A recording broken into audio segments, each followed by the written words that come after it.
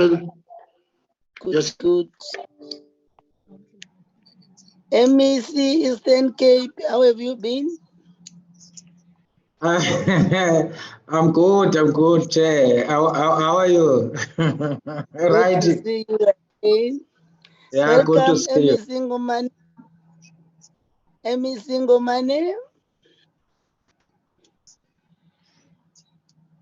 Leadership. Yes. How have you been?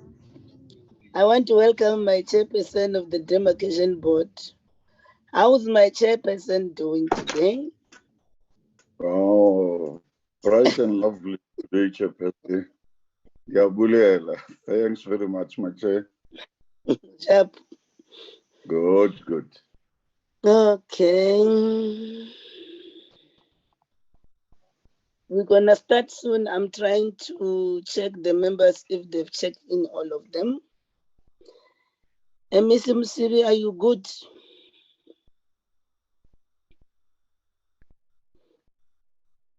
MEC Brown, good morning. Good morning, Chairperson. I trust you are well. Good morning, members. Good to see you. Thank you, my Chair. Yes, can I greet the Mayor of Mudimule Mukupong? How are you, Councillor Van Staden? Good morning. How are you doing? We good. Yes, I did correct my name so that you can see. Thank you very much. Okay.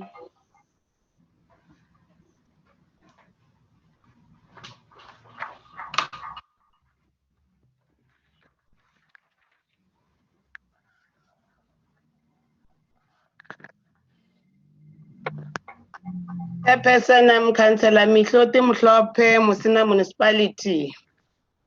Good morning. So, if you don't write Mihloti M, what is Mihloti M? Right? Brackets. Musina Municipality. Rename your gadget Mayor. Thank you, Chairperson. And who's that person? The person must rename the gadget as well. Their colleagues who have got the numbers, their iPads are set 825043993. Can we ask the owner of that gadget to rename it as well? Morning, DG. DG of Copter, how are you doing? Good morning, Chairperson. I'm doing very well, thank you, and I trust you are too.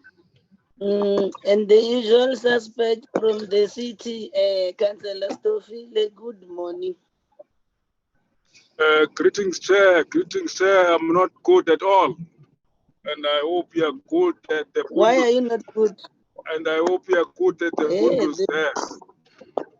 Yeah, people from the cities. I'll ask the chairman of the Demarcation Board to protect me on these matters. Chairperson, Demarcation Board, can you make my place?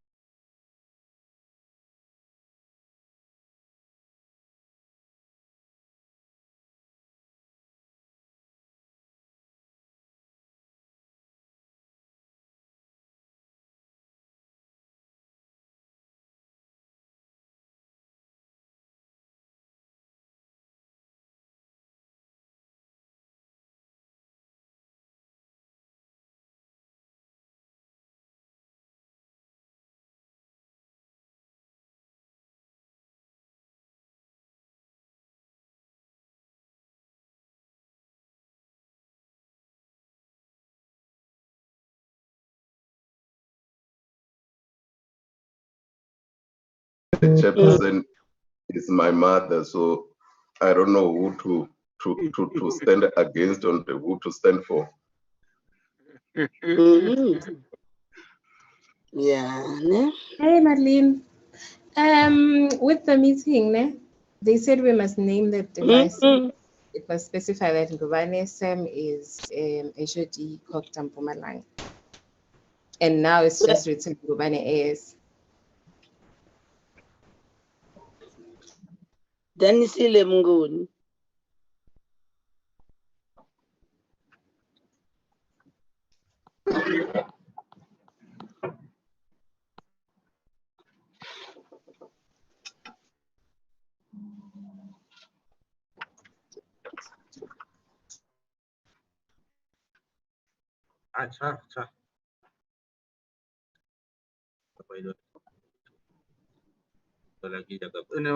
I'm busy now. I don't know.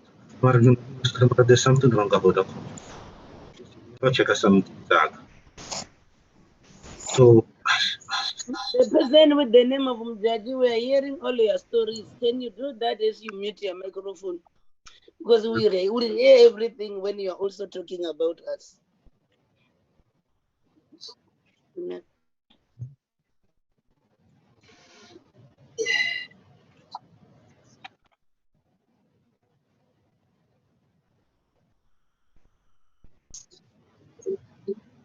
Mitlodi, your hand is already up and we have not yet started the meeting. Why are you raising your hand, Mitlodi?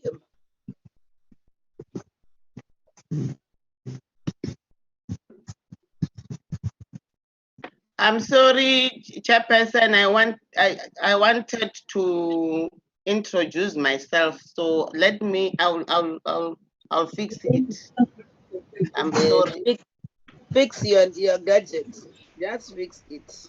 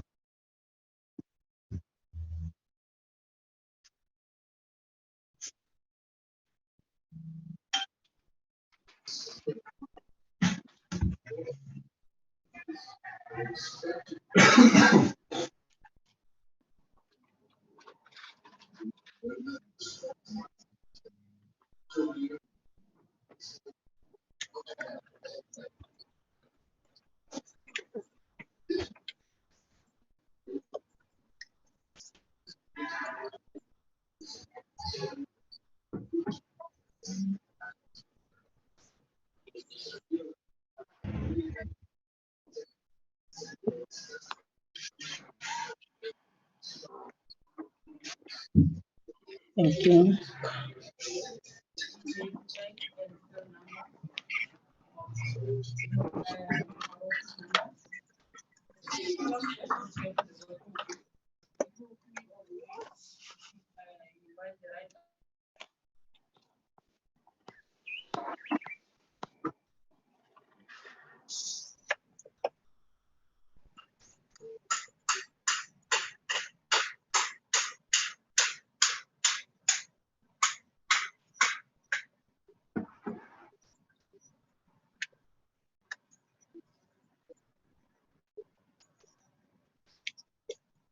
Can I ask the following people to mute their microphone before we start?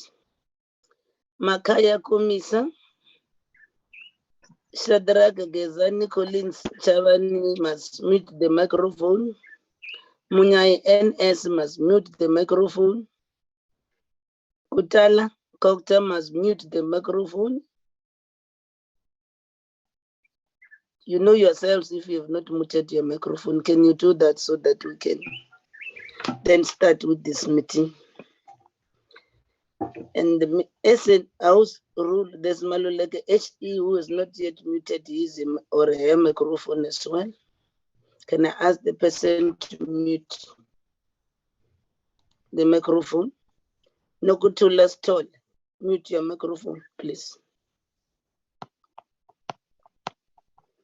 Yes, I wanted to raise the house rules. By now, this is a new normal. We all know that. Prudence demand, please mute your microphone. Even playing music at the back door. I think by all now we've been living with this new normal. We all know that this is like a normal meeting while you are in Parliament. Munyai, can you mute your microphone, please? Mr. Councillor Munyai, NS, can I plead with you to mute your microphone?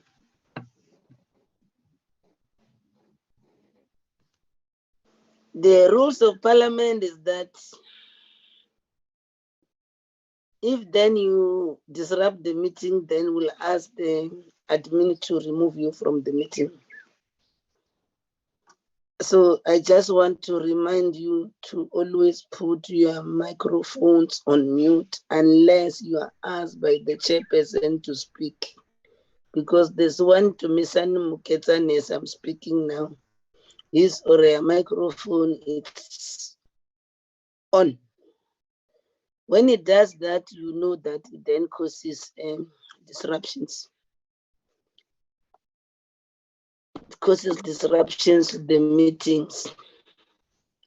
Even baking hard they were, but it's when I know the others as and when they log in, especially when you're doing it with the cell phone, that noise will then disrupt the meeting. That's why I said, let me allow everybody to first log in. But then if we're having phones nearby us as we're speaking, maybe we can also then put them on silent so that they don't disrupt us as we are proceeding with the meeting. I want to first deal with the apologies before I welcome you. Our colleague, Honorable Hussein, is attending a powers and privilege meeting in Parliament. The Honorable Minister, Dr. Nkosazana Zuma, she is also committed somewhere due to other line functions. Deputy Minister Bapela, also committed due to other line functions. Deputy Minister Tau, also due to Gauteng Provincial Office Bearers Lekutla. Chuno, as you do that, mute your microphone. Thank you. Then MEC Tlomuka is attending of the funeral of His Majesty's son, His Royal Highness Prince Tukula in Goma. Same thing with MEC Pillay. But then at least for Treasury in KZN, they have indicated that the Chief Director, Municipal Finance, Mr. Farao, and the acting HOD, Nelishezi, will lead the delegation. Then Councillor A.S. Chipango of Tulamela Local Municipality won't attend because there is a homecoming of Miss S.A. Shudupadomusita, which is happening on Friday. And then the this issue. No, there's a report that is generating. Malkaki is not favoring the suggestion. Admin, can you take this person called Putsimati out of this meeting? If he can be removed, then that's the issue that we can deal with. I'm trying to start to lead by example. The person who just got in with that thing, we're going to remove you now. Then MEC Makamu is attending EXCO budget meeting. And then Mayor Fitaho Mutawatsi is gonna join at 11:40 due to special council meeting. MEC Maile is attending meeting with municipality. The HOD S. Louis is here to lead the delegation. and then the MEC for Finance in Northwest. She has a second adjustment budget meeting in the province. Then I want to welcome the chairperson of the Demarcation Board, Mr. Tabomayeni, with the CEO, Mr. Sigidi. Welcome the president of SALGA, Councillor Tembinka Dimeni, with the NEC member for governance, Councillor Begistofile, and the COO, Mr. Lance Juen. I want to welcome SALGA Mpumalanga, led by Councillor Renias Kumalo, then SALGA Free State, led by the PTO Zanele, the National Treasury. We've seen you, Windy Fanu, the Chief Director, IGR, and Jan Hatting, the Chief Director, IGR. Free State Provincial Government, I've seen the MEC Tembeni, and the HO for Cooperative, and the HOD KD.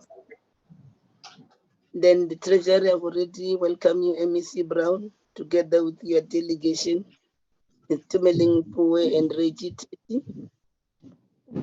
Executive Mayor of Mangaung, I've seen you've logged in Councillor Lewang Masuta, the acting executive mayor, together with your city manager, chief whip, speaker, and the MMC for corporate services.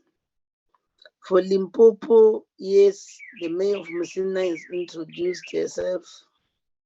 I've asked her to name the gadget. Tulamela, the mayor has tendered an apology.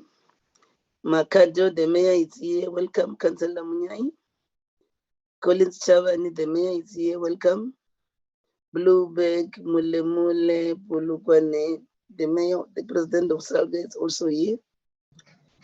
And then the mayor of Mutimule, Makuponga, I've already welcomed as well.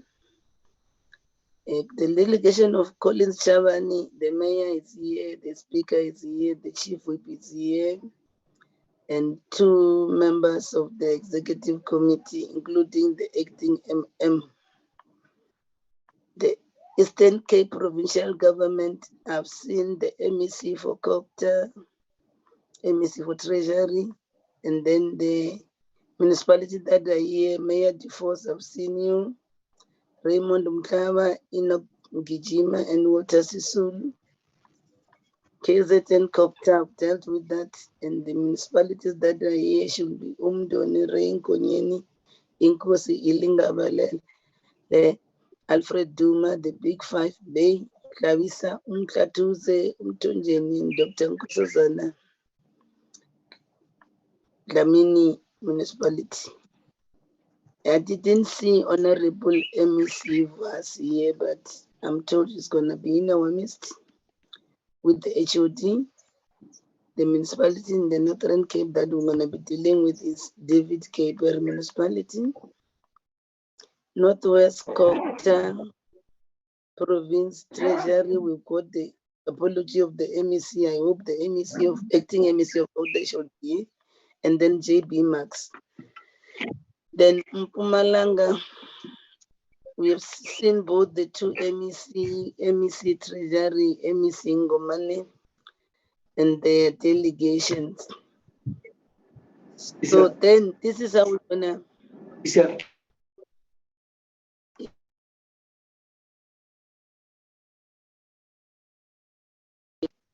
The host is muting me instead of muting the person who's making noise. I don't know what's happening. Host, what's wrong with you? Bluebeg Municipality here, Chairperson. The Mayor of Bluebeg Municipality, PL, is with you in this meeting. But you didn't write Mayor there, you just kept quiet. I said rename your gadget, you didn't do that, man. Then this is how welcoming. This is how we are going to deal with this.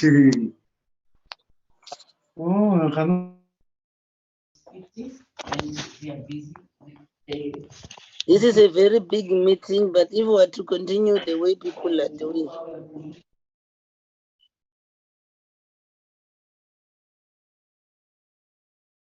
I'm being muted by the host. I don't know why, leaving the people who are disrupting the meeting. The host, why are you muting me? Sorry, Chairperson,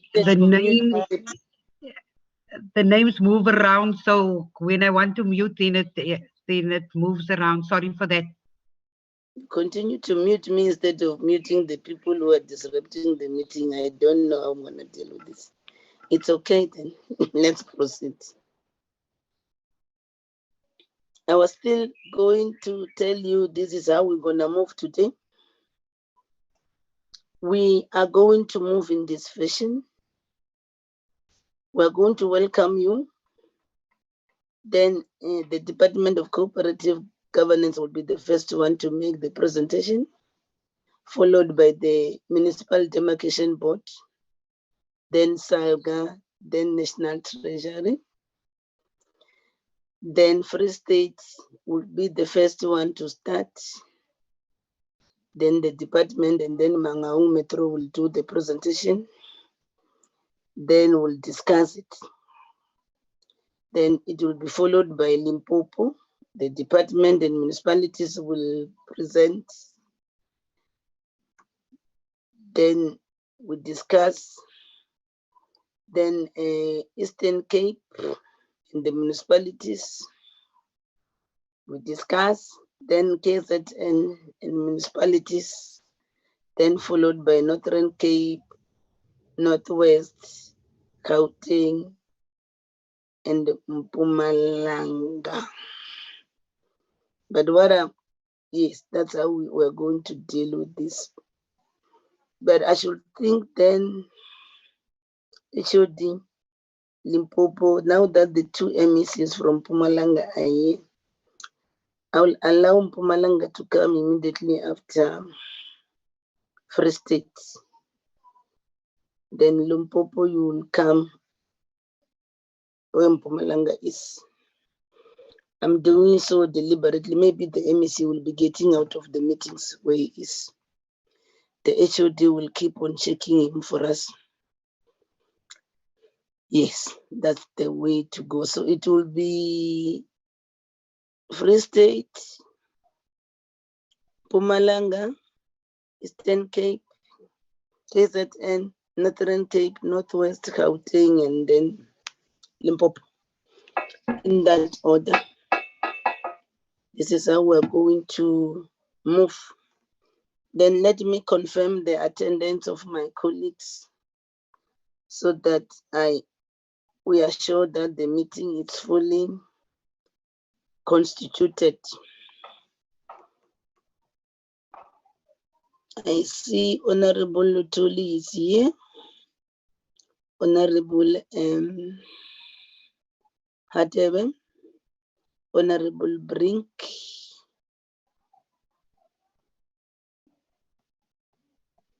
Honorable Gronewald. Honorable Kleza.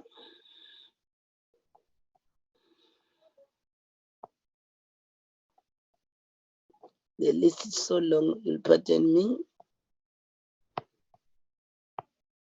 I think that's the members that are here, unless if there's somebody whom I have omitted, you let me know, Shirin. Did I omit anybody? Yes, I'm here, Chair. Honorable Mkalipi. Oh, Honorable Mkalipi. And Direko, Chair. And Direko as well. Thank you so much, colleagues. And you'll forgive me. We've got a number of attendees today. Welcome, colleagues. Honorable Chair. Yes. MEC. Yes. I'm battling to get this part where I can raise my hand. Maybe it's because I'm also in the Bundus here. Welcome. No, Honorable Chair, you know, I've got a particular request to make. I did try with the Secretariat to raise that with you. Maybe if we request that maybe we get after Free State, we are convening an urgent provincial initiation coordinating committee. We're beginning to feel pressure of families wanting to take their kids for initiation, and yet it is still closed. So we are having that meeting to try and tighten up issues here. No, that one we agree because it's our concern. There have been media headlines that Eastern Cape is ready for initiation in December, and it's under COVID. We will allow you to immediately after Free State. You'll do that. Okay. Thank you. Okay. Thanks. If you are addressing that, we are very happy as well as a committee. Thank you so much, MEC. Honorable Chairperson. Yes. I did raise my hand from the onset. HOD Coxter. Yes. I wanted to register an apology. Yes, I see you have altered, Chairperson, you have altered the program, and now Limpopo is at the end. But I also wanted the meeting to note that it's actually both MEC Makamu for Coxter and MEC Sikwati for Treasury, as well as HOD Brad for Treasury. They are all attending that budget committee.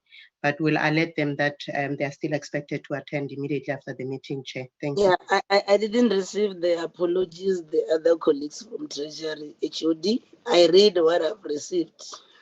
You remember, apologies must be sent in writing. That's why I thank you for the initiative, but tell them I'm still have not yet received the apologies from Provincial Treasury. Okay, no, that's fine. It was not sent to us. Thank you. But thanks for you. But you must tell them in future they must tender the apologies in writing, like what your MEC has done.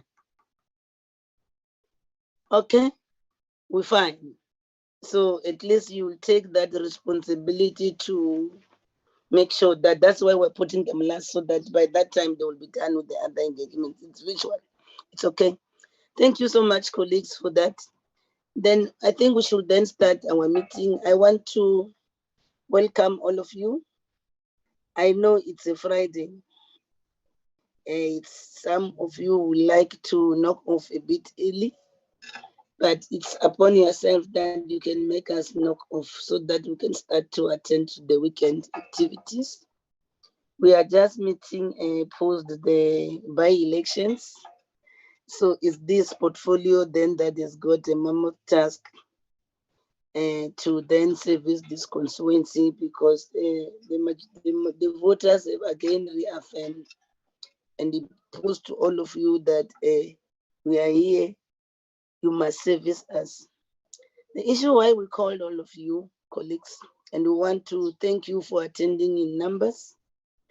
In the course of our numerous interaction with various municipalities, we have observed instances of poor support to amalgamated municipalities, which contributed significantly to the financial, service delivery, and governance challenges encountered. Others have also alerted the committee to cases of successful amalgamations. We therefore deemed it necessary to have a more systematic discussion on this matter with all the affected stakeholders, with a view to drawing lessons on best practices, as well as minimizing the common amalgamation pitfalls as we approach the 2021 local government elections.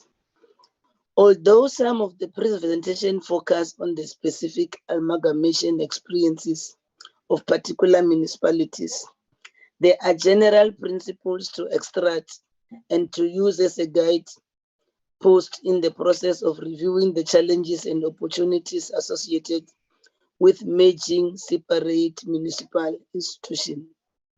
In the course of our work as the committee, we have encountered more challenges than opportunities, especially those relating to the post-amalgamation process. As noted earlier, we have noted deficiencies in the support provided to the merged institutions, There were instances where the allocated budget was not responsive to the demands of the amalgamation, such as in cases where the granting of the merged municipalities was different. Administrator, can you help me with the person who's doing this? Don't mute me this time. The onus has been on the new amalgamated entities to sort funding required to harmonize the inherited pay disparities arising from such grading differences, which has also often given rise to serious cash flows problems to some of the municipalities. This is also a sensitive labor matter and always difficult to resolve without full buy-in from the unions, which also underscores the importance of establishing the functional joint local labor forums to deal with these matters. The other challenge often encountered relates to unauthorized, irregular, fruitless, and wasteful expenditure incurred while the merged entities were still separate. It then says to you that the de-establishment of the responsible entity before the resolution of the unauthorized, irregular, fruitless, and wasteful expenditure matters present special difficulties to the committee in terms of extracting accountability and consequence management, as there is no one to hold responsible. This also presents a problem for the new amalgamated entity, as it inherits the UIFW and it becomes vulnerable to poor audit outcomes. The case of Dr. Beyers Mayor Force will tell you that. It also becomes vulnerable because a merger with a financially irresponsible municipality will tend to regress than improve the audit outcomes of the new entity. The presentation by KZN Cocta illustrates this clearly with the case of Inkosi Langa Libalele, which has been receiving consecutive disclaimers and adverse audit opinions due to prior year findings from former Mgijima local municipality. Mgijima is the most municipality that merged with Imbambazane to form Inkosi Langa Libalele. The case of David Kraper in the Northern Cape, on the other hand, it also illustrates that the success of the amalgamation process hinges on ensuring that the prospective candidates for the amalgamation are not dysfunctional financially or otherwise. This is also one of the few measures that received qualified support from National Treasury.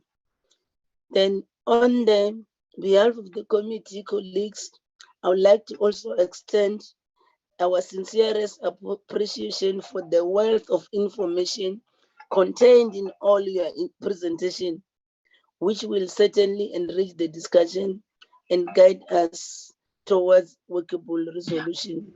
With these few words, I want then to hand over to DCoG, DCoG, so that you kickstart the presentation. Over to you, DG. Good morning, Honorable Chairperson, and to all the members, and I observe all protocols. We are here to do a presentation by the department, and the presentation will be conducted by Dr. Kevin Naude. Thank you so much, Chairperson.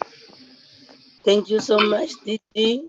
Over to you, Dr. Naude.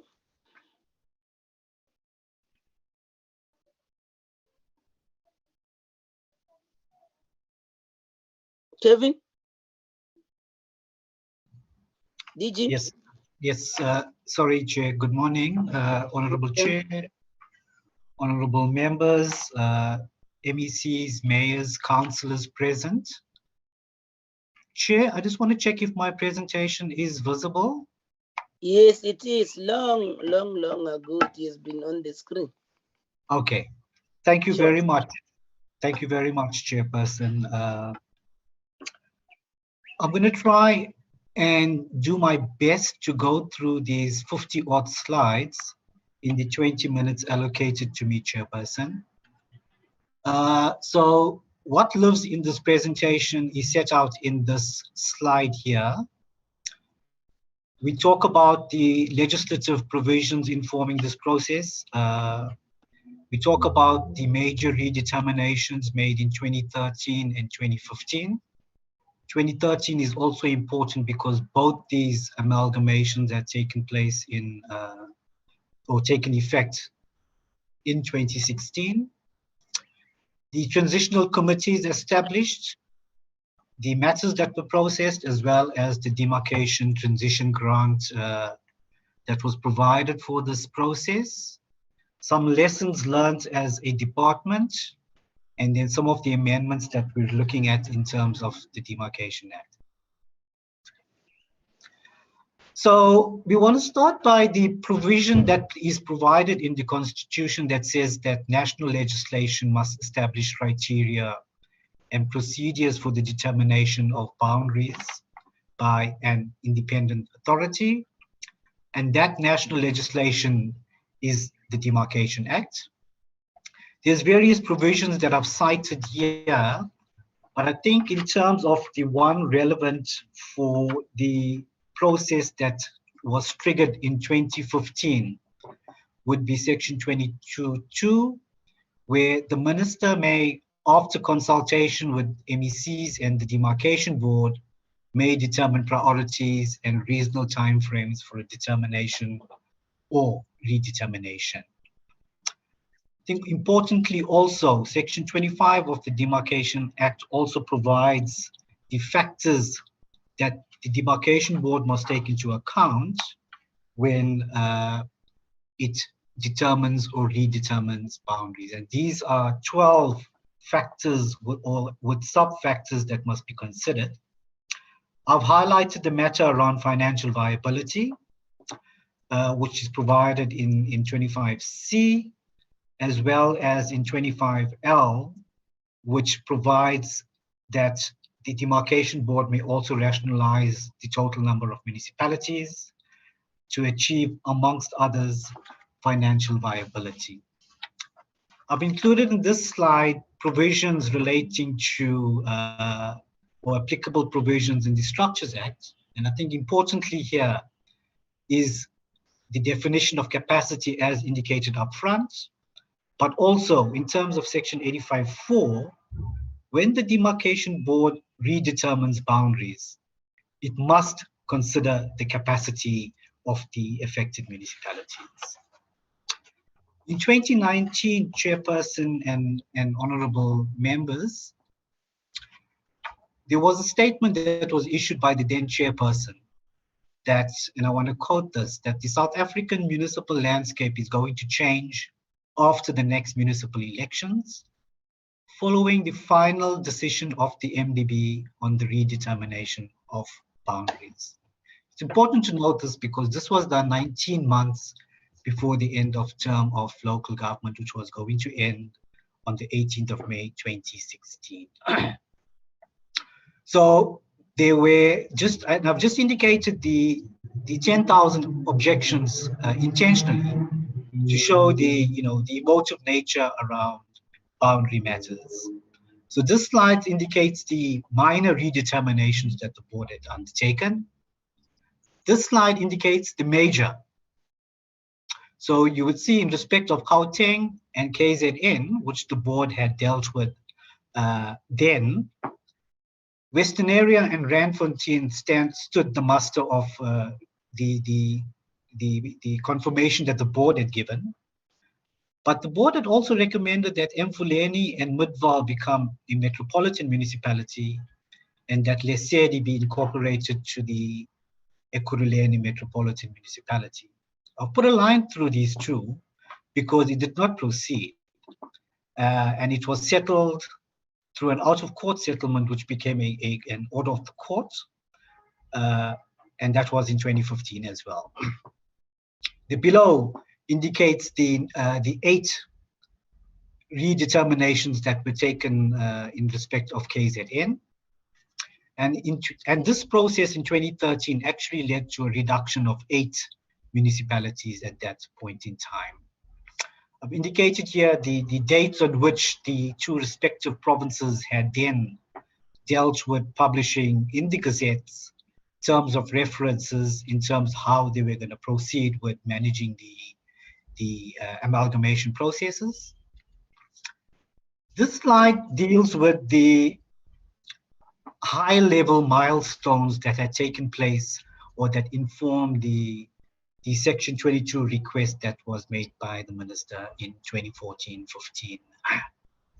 So it was triggered in the main by the Back to Basics program launched by the President in September. And the pillars of Back to Basics were identified as putting people first, prioritizing sound financial management, building institutional capacity, good governance, and delivering basic services. So at a local government MINMEC that we had in December of that same year, there was a request for MECs to submit proposals in terms of Section 22, a request for the MECs. 8 provinces responded between January and April, and those submissions that were received were then passed on to the Demarcation Board with a specific request that when the board looks at this, they must look at amalgamating these municipalities with the view to optimize financial viability. I've underlined this financial viability because of the link that it has in respect of the provisions in the Structures Act, but as well as the provisions in the Demarcation Act. So in total, 34 requests were made by the Minister, affecting 90 municipalities. And between May and October of the same year, the board considers these requests, and in October of 2015 had confirmed the final redetermination, and that was in respect of the Ikwezi, Babians, and Kamdibu municipalities.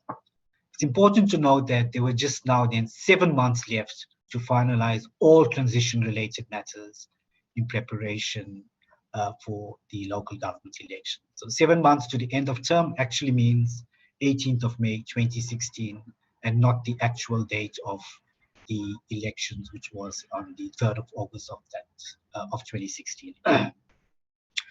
So of the 34 requests that the Minister had made, 21 were rejected by the board, 13 were confirmed, with 3 proposals varied.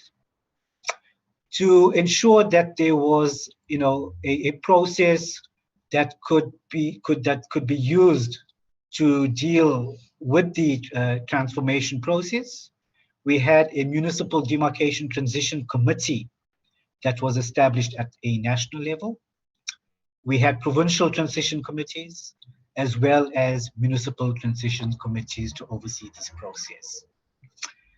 You will see in the ensuing slides, I provide more detail around the actual support that was provided to provinces by national governments, as well as by provinces to municipalities, the reporting that we had taken to or done to MINMEC and Technical MINMEC, the engagements that we had with National Treasury to inform the Municipal Demarcation Transition Grant, and then the support that was provided to the redetermined municipalities after the elections. So this slide here basically indicates the submissions that were made to MINMEC by provinces on the 4th of December. You see the 12 municipalities by Mpumalanga, the 8 by KwaZulu-Natal, etc.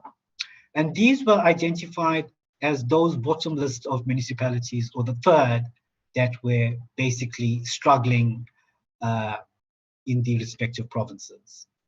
You'd see the 2 that were highlighted by the Western Cape, and then those municipalities, the 9 that were highlighted by the Free State as struggling. So the decision that had come out of that MINMEC meeting was that provinces should identify top 5 municipalities which should be considered for their boundaries to be redetermined. So This slide indicates the 34 requests that were made to the board after having received the inputs from the provinces. This slide indicates the 10 cases as well as the 3 that were varied by the Municipal Demarcation Board. Varied meaning that the initial publications made by the board in terms of Section 26 of the Demarcation Act were subsequently varied after the public consultation process. The slide here gives you an overview of the 13 redeterminations that had taken place, those municipalities affected, as well as the reduction of municipalities, and you'll see a reduction of 21, 8 from the 2013 process and then 13 from the 2015-16 process. Just gives you a slide on the landscape of the changes. Then the transitional committees and structures that were established to oversee this process. I've alluded to it earlier on, but this just shows you that at the municipal level, we had a technical committee, and for purposes of objectivity, this municipal change management committee was chaired by the district, and obviously, you know, the affected local municipalities represented there. Where matters could not be resolved or matters that needed political resolution were then processed or forwarded to the Municipal Change Management Committee, and that committee was chaired by the district mayor. Issues were then escalated to the Provincial Transformation Committee that would have been chaired either by the MEC at the political level, and at the technical level, it differed from province to province. Issues that could not be resolved at that level were then also considered and elevated to the National Municipal Demarcation Transition Committee. This slide indicates the composition of the National Transition Committee, and you'd see there that all provinces were represented, National Treasury, other sector departments, SALGA, but importantly, Labour was also part of the engagements that we had.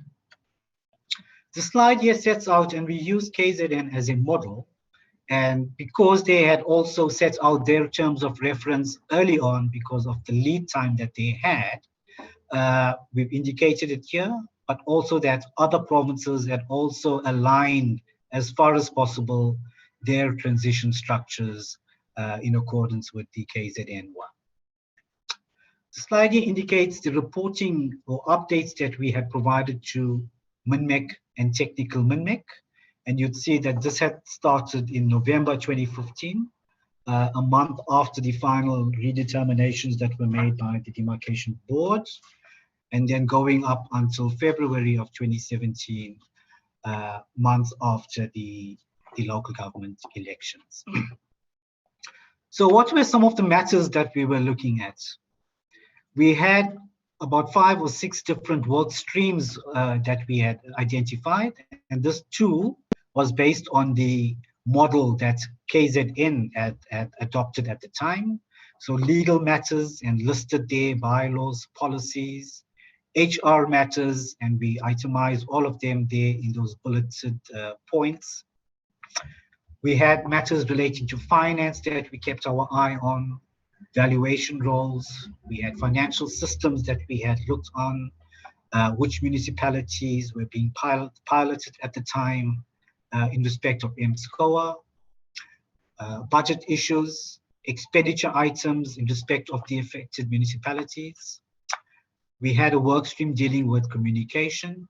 Some provinces had identified a theme. KZN at the time had the theme, We Are Together.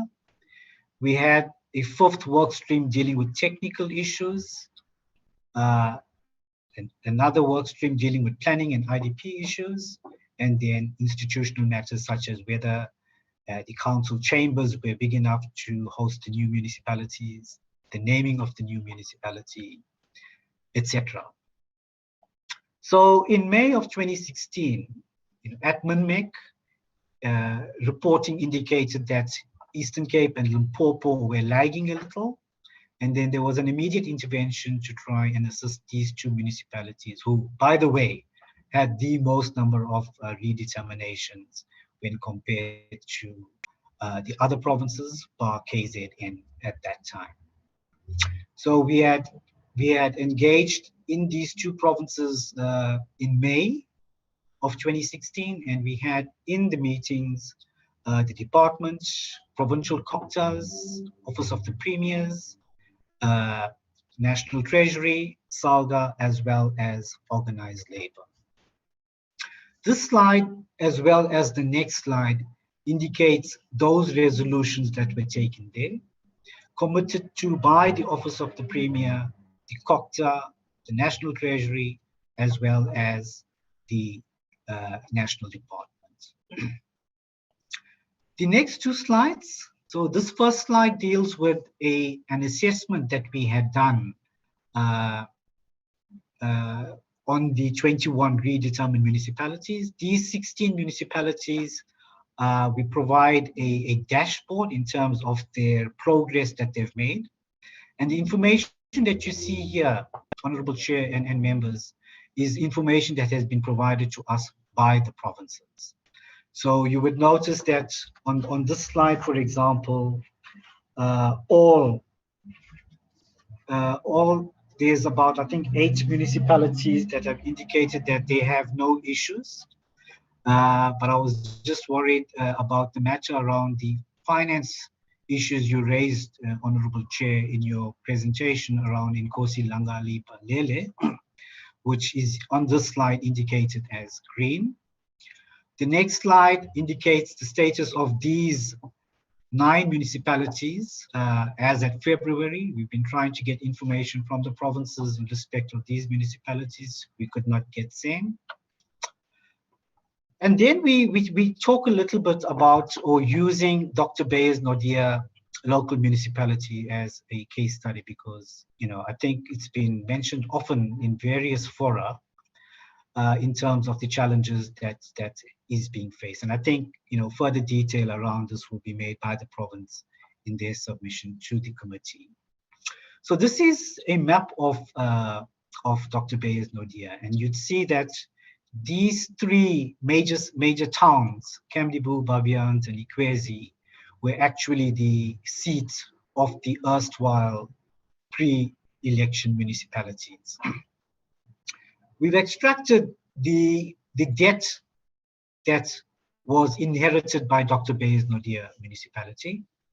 And you'd see that in respect of 3 municipalities, the bulk of the debt was in relation to ESCOM. And then secondly, the bulk of the debt was in respect of the AG fees that needed to be paid. But whether this debt would have been zeroed at the time of the new municipality needs to be questioned, because it is debt that was carried by the original municipalities. And if the original municipalities stayed as they were, this debt would still be there. So it is inherited debt and not a debt that is as a result of the transformation or the amalgamation of the municipalities. So these are some of the issues that the municipality had reported to the NCOP meeting of the 20th of September of this year. And it is important to note the issues around the human resources challenges that were identified, harmonization of human resources policies, councillor allowances, issues around tariffs, and then some of the lessons that were learned by the municipality. For the lack of time, Chair, I'm not going to go into each one of those, but come to the slide here where it is informed by information that we've drawn out of the municipalities.co.za website. So we give you a pre-election snapshot of the situation in that municipalities. So Kamloops, Ikwezi, Bavians, the grading of it indicated as 3, 1, and 2 But I think in the province's presentation, it is indicated as 2 in respect of Ikwezi. So the number of councillors that each of those municipalities had at that time in total 28. The Dr. Beyers Naude now has 27 municipalities. So the number of Section 56 managers combined were 13. After the elections, the 13 had been reduced to 5. We have now 4 portfolio committees in the municipality. The number of staff collectively before the election was 614. It is now at 553, 181 less than the 3 combined before the elections. So it's been indicated that, or as you can see from the slide itself, the 145 minus the 118 would give you a salary bill increase of 27 million rand. Number of councillors decreased by 1. The number of Section 56 managers had decreased by 8. It moved from a plenary type to a collective executive. And during our discussions back then in 2015, it was suggested that the satellite offices or the seats of the erstwhile municipalities actually be used as satellite offices after the amalgamation had been finalized. This slide indicates the support that we provided to the change management committees from a DCoG perspective, the support that National Treasury had provided, the issuing of circulars providing guidance around budget preparation for the financial year 2016-17, the availability of MFIP advisors in the Eastern Cape and Limpopo, SALGA participating in the CMCs both at the local and provincial as well as at a national level in the MDTC, as well as providing support around HR-related matters. And then specifically, the then acting DG at the time had addressed the Forum in June of 2016 and indicated to that forum that this matter was actually a matter of a national priority. The next slides deal with the municipal demarcation transition grant, and to say that it was premised on recommendations that were made by the FFC pursuant to the amalgamation of the city of Tshwane, Kongweni, Nokeng, Tsatsaimane in 2011, and basically recommending that there needs to be resources available for combining of the different delivery models, resources for rationalizing policy regimes. You need to see how you can support change management as well as facilitating communication about demarcation. The FFC in their submission in relation to DORA also indicated that government should bear the costs, transitional costs when there's vertically decided demarcation. It should be a temporary grant and should be available in the year before, in the year of demarcation, and for the year after demarcation had taken effect. So this is a formula that was used to identify or inform as part of the recommendations of the FFC what the funding should be available in respect of that specific merger, which methodology we then use to inform funding that we would request from the National Treasury, also formula-based. And if you look at the bottom there, in respect of column 1 or row 1, where we arrive at 152 million rand for each of those items listed there, summing up to 83 million divided by 4 affected municipalities times the 22, the 13 plus the 9, which arrives at that figure. This here indicates the framework that was provided for in the Municipal Demarcation Transition Grant, and it clearly indicates which transition issues or matters needed or could be used from the Demarcation Transition Grant. Issues around consolidation of records management, new organograms, bylaws, rationalization and alignment of municipal policies. So all of the transition-related issues that the demarcation transition grant could be used for. This slide here also deals with some of the methodology that was employed to deal with arriving at the demarcation transition grant. This slide sets out what was finally set aside for the 2015-16 financial year, because KZN and Gauteng provinces were only affected at that time. 39 million rand was set aside. In 2016-17 and 2017-18, a total of 409 million rand was set aside for the redetermination process. This slide indicates expenditure for the 2016-17 financial year.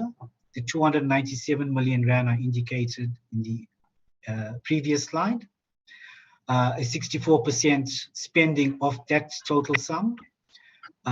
Money is being rolled over, applications being made by the affected municipalities, those that were approved, those rejected, and the reasons for rejection.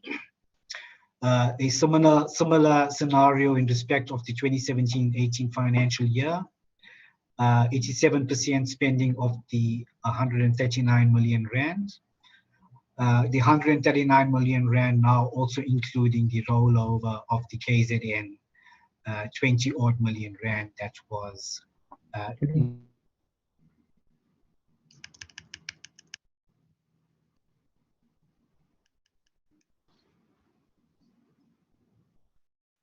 So I was also muted by the host chairperson. So this slide here indicates the 115 million rand that we sought from the MSIG for the year after the MDTG had ended. And we indicate those 22 municipalities that actually received that funding. The slide here indicates the conditions for rollovers, in that when you do make a rollover, you need to prove that the project was published. A contractor or service provider was appointed. The appointment of a contractor or service provider would be done before the 30th of June, and that the allocation will be fully utilized by 30 June. And finally, in respect of the MDTG, we had to submit a phase-out report to Parliament dealing with the performance of the MDTG for the period that it was there. So what are some of the lessons that we've learned from this entire process? We've learned that if you put 3 non-viable municipalities together, you do not necessarily get one sustainable entity or municipality. We've learned also that you need to have ample time or a lead time for the demarcation board to consider and finalize redeterminations. 7 months has proven that it is just not enough to make sure that you get a municipality ready to be, fully final in terms of processing all transition issues. We've learned that you need to have a dedicated person or transformation manager at each sphere of government to manage and support this process. So Chairperson, you mentioned the good stories about David Kraper, and I agree, and that is mostly because we had a dedicated person there overseeing the transition of Karaes and Beer at that point in time. So at the local level, we had, or at the provincial level, we had a person overseeing it at the municipal level. I believe we should also have a municipal specific person in the affected municipalities looking at the matter of transition. At a national level, we would also want to have a person that is dedicated to transformation.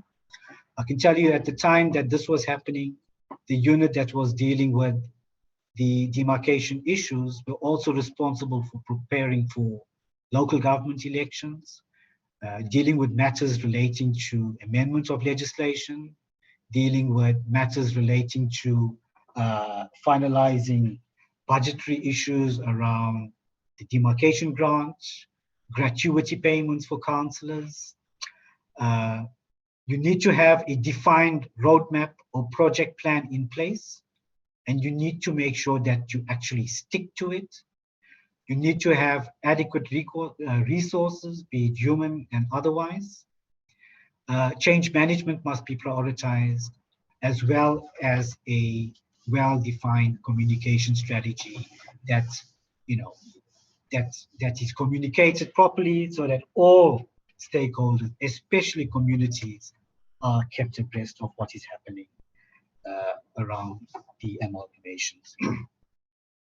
So, having learned some of those issues, what are some of the amendments or the proposals that we're taking forward in terms of our legislative program? And I'm actually on the second last slide, Chairperson. So we're saying that in the demarcation bill that we are presently developing, which is at quite an advanced level, so we're saying that major boundary changes, and a major boundary change will be defined as a boundary change that affects more than one ward. And we're saying that this should happen every 10 years. For purposes of accountability, we're saying that perhaps the term of the board should be 7 years and not necessarily 5 years, so that whatever decisions are taken around redeterminations are seen through to its natural end. When there's a request for a redetermination, there should be motivation accompanying such request. That the minister may determine priorities and reasonable timeframes, which is provided for in Section 22(2) of the Act.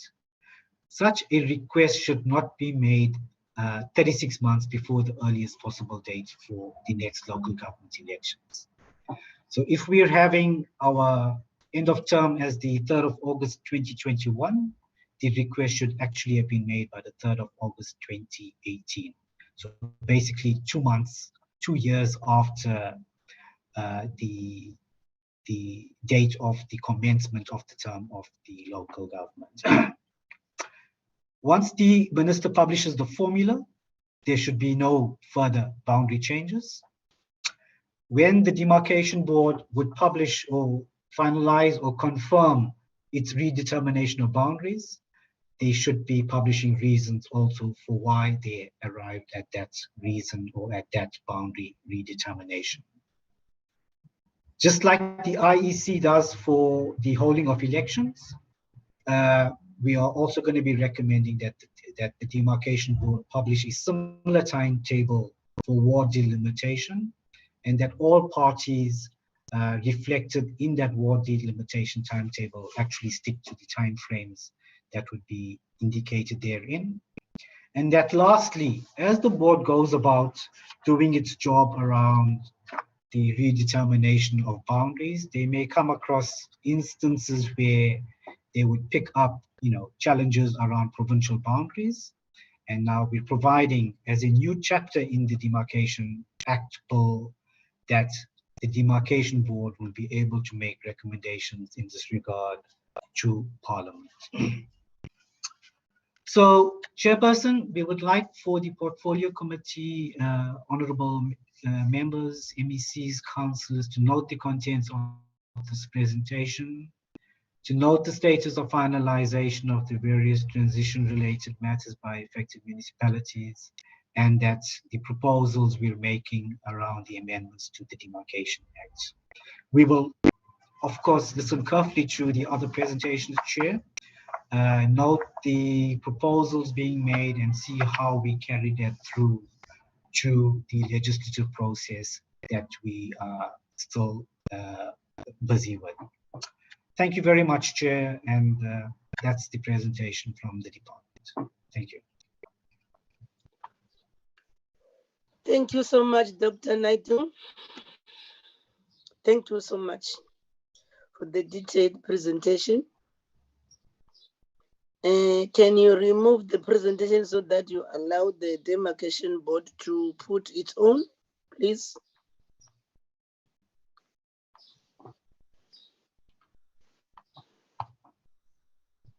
My screen is just frozen, Chairperson. Frozen. I'm gonna just and freezes. I'm just gonna close it, Chair. Sorry. Okay.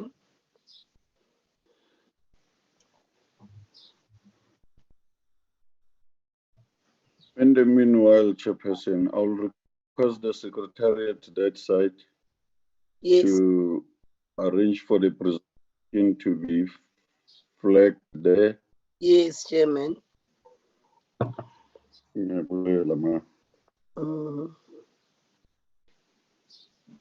Chairperson, whilst they are looking into the issue of the presentation, if you allow, let me also take the opportunity to acknowledge and salute members present in this meeting. Yourself, Chairperson, members of the committee, honorable members, the MECs participating, and senior managers present in this meeting. Can we see a picture of you before? Oh, it's fine. The presentation is here already. No, it's not yours. It's KwaZulu-Natal, this one.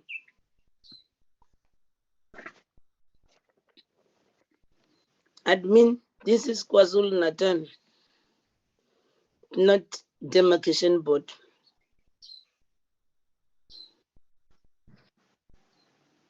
Proceed, Chairman, as they are. Thank you, Chairperson, and thanks very much for the request for us to discuss this matter, Chairperson. Actually, our presentation is similar to COCTA, it's just that it is in a summary form because we are also giving the background in a way to members of the committee.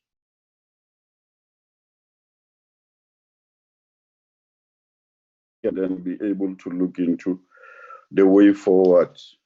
And the Chairperson, maybe as an introduction, let us also recap and remember that municipalities, local government in general, of course, they basically are trying to remake their urban rural spaces as livable and quality, affordable, sustainable areas for our communities, and to offer more residential transport and work options for people and those who want to invest in local areas of our economy. In that regard, obviously, municipalities are very key in our livelihood. And it is then befitting for the committee to look and be worried about the state of our municipalities as they are in the country.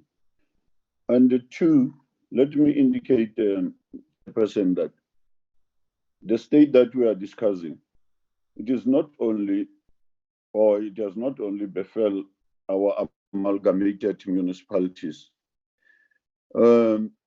Most municipalities in the country's Chairperson, as you would know, members, they basically are struggling when it comes to matters of financial viability and basically to provide the services as earlier mentioned. And as you have seen in the previous slide, members, that one way or another, local government, in terms of provinces, the role of the MEC as was outlined, and also the role of national government in assisting municipalities are quite key. It is not the issue that now that the Demarcation Board has done its role in terms of enabling and also having gone through the processes in terms of the act, now municipalities must see up to themselves how they will then survive. The previous presentation has indicated the role of the MEC in dealing with legal, practical, and other consequences resulting from the demarcation of a municipal boundary. That is Section 12 and 14 of the Municipal Systems Act. Is the presentation not coming in there? And we also, Chairperson, have Section 154 of the Constitution that indicates the role of national government on these matters, that the role of national government is to support and strengthen the capacity of municipalities, to support and strengthen the capacity of municipalities. Maybe the question that the committee will be asking is, to which degree and level did national government play a role in this regard? That is Section 154. And Section 157, Chairperson, it also indicates that national government has legislative authority to see to the effective performance by municipalities of their function. That is Section 157 in terms of your, is it enjoy that side?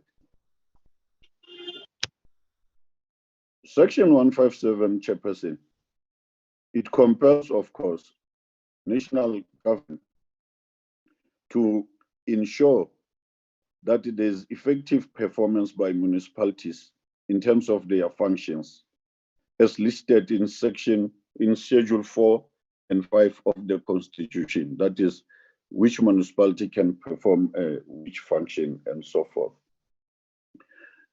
Chairperson, historically, let's start with the 80s.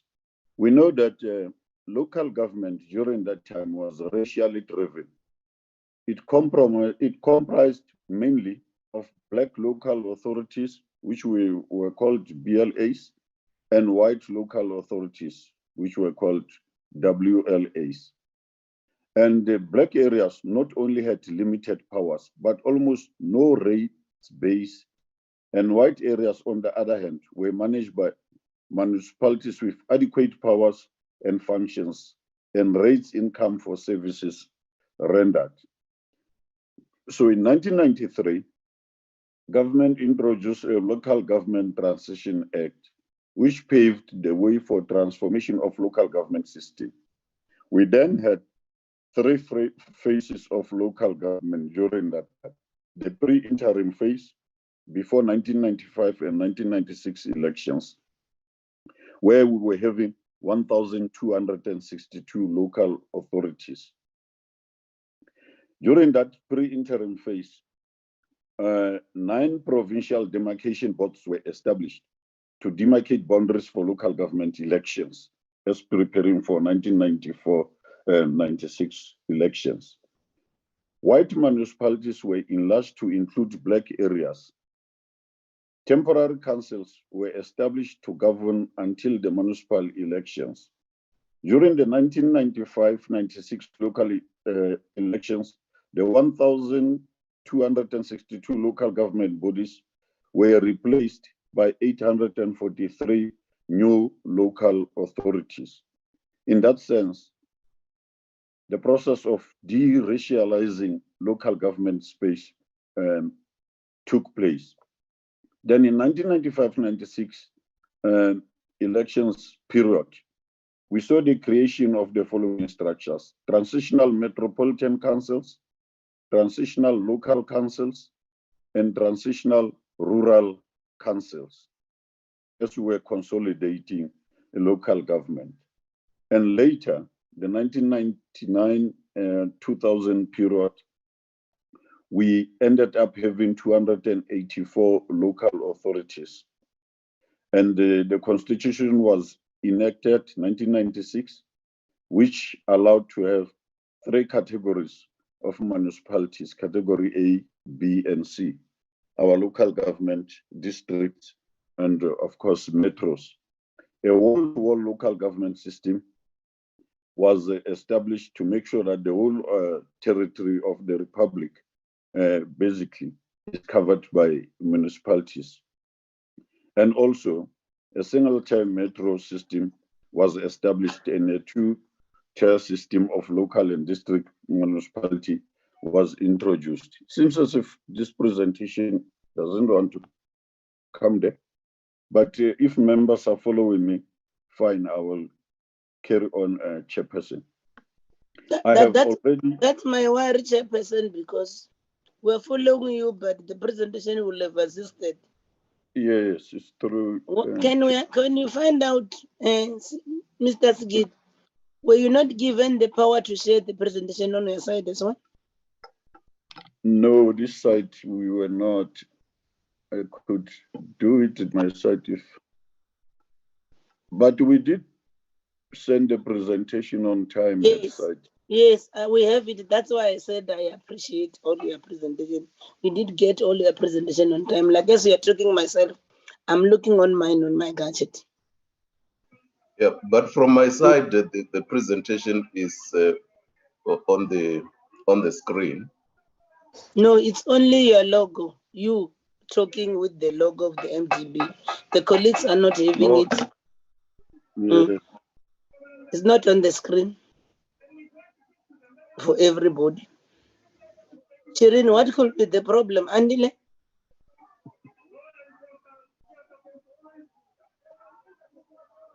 Because from my side, I'm on slide 5 or slide 6. Chair, we can see the presentation. There for all. Yeah, we can see the presentation. Now. Is it? Finally, it's here now. Just now, you can see it, all of us now. Let's proceed. Just now, Chair. It has just come. Sure. Thank you, Chairperson. Proceed. Thanks, my Chairperson. I'm on slide 6, Chairperson, where I'm indicating the Demarcation Board was established in 1999 in terms of Chapter 7 of the Constitution, and also in terms of our local government Demarcation Act. And 2, Chairperson, as I indicated earlier, municipalities were rationalized as follows. From 2000, we had 843 municipalities to 284. And we moved on up to until 2016, where we had 276 municipalities to 257. Chairperson, at a strategic level, and maybe the Demarcation Board later must also make a recommendation. The question would be, for how long are we going to rationalize? How many municipalities do we want to have in the country? Given the fact that now we also have agreed as government that we will have the district development model as a guiding principle. But I'm trying to say, Chairperson, to stabilize local government, maybe we would need to look into this matter also as we move forward. And the next slide, of course, is just a graphic presentation of what I said about the number of municipalities. Having moved from 1,262 municipalities up to 257. We do have these municipalities. Are they effective enough? And what are the challenges? And those obviously are the issues I think today the committee will be looking into. When we get to slide 8, Chairperson, we are just trying to highlight what is meant by financial viability, because the committee is looking into this matter. And COPTA's definition, it refers to self-sufficiency. According to COPTA, a municipality that is not self-reliant, or if it is dependent on grants, it is considered financially non-viable. Basically, the main point is for a municipality to be self-sufficient at the end of the day and be self-reliant. And National Treasury also refers to financial viability as the sustainability of the municipal budget and whether the municipality is able to sustainably meet its expenditure commitments from its own revenue and transfers. In other words, it can settle all its debts from its revenues and also from the fiscal transfers. Furthermore, the 1998 white paper on local government pointed out that some municipalities would always rely on government transfers. And I think we all will agree that this is a reality. So municipalities will not only be self-reliant in terms of their own internal revenues, but they will always also need to have to be assisted in terms of government transfers. And the issue of FFC comes in on matters of the DORA allocation. Should we continue in the manner that we are continuing? Should we also revisit the DORA allocation? Those are the matters that the committee later probably will have also to make recommendations in after these discussions. In this regard, it is sensible that in determining municipal boundaries, there should be a recognition of a balance between the elements of financial viability as defined by National Treasury, that they must be able to meet their commitments, and COPTA, and also the economic development conditions of different parts of the country as informed by its developmental history, as recognized by the white paper, that in some instances, we would need to have government transfers to assist, particularly in the rural and poorer areas. The next slide there, I will not go deeper into this because also the previous presentation alluded mostly to this, that back to basic framework of 2015, it analyzed all municipalities. And it concluded during that time that a third of municipalities were viable. Another third required some intervention, while the remaining were totally dysfunctional. Not much has changed if we look also in terms of the Auditor General's report at the moment.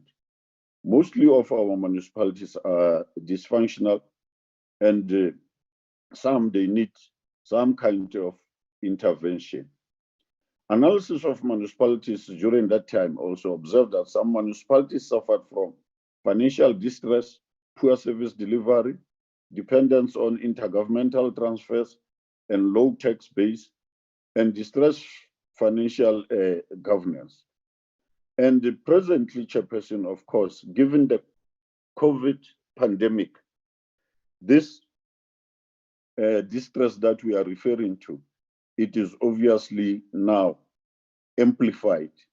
Therefore, the impact on their financial viability, functionality, and sustainability was quite questionable. And I'm indicating that at present moment, the situation is worsening given the conditions that are prevailing. In view of the above, COPTA in 2015 contemplated various measures to address these challenges, including the following interventions: direct interventions, your section 139, Chairperson. Let's go to the next slide. Strengthening district municipalities.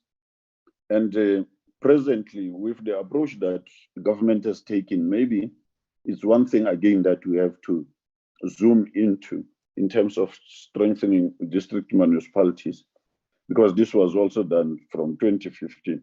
And also, the third point was the amalgamating of certain local authorities to try to improve governance and functionality, because you would find that in some smaller municipalities, there were not enough resources and also the leadership that could basically take the municipalities forward. So there was a need to amalgamate during that time.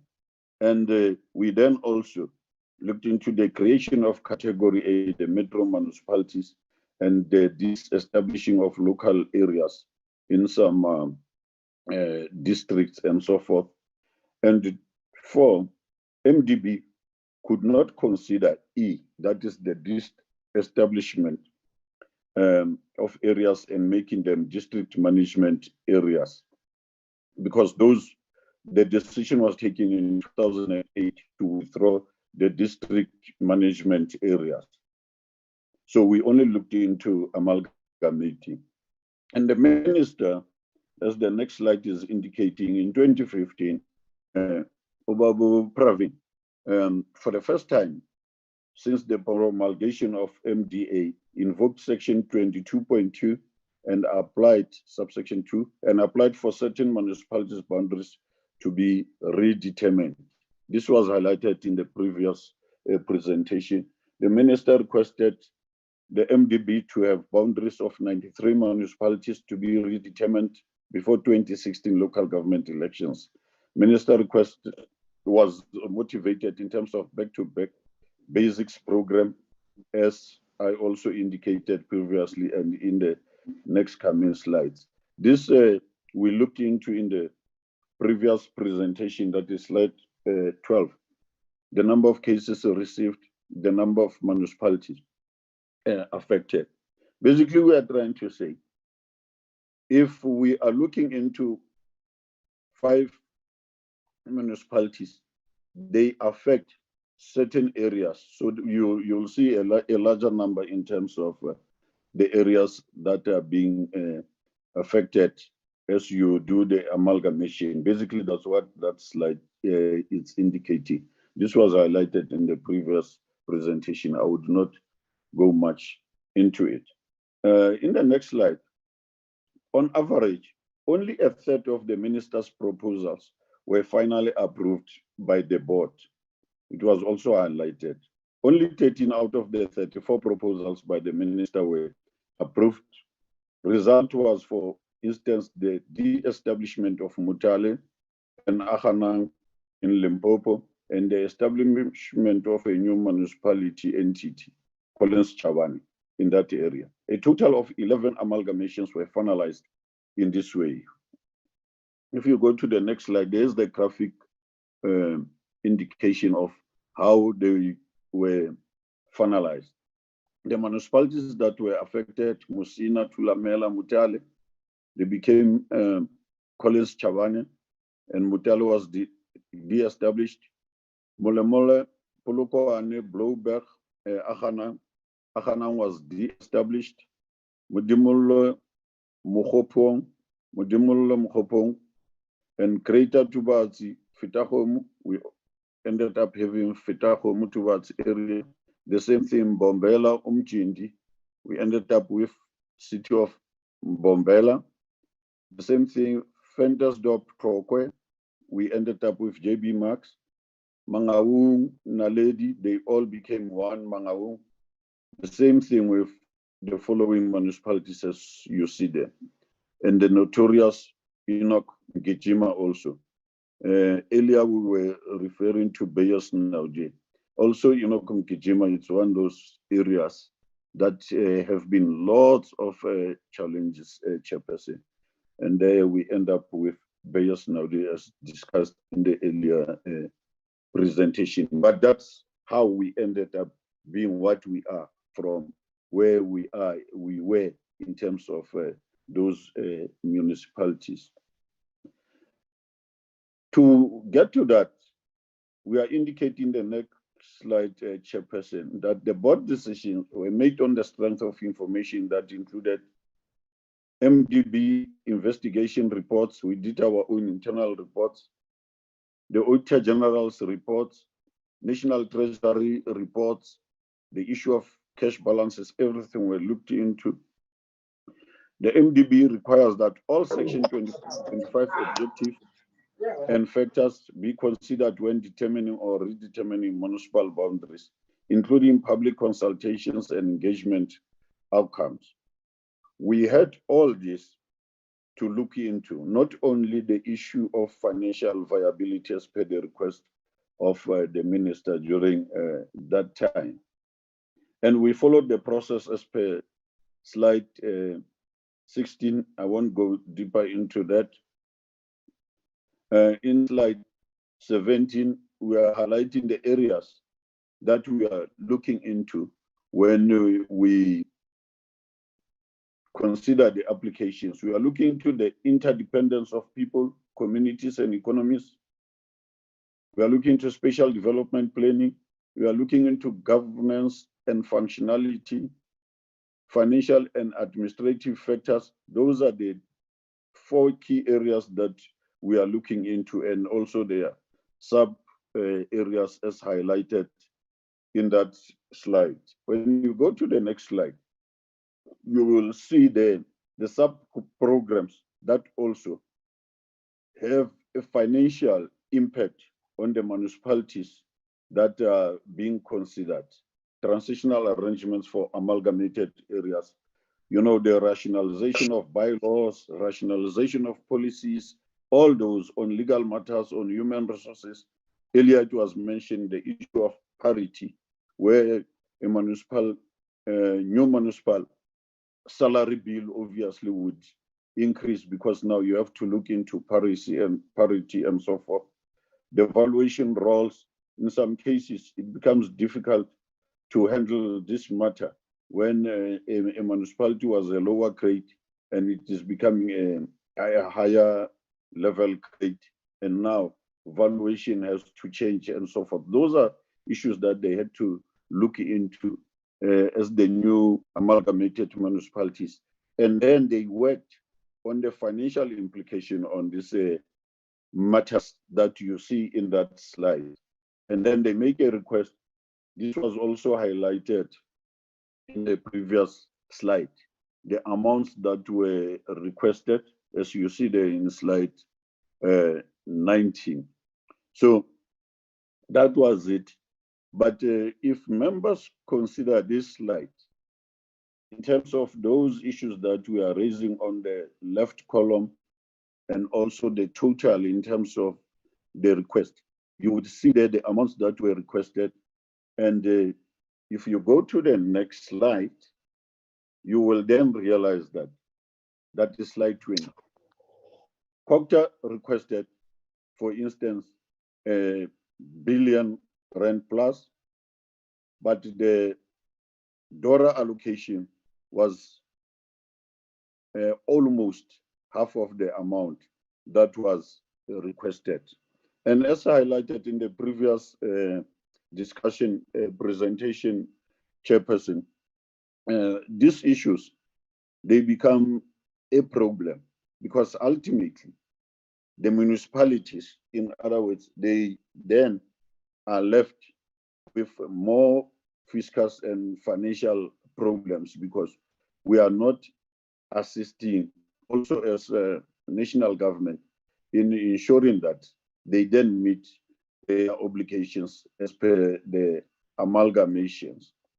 Now, in our final slide, in the conclusion, Chairperson, we are proposing, but this obviously would need the committee to consider, that maybe in this instance, we put a moratorium on further amalgamations until all financial and inherent transitional challenges have been addressed in the current amalgamated areas.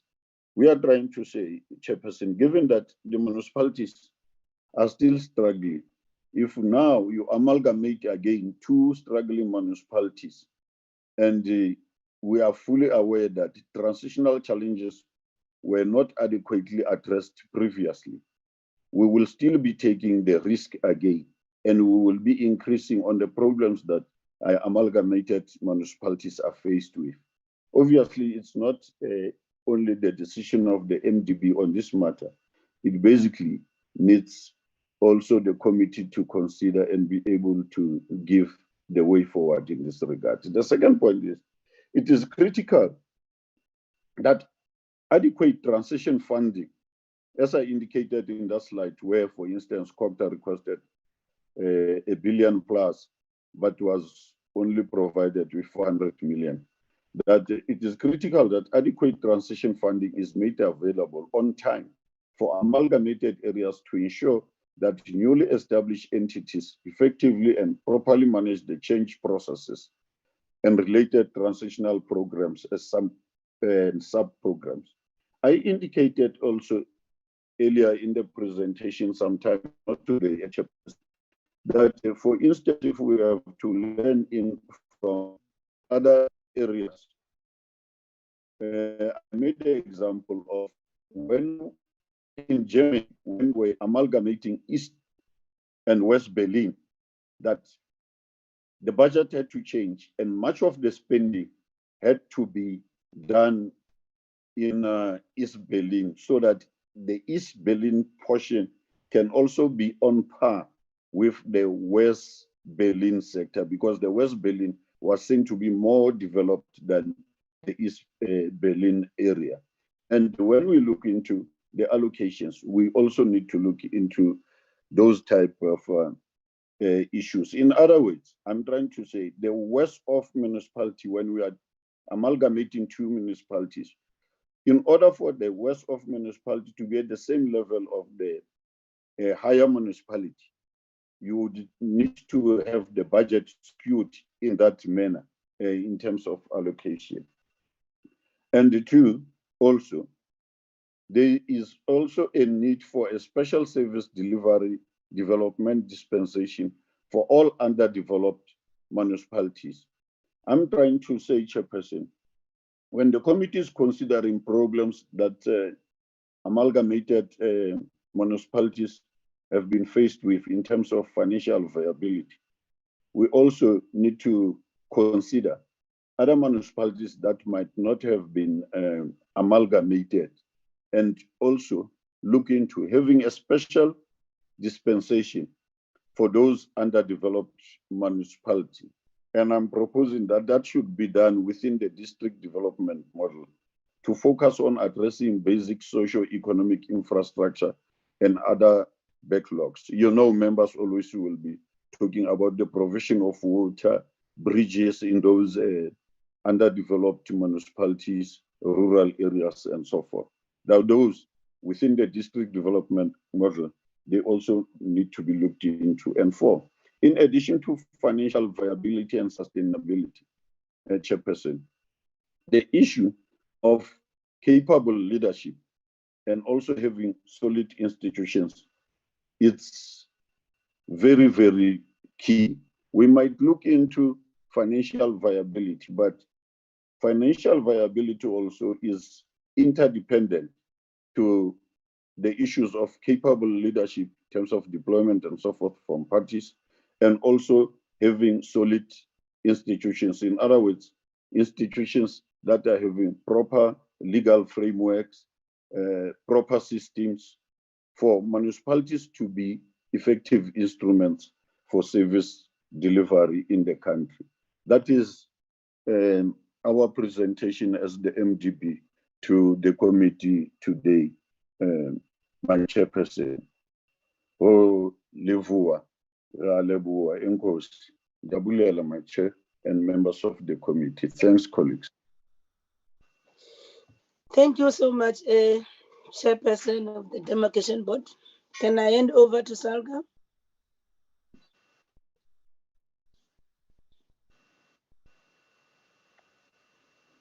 Lance.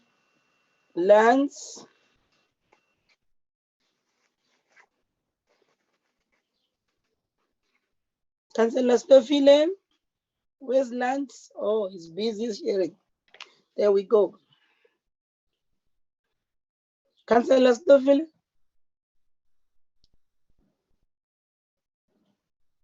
Councillor Stofile.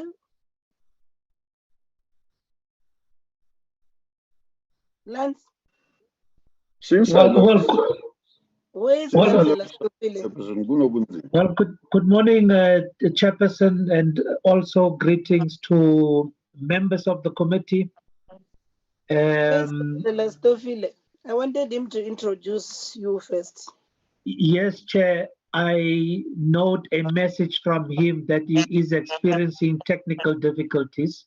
Okay. So I thought maybe I should start, and he can perhaps unfortunately come afterwards.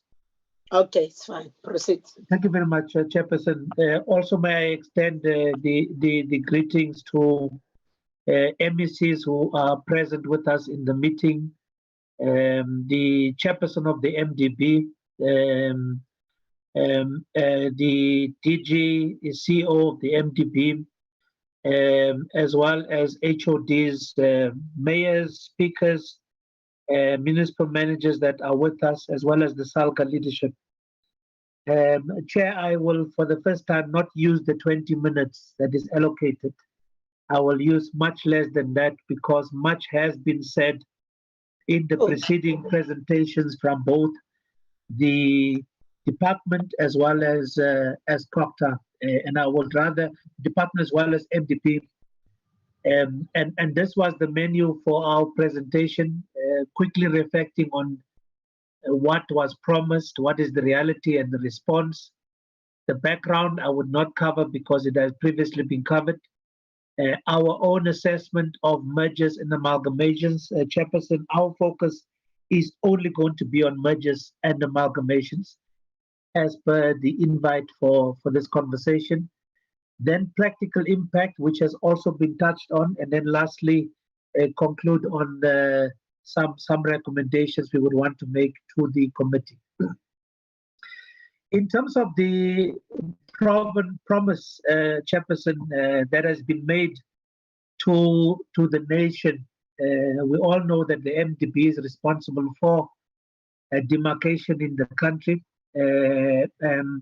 but also we are aware of the imperatives of demarcation, which was also touched on in both of the previous presentations. Centrally, that demarcation should really improve economic, social, administrative, and financial sustainability, but also more importantly, it must create more financially viable municipalities. That is the promise that has been made around the area of demarcation. So what are the current realities? The reality is when one reflects on post-demarcation is that we have seen in many of the demarcations a degree of varied urbanization between municipalities that have been merged, and we have seen your more urbanized municipalities taking over some of your perhaps a bit more rural municipalities. Case in that we can refer to is in the Mangaung. We can also refer to Tlokwe, as well as to Tshwane, a merger with the then Kumbwini. There are also, we have seen there are municipalities that are losing population, and it is your more rural municipalities that are losing people to the cities. And an example typically is a municipality that has been referred to throughout this morning, the Dr. Beyers, Naude, that loses a lot of its population to the cities, particularly the Nelson Mandela Bay Metro. But we have also seen that there's challenges with the different rates that are being applied across the municipalities. It presents the municipalities with transitional challenges, particularly as it relates to engaging with communities. There are many other points that could be made, Chairperson. How do we restore the promise that that demarcation leads to a better life for all? How do we restore that particular promise? As SALGA, we have done our own introspection, and we 2 years ago initiated a research, a very comprehensive research to assist us to understand the effects of the redetermination of boundaries, to also understand the effects of the transition of each municipality from where they were to what they are now created to be, but also looking at reviewing the scale of redeterminations that have been made by the MDB, but focusing on the last term of office. And based on this comprehensive study, it enables us to make contributions to a conversation such as this, Chairperson. But as I'm saying, whilst the study itself was quite broad, we would only focus on what the study has raised on the mergers and amalgamations in the last term of office. This slide has already been covered by the MDB, so I'm not going to go through that, but merely to indicate our focus has largely been on these amalgamations. So we have had, in particular, the two metros affected by amalgamations, and then on mergers, there are 18 municipalities that have been affected on mergers, and they are listed across the respective provinces. We want to reflect on some of the examples, Chairperson, and we want to indicate upfront we deliberately chose 3 examples that tells 3 different stories. And whilst they had all gone through either a merger or a amalgamation, the stories and the impact has really been different. And let's start in the Free State with Mangaung, and they will give us more details later on in the. Lance? Yes, Chair? Lance, can I ask Councillor Hadebe to mute his microphone from Kosazana Zoma Municipality, please? Can I plead again with members to stop just disrupting the meeting? It's very disruptive. You can't be attending meetings doing other things. Make sure that your microphone is muted, please. It's very disruptive, honestly. Proceed, Lance. Thank you very much, Chairperson. As I was saying, the Mangaung example, when Naude municipality was merged with Mangaung with effect from the start of this term of office in August 2016. And what that has resulted in is that we have seen a decrease in Mangaung's population density. We have seen an almost 50% growth in the area to a nearly 10,000 square kilometer area. We have seen the amalgamation of what was really a functional municipality with a dysfunctional municipality and a dysfunctional area. And there are 2 risks that were faced around municipal viability, and it's the impact on governance, and then it's the impact on democracy, which were both potentially compromised. When you look at the audit outcomes of Mangaung municipality pre-amalgamation and post-amalgamation, you can see this is the picture. So where this municipality was doing very well in the years 2013, 2014, 2014, 2015, as well as 2015, 2016, and moving into the transition. So starting the financial year prior to the election, getting into the election, going through a merger, coming out of that merger, we then see that municipality moving to a disclaimer. But then you also see things are improving again in the following year. So that's the audit outcomes. But then there's also the unfortunate incident of interventions in that municipality. And you can see that perhaps as early as 2017, this municipality experienced financial challenges. Now the question is there a relationship between the financial challenges of that municipality and the merging of that municipality with Naude? But factually, the municipality has had serious financial challenges since 2017, and you now see the municipality being subjected to a 139 financial intervention in terms of Section 1395 of the Constitution. Another example, Rand West municipality in Gauteng province, essentially merging the Randfontein and Western area municipalities to now become the Rand West city local municipality. And essentially what you see here is that at the time, both these municipalities were at the risk of potential collapse, but also as you were merging them, they were also having equal opportunities to improve. So the indications were quite clear that merging them could potentially result in improving overall conditions within that municipality. They had gone through the exercise of harmonizing their policies, their tariffs, HR-related matters. They were quite fortunate to, within the 18 months of the 2016 elections, to have the top management in place. They were able to address the disparities in salaries. However, it did come at a huge expense of the municipality. And essentially that municipality inherited the struggling finances of the two previous municipalities, and as a consequence, you have seen that it did impact on the cash flow. But when you look at the audit outcomes, Chairperson, it presents a fairly positive picture.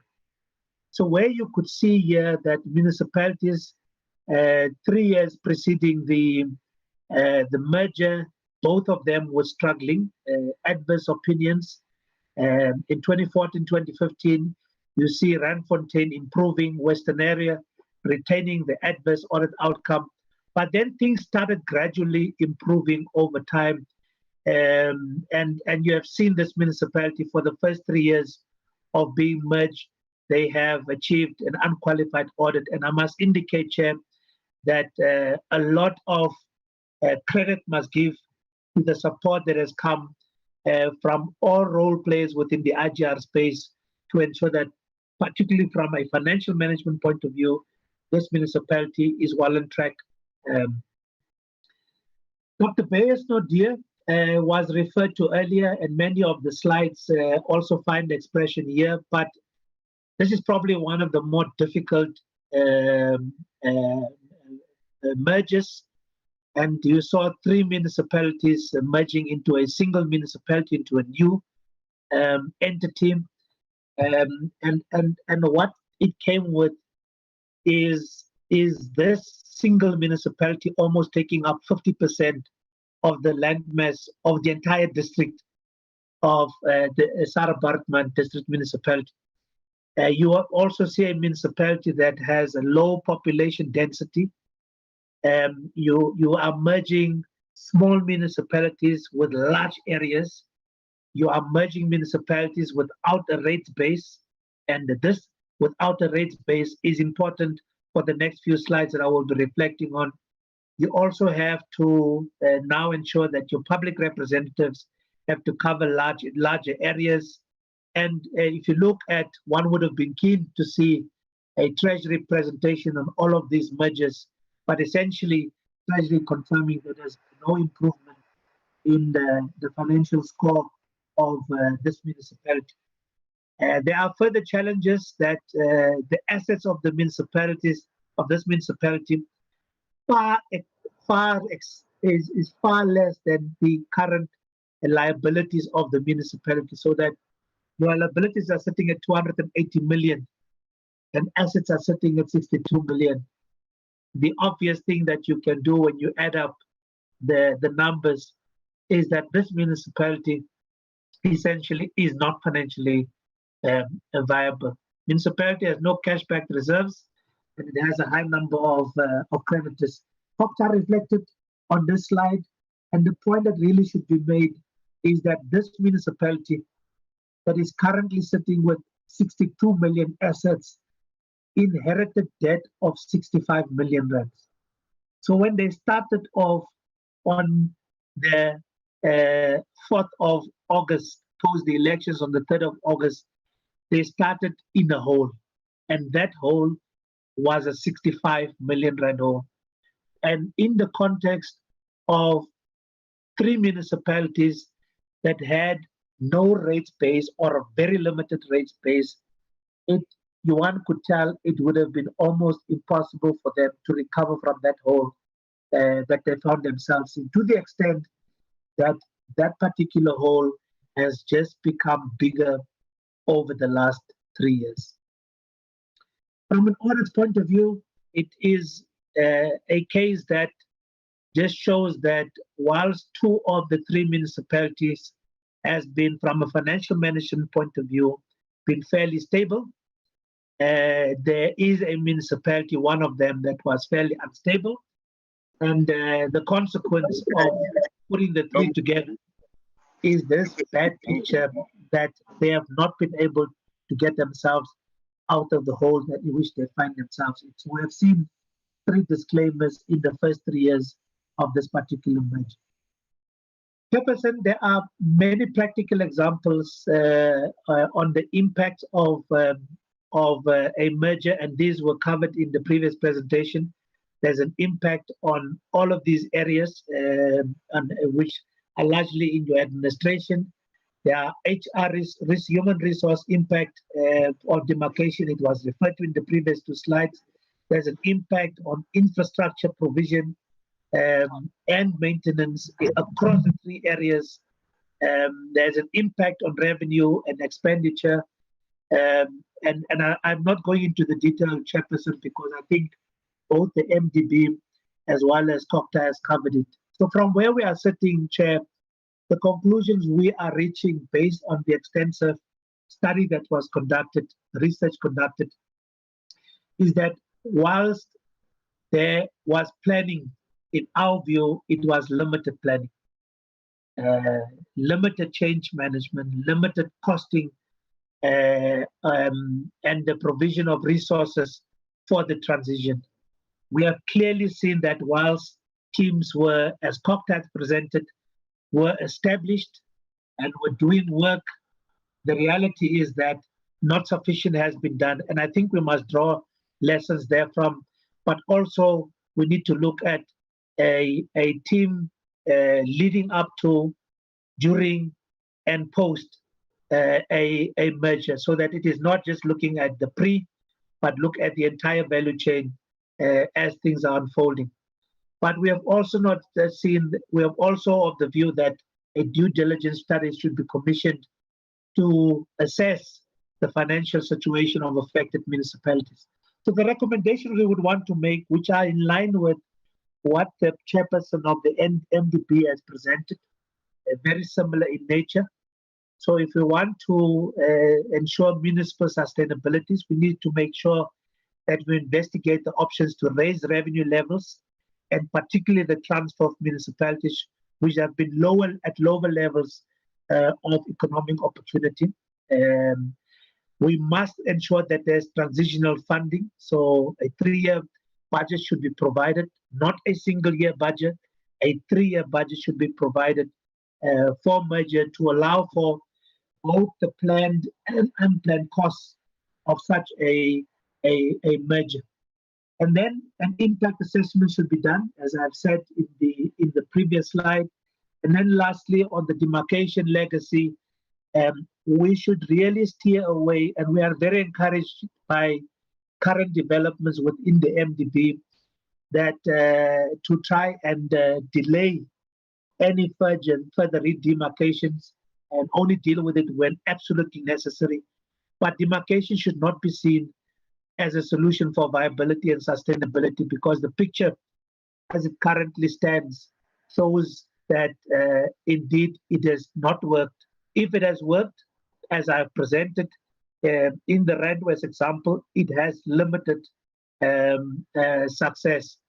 And we're also saying, Chairperson, as we are talking about the Intergovernmental Monitoring Support and Interventions Bill, these recommendations should also be considered as we are finalizing areas of that particular bill.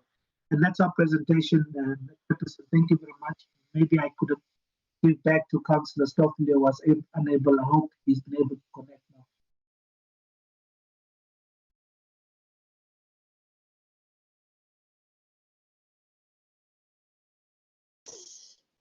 Thank you so much, Lance. Is Councillor Stoffel back? Before that, Councillor Stoffel? Lance, is Councillor Stoffel back or not? Chairperson, I see him connected, but he may be having challenges. Chairperson. Of network. Yes, sir. I've also joined you on the Bundus. Welcome. Welcome to the Bundu site. Welcome. Chair, thank you very much. I'm sorry, I'm often cut from time to time. I don't know what is happening with our network on the site. Chair, I think just to say it is proper for us to emphasize Chair. as government of the people, by the people. Yes. In whatever we do it collectively in a cooperative manner. In the presentations that have been made, starting from COCTA and a little bit of what I've heard on the demarcation board and what we are presenting, beginning to point at the point where government is operating in silos, is not operating in a cooperative manner, as Parliament adopted the framework of cooperative governance. And these assessments are beginning to point at that point. The second point is that if you just enter on issues of amalgamation without a proper planning and believe putting one next to one is level, and possibly it can be two, and therefore address the challenges, you'll face challenges such as Enoch Mgijima and Dr. Beyers, Naude, and other municipalities that have been put together. And if you look deeper into these municipalities as they are struggling, is not because of their own choosing. It's because of those that are making policies and laws decided to put them together without financially supporting them. And it will create problems going into the future. And the problem always, it will be blamed to municipalities or a particular provincial MEC of COCTA that is not supporting. But what is the role of the government as a whole? Because taking a decision of putting together a different framework of municipalities, it's a government decision. And why should it then, a government is not backing that program for it to succeed? And this is the issues that we want to highlight to the committee. And we are happy really that the committee currently is actively wanting to answers on difficult questions. Unlike in the previous, where policies will be adopted, but there is no one is accounting. No one is accounting about the weaknesses, and the weaknesses will be directed to municipalities. Whereas everybody in the value chain has one way or another responsibility in making sure that the community receives services that it's supposed to receive. And in this case is a crystal clear case that there is a weaknesses in the manner in which we do things, and we operate in silos. The other one don't come and play. For instance, transitional grant.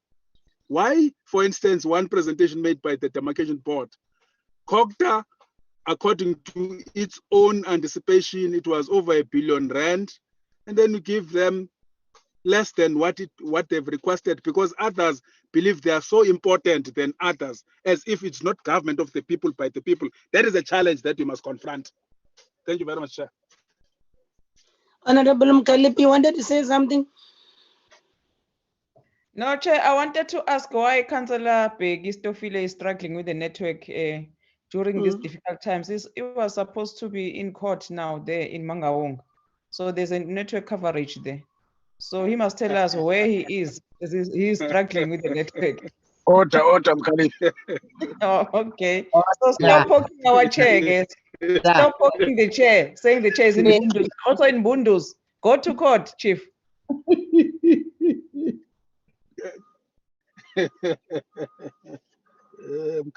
Kalipi. National Treasury. The presentation was loaded. Where is it? Okay, is it two? We must go to Brackenfell, Chair. I'll go with you. I'll go with you there since we are from Cape Town. Treasury, who's doing the presentation? You must first introduce yourself, ne? Thank you very much. I'm Wendy Fano from National Treasury. Can you hear, colleagues? We lost Chairperson. We've lost Wendy. Wendy, come back, please. For the opportunity to make this presentation. and all protocols observed. Next slide, please. Our presentation won't be long, and we'll be focusing on the following issues. Firstly, how we were involved in the process. I'll skip over the guidance provided by National Treasury because in the presentation of DCoG, they already went into the details in terms of the support that we provided, and it was really a collaborative exercise between a number of stakeholders in the process. And then we'll take you through the details of the submission that we made to the Municipal Demarcation Board and issues there.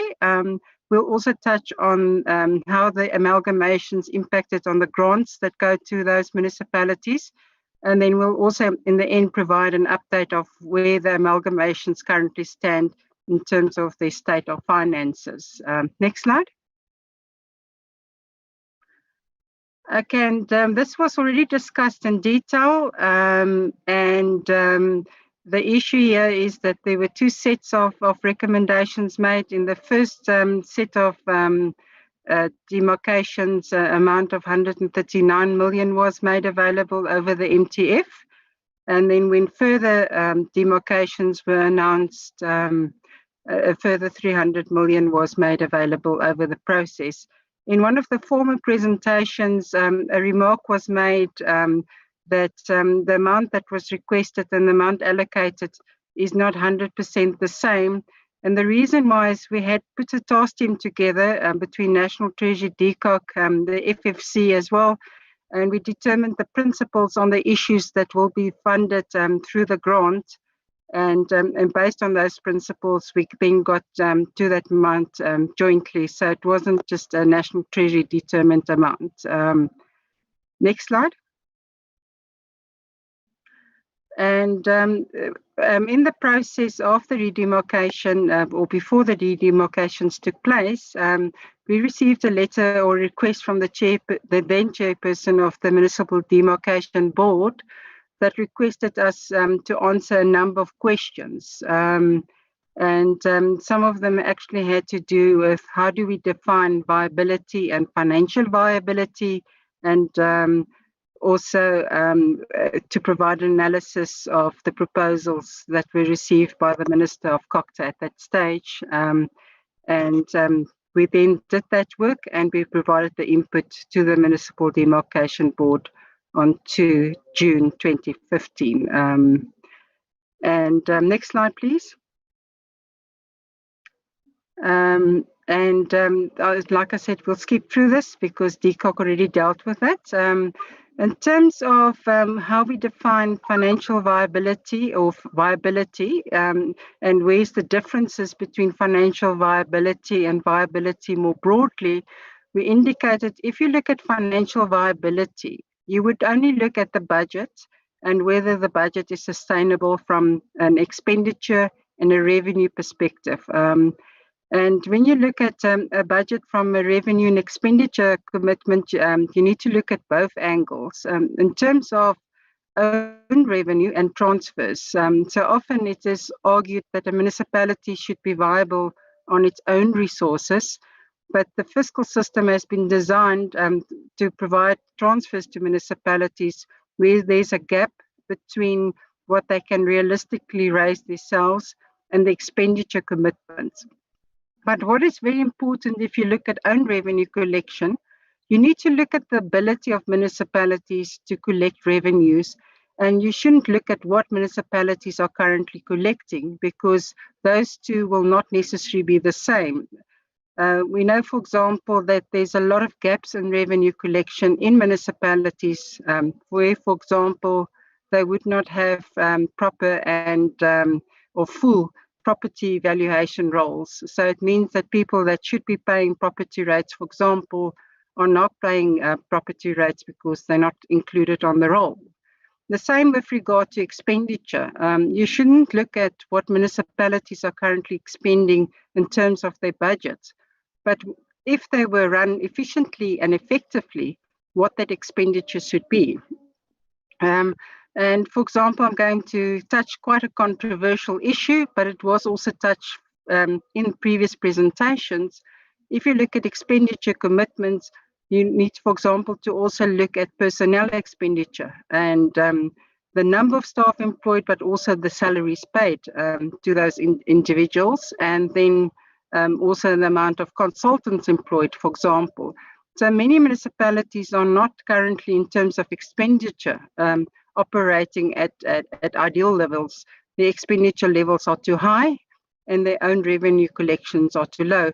And for that, it is one of the contributing factors that's resulting in some municipalities experiencing financial difficulties. But if you look at then the broader viability definitions, you also need to look at, for example, economic viability. And that, for example, looks at the ability to attract jobs and actually to be employed in an area. So it looks at the economic well-being in that area. So it's broader than just financial viability. We also need to look at institutional viability and how a municipality is functioning from a governance and institutional perspective. And then very, very importantly, we also need to look at service delivery viability. And that is the ability in terms of a municipality to provide services sustainable to its community at set levels. Not all these viability criteria is necessarily complementary. For example, you could have a situation where you look from a service delivery viability perspective that will be arguing that you draw the municipal boundaries larger so that you can have economies of scale and scope. But then if you look at financial viability, it would be better if you draw the municipal boundaries smaller and thank you. Next slide.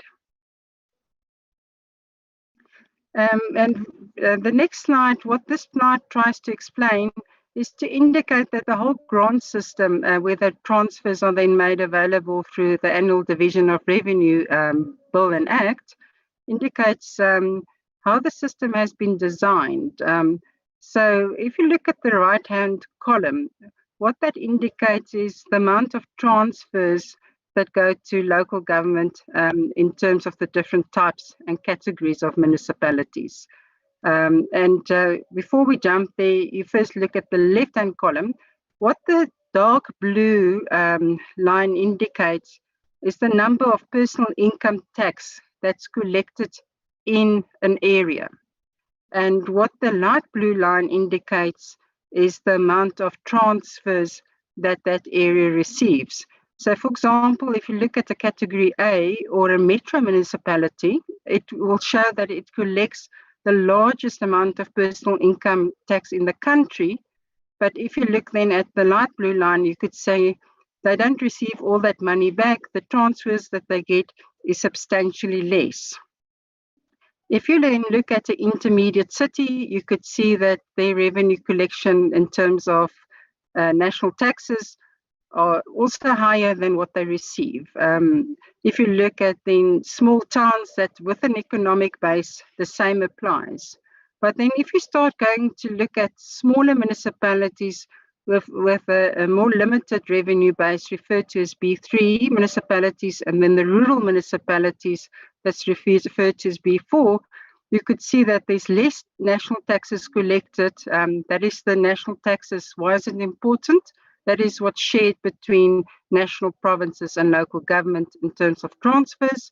And you could see in terms of B3 that the transfers they receive is more than what the taxes they contribute. And if you look then at rural municipalities, you could see that it's substantially higher than the national taxes that they contribute to the national fiscus, which shows the redistribution impact of the system.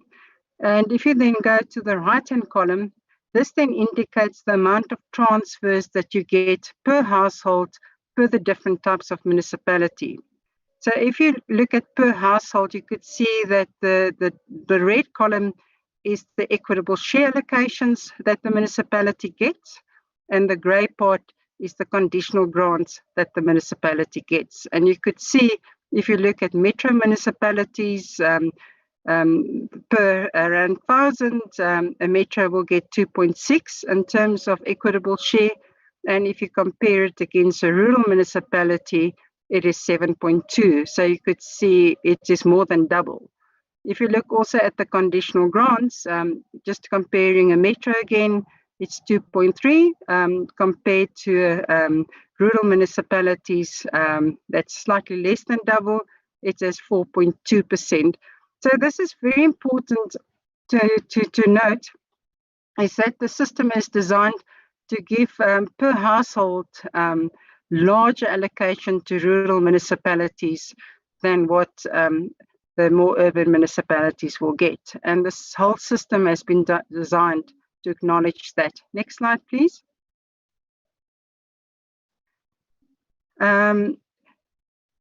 If you then look at this slide, in our response that we gave to the NDB, we raised, before the mergers were even in place, we raised a number of concerns, and some of those concerns we already noted in previous presentations as well. And we firstly indicated that if you redemarcate a municipality, it is very, very disruptive and also very expensive.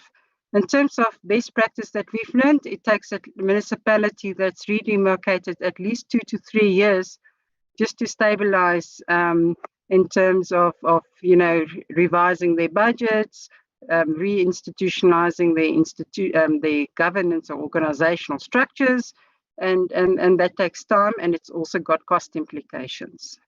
And then a very important point that we made is that the system is designed specifically to give larger allocations to small municipalities. So what will happen is that, and I'll get to it in more detail in later slides, is that if you amalgamate a number of small municipalities, the allocations can actually be less in terms of the grants that they get than what they will get as individual standalone municipalities. Then another concern that we also raised is that if you amalgamate municipalities, what often happens is that their grading will also go up. So for example, the municipality that's a grade 1, 2 or 3 could become a grade 4, and that could push up the salaries of the staff concerned, which will also have an adverse impact. And then we basically also indicated that it's unlikely that the redemarcated municipalities from a financial viability perspective will be better off than before the amalgamations.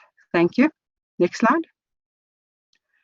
And then just to highlight the point that I've made with regard to the equitable share, the proposal that we made to the Municipal Demarcation Board, that the allocations in terms of the grant system could actually be less than what they received before.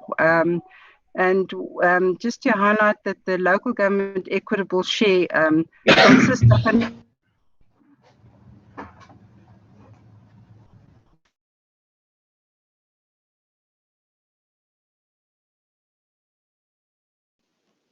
We have lost her, I suppose.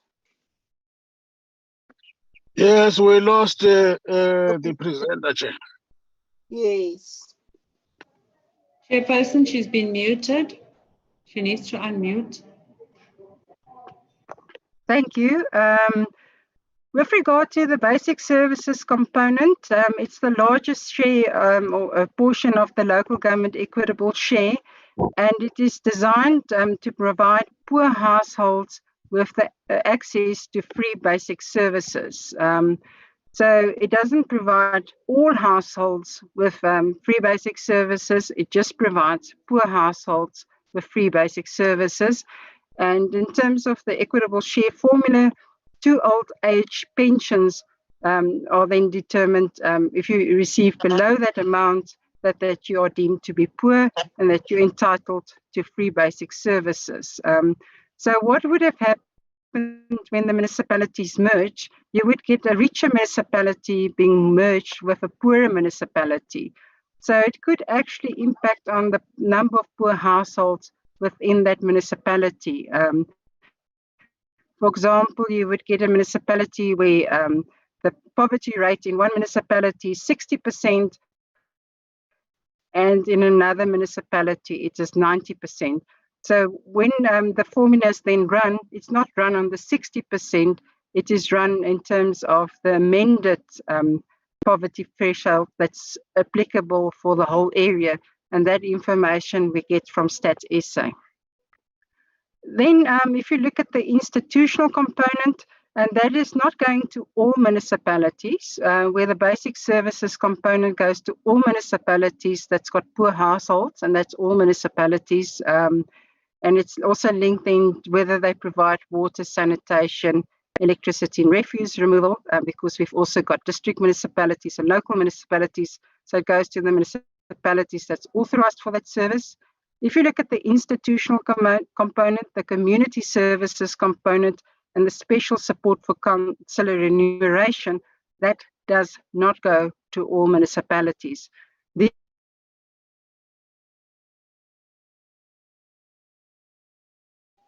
poverty criteria in terms of being unable to collect most of their revenues through own revenue sources. So it's specifically designed not to go to the larger urban municipalities, but just to go to smaller, more rural municipalities. So if you look at the institutional component, and you had 3 small municipalities, because it's calculated by the base allocation times the number of councillors times the number of councillor seats. So that base allocation, if you had 3 small municipalities, you'll get 3 base allocations. If you merge it into 1 small municipality, you will get 1 base allocation. So that means that 2 base allocations will fall away. And we alerted the Municipal Demarcation Board of this issue. The same applies with regard to the community services component. What it will look at is, again, your ability to collect own revenues. And if you're not able to collect own revenues for property rates, for example, then it's acknowledged in the system, and then a specific allocation is also made available to smaller and more rural municipalities to fund issues that's community services based. And it will be things like firefighting, for example, and maintaining of roads and the like. Then the last one, if you look at, and that's an allocation that's just targeted, and it's a subsidy support. It's again an acknowledgement that the more rural, smaller municipalities with a limited own revenue base will struggle to fund the full councillor remuneration out of their own pockets, and therefore there's a subsidy support to grade 1, 2, and 3 municipalities. So what happened also when the amalgamation took place, a number of municipalities that were graded, say, grade 1, 2, or 3, then were graded at grade 4, for example, and that meant they were not receiving that component anymore. Next slide, please.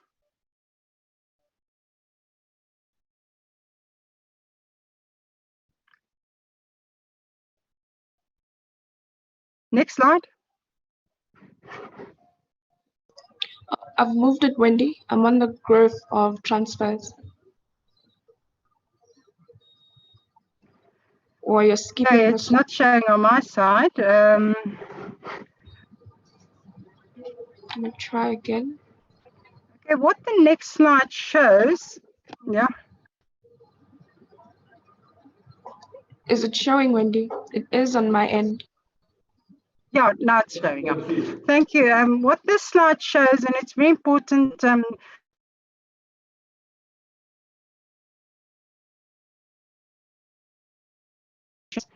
and conditional grant allocations to the municipalities concerned. And if you look at, for example, at Beyers, Dr. Beyers Naude, you'll see in 2015-16, they received an allocation of 87.5 million rand. And then you see for, if the allocations then get right-sized, the allocations were done over 3 years. So you could see in the subsequent 2 years that the allocations then dropped to the right-sized allocations in terms of how the formula generates the allocations. But after that right sizing has happened and the allocations then start showing an increase again. So if you can see from 2017-18 to 2018-19, the allocations start growing again. And the same applies to Enoch Mgijima, where the allocations first had to be right-sized, and it's got to do with the fact that some of the equitable share allocations that were targeted to small municipalities had to fall away in terms of the formula. If you then look at the conditional grant allocations, many of these allocations, some of the allocations are determined in terms of formula, and some of the allocations are determined in terms of the national departments that's responsible for administering their grants. And what this slide indicates is, again, just indicating what is happening to the allocations over time. But what is also very important to highlight here is that we should not just focus on what the amounts are that's allocated to conditional grants, but we should also look at the ability of the municipalities concerned to spend those allocations. And if you look at the bottom column, it actually indicates the percentage in terms of which municipalities have been spending the conditional grants. And this is the information that's reported by the municipalities. And if you can see, for example, if you look at Drs. Beyers and Naude, you could see that the spending level on the conditional grants are very, very, very low. It is around half of the allocations that's given, and even less than half of the percent of the allocations that's spent. And you could see there's a consistent trend along municipalities. There's basically only one municipality where the spending has been average, not even good, and that's the city of Mpumalanga. So what is quite key, and the point has been made previously as well, what is important is that there also be spend the allocations that they receive in a correct way, because infrastructure delivery is very important to support service delivery as well. So if there's bad spending on infrastructure conditional grants, it's also got an adverse impact on the number of services that can be provided to the poor, because conditional grants are intended to put in place the infrastructure that's needed to provide services to poor households. Thank you. Next slide.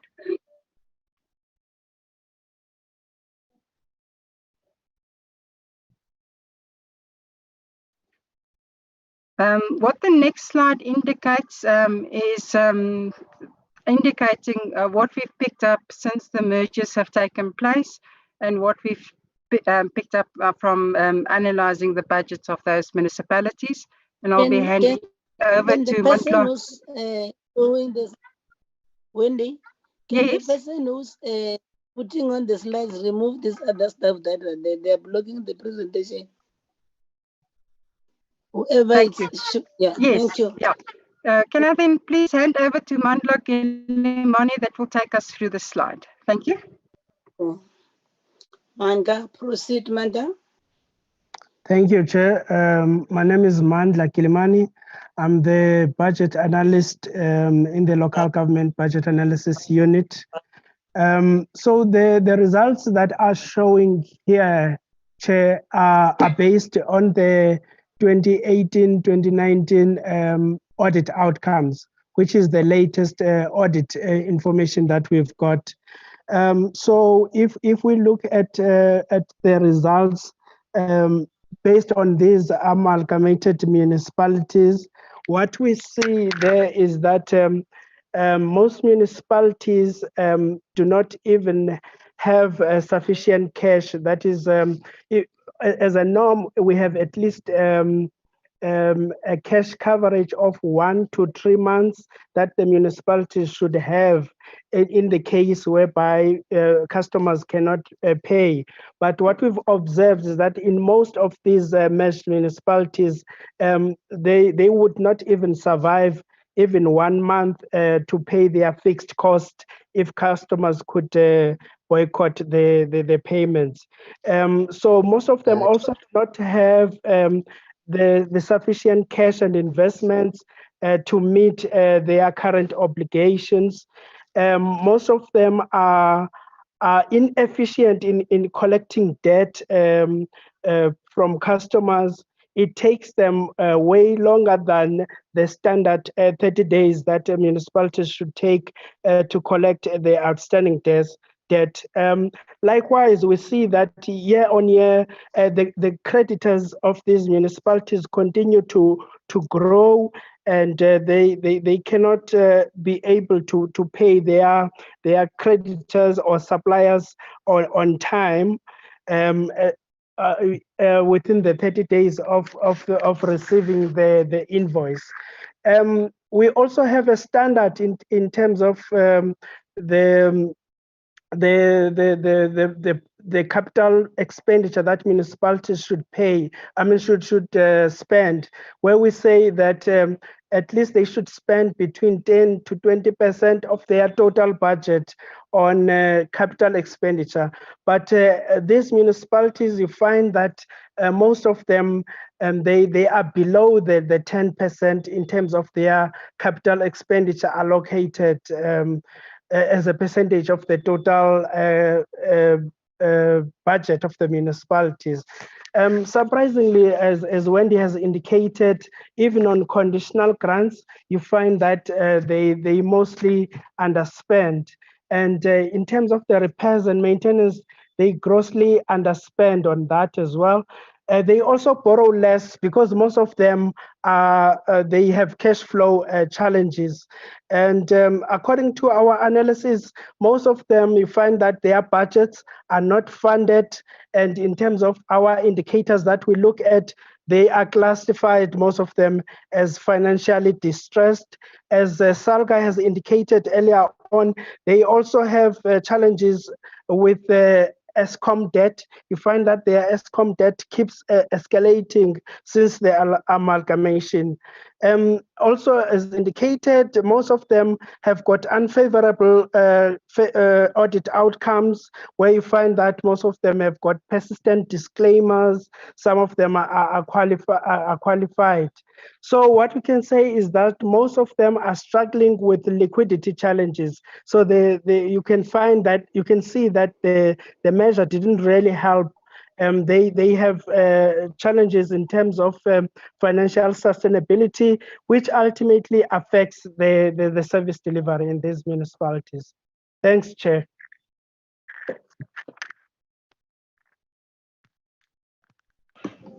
Thank you. And this is our Thank you, Chair. I'll just quickly take you through this. Wendy, are you doing the complete? Yes, thank you. I'll do the last slide. It's just important to indicate that National Treasury we can only provide technical input into this process, and we did so. And what is very important is after the municipalities have been put in place, is the actual support that's required is very critical to the success. And then the points have already been made that any future redemarcations be very, very carefully considered, and that there's various criteria that the Municipal Demarcation Board needs to take into account. And what the plea from National Treasury side is that the financial viability aspect of that really be prioritized in that consideration. Thank you very much. Thank you, Treasury. Is the Free State ready? We are ready. Allow you. You are ready. Yes, thank you, Chair. Who's calling me? Chairperson. Who's calling the chairperson? Chairperson, it's the HOD for Cooperative. In Free State. Yes, Chairperson. I'm not sure if Okay, I think let's start with the meeting. I'm not going to switch off. No. Somebody's meeting me up now. Okay, proceed, HOD. Maybe the MEC wants to say something. I see the MEC of Finances here. No, Before you start, HOD Cooperative. Thank you, the Chairperson. Yes, MEC. Thank you, Honorable Chairperson. To the Chairperson of the Demarcation Board, SALGA, National Cooperative, National Treasury, and all representatives from province. Chair, today MEC with us. MEC Brown, can you switch on your camera so that the colleagues can see you? There you go. No, thank you, Chair. Chair, I was Sure. just acknowledging the Chairperson of the Demarcation Board. I was acknowledging you, Chairperson Faith Mutambi, SALGA Chair and Leadership, National Representative of Cooperative, National Treasury, and leadership from provinces. Chair, today I have with us the HOD of Cooperative. The MEC had provided a note of apology.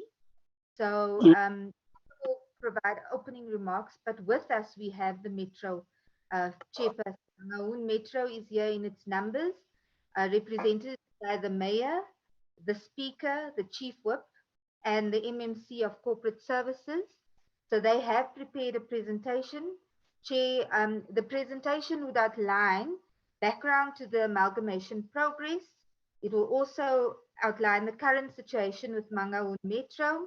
It will talk about financial management, governance and leadership, service delivery, the intervention team, pre and post merger observations, and other observations based on the terms of reference that was provided by the Portfolio Committee. Let me also acknowledge the members, honorable members of the Portfolio Committee, Chair, through you. And if I could hand over to Mangaung Metro Chair to start the presentation, and then the HOD of Cooperative can come in, wrap up matters from the intervention perspective and also from the leadership of the province, from cooperative governance, and I could come in to conclude together with the Mayor and the political leadership of the municipality. Through you, Chair, may they as such? Can we do it the other way, MEC? Can we allow the HOD to first introduce the matters? Then we'll allow the Metro to come. Then you'll come later, please. Thank you very much. Thank you, Chair. Okay. HOD?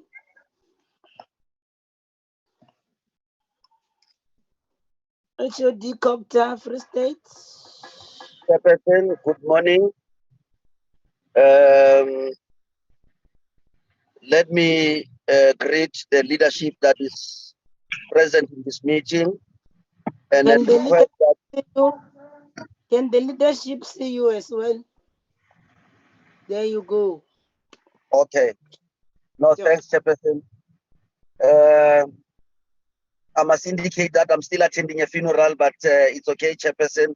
I am ready to do the presentation and also take questions where possible.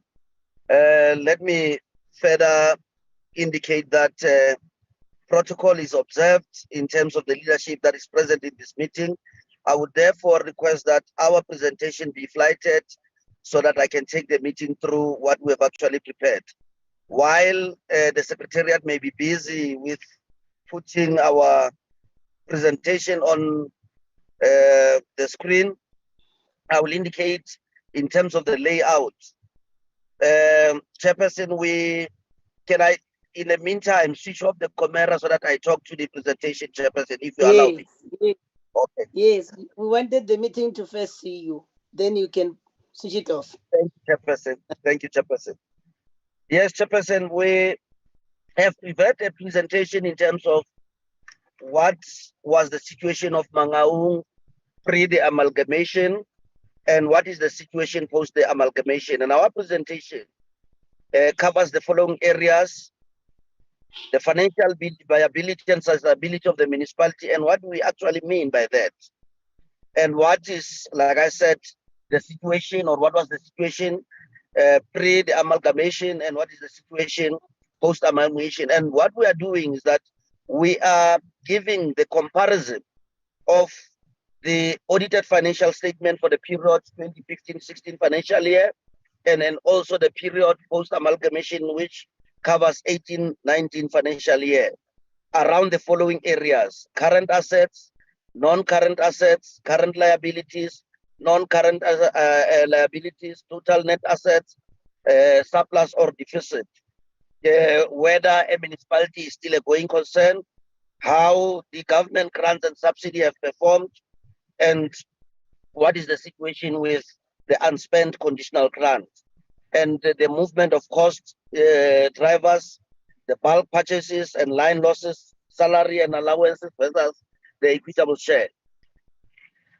The expenditure classification around the unauthorized expenditure, irregular expenditure, fruitless and wasteful expenditures, and the performance around the consequence management, whether these issues are being followed by the Metro, the audit outcomes, internal control deficiencies that have been highlighted by the AG, issues relating to governance and oversight, consumer debtors, impairments, trade creditors for a period 2018-19, and predetermined objectives for 18-19, and performance management.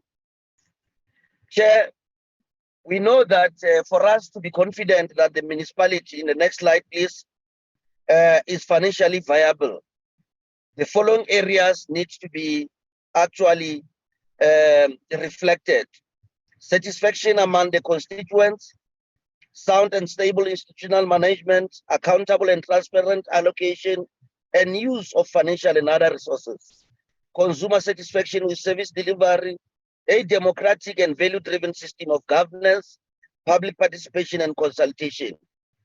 And in all of the above, what we are saying is that the political stability in any institution takes a center stage. Next slide, please. When we talk about the financial viability or sustainability of an institution, what do we actually mean? Yes, Chair, we all agree that for us to be confident around the financial viability and sustainability of an institution, we're looking at the adequacy of the tax base, sound financial management and governance with minimal audit fundings, economic stability within the jurisdiction, limited dependence on grants and allocation to remain operational. Chairperson, however, our analysis also reflects that factors such as poverty, unemployment, and other socio-economic variables, the tax base of some municipalities are highly constrained. And that is a real fact, which is confronting a number of municipalities, not only the Metro. In all above instances, financial viability may well be permanently affected. If the situation does not change around the unemployment, it may lead to a permanent situation where municipality may not be able to derive the revenue because people who are unemployed are unable to pay for rates and taxes, thus confirming the less income for municipalities.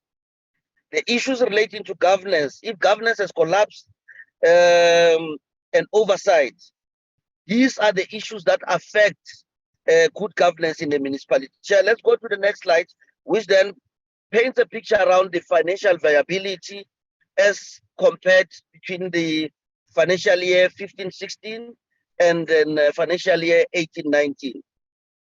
So, Chair, we are showing there what was the situation in terms of the number of current assets in 2016-15 and what is the situation now in 18-19. For instance, let's start with the first one, inventories.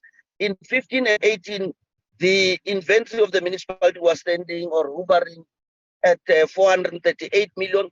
It increased in 2018 because the amalgamation saw movable of other assets coming into the Metro, and that's why there's that increase in 2018-19 as compared to 15-16.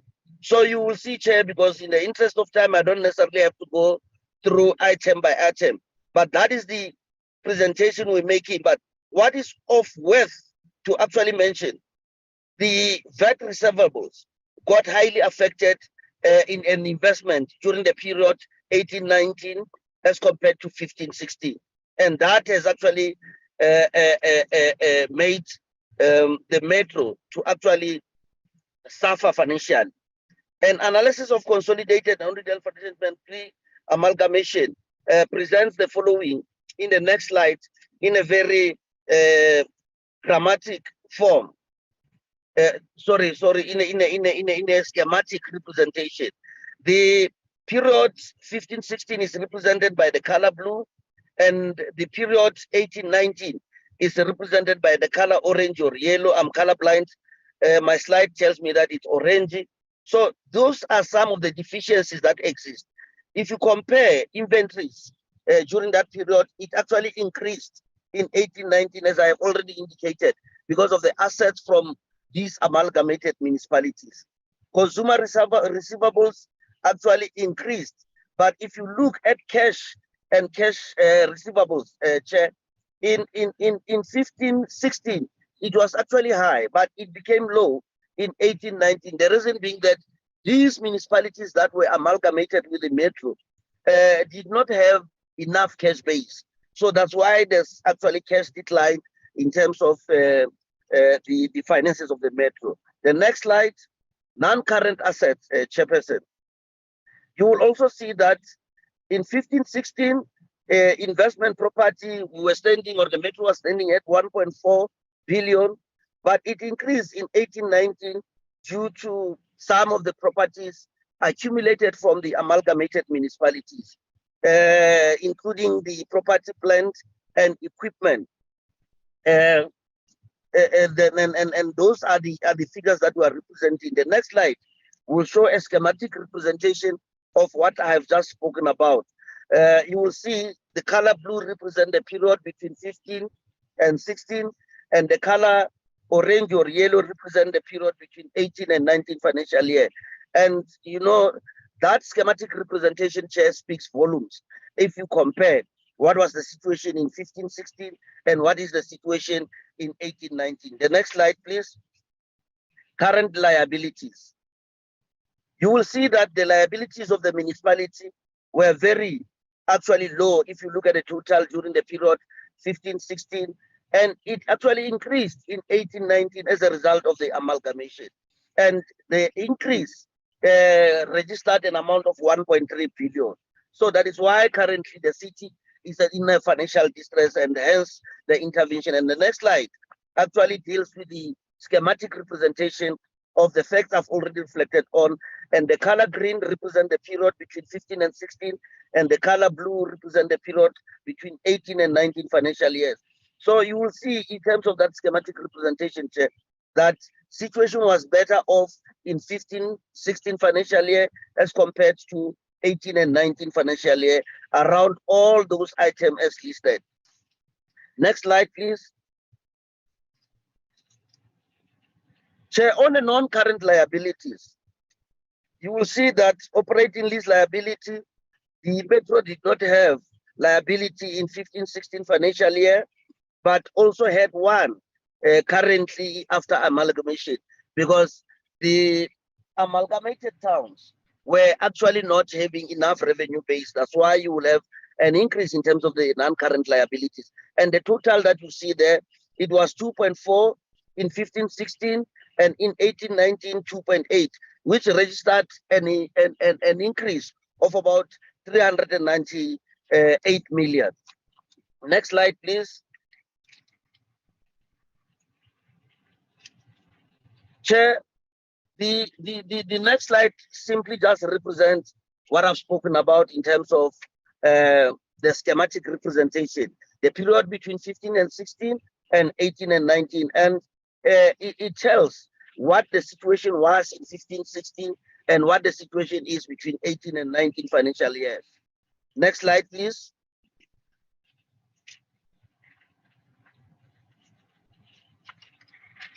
Total net asset of the municipality. You will see that in 15-16 financial year, Chair, the total net asset of the municipalities, 2.4 in 15-16 and 18-19, and it tells what the situation was in 15-16 and what the situation is between 18 and 19 financial years. Next slide, please. Total net asset of the municipality. You will see that in 15-16 financial year, Chair, the total net asset of the municipalities was standing at 13.4 billion, and it further increased in 1819 to be 15.7 billion, and that increase registered as 2.2 billion because the assets of the municipalities that were amalgamated with the metro made an increase in terms of the total net asset. And the next slide also confirms that increase in terms of the net asset between the period 15-16 financial year and the period 18-19 financial year. The next slide, please, that deals with the surplus and deficit. In 15-16 financial year, the metro had a net surplus of about 11 billion, and now in 18-19 they are in a deficit of 268 million as a result of the amalgamation, due to the reasons the towns that were amalgamated with the metro do not have revenue base. You would know Ventersdorp, Vepenar, Van Stadensres, including the name has just run out of my head. My apologies. Soutpan. So those are the areas without the economic base. And you would recall that both Botshabelo and Tabancho, as former homelands, do not necessarily have the revenue base.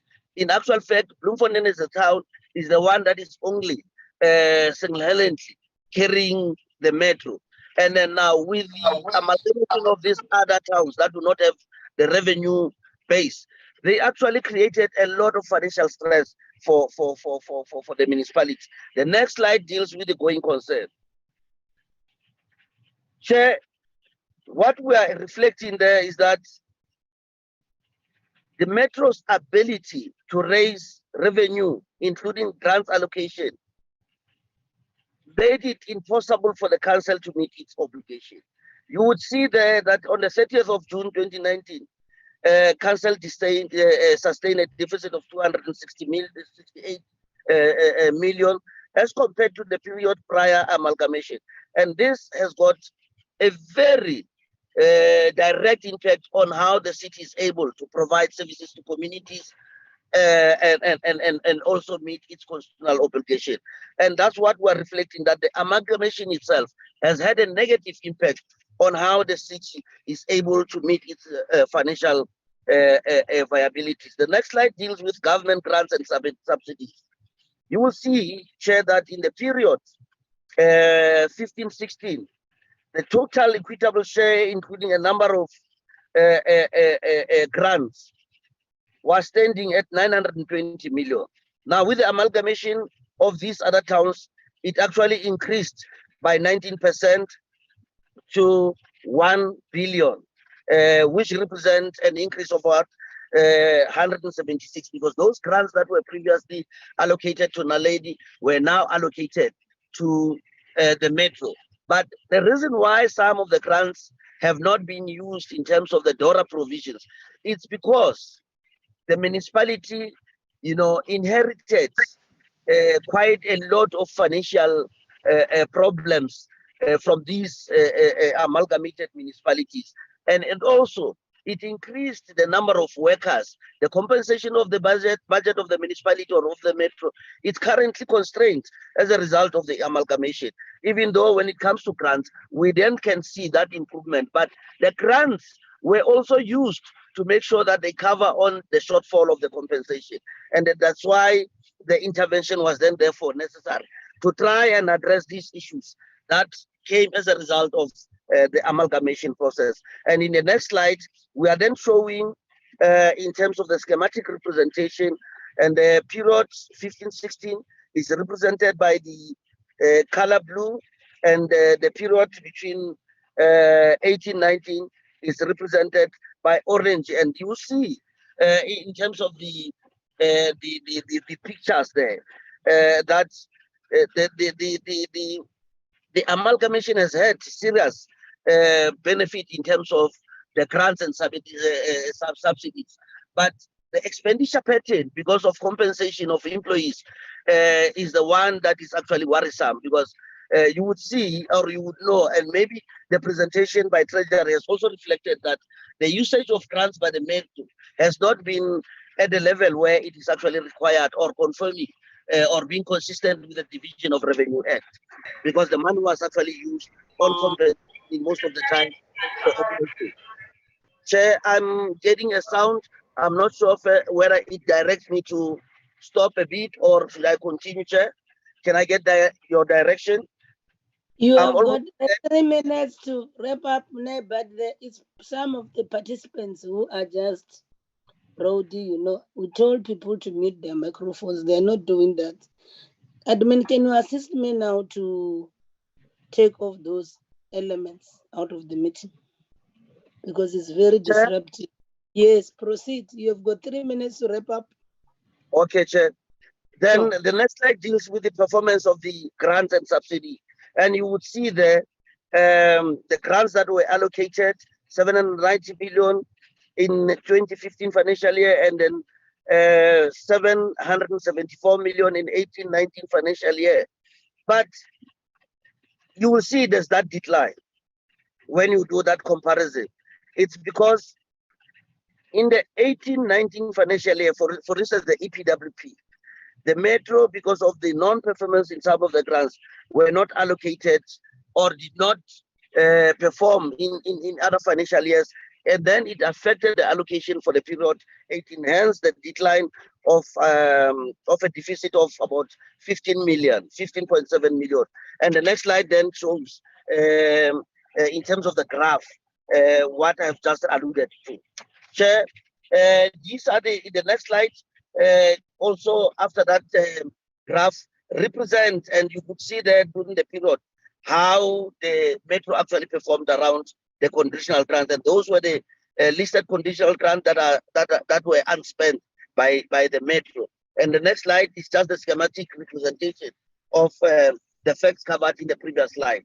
Chair, may I then, on the basis of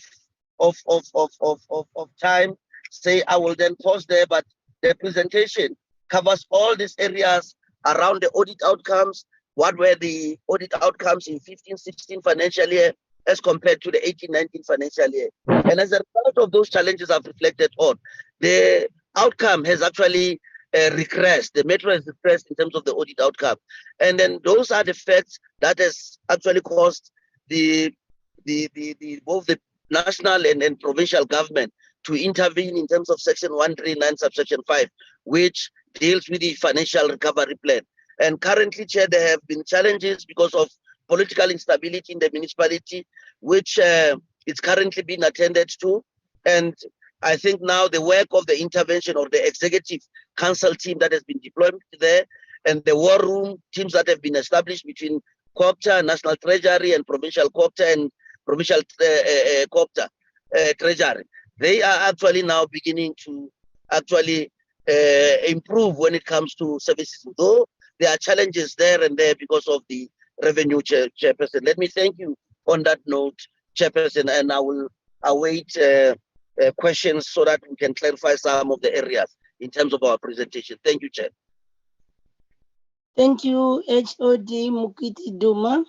We appreciate you also taking time wherever you are to make sure that you come and account this committee as always. So you'll await the questions as they come.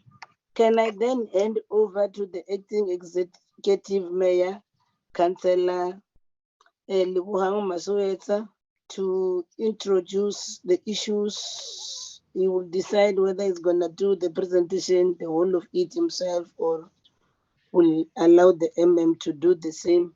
To also welcome the Chief Whip, the Speaker, and the MMC for corporate services, including Councillor Kwane as introduced by the MEC Finance. Over to you, Acting Executive Mayor. Good afternoon. Thank you. Just go up a bit and be in the center of the frame because you are at the extreme. Yes, up a bit. Oh yeah. There you go. Sure. Thank you, Chairperson. Sure. Thank you, Chairperson. Let me start by saluting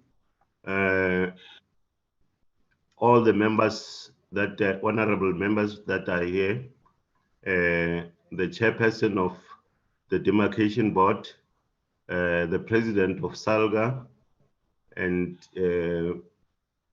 protocol observed.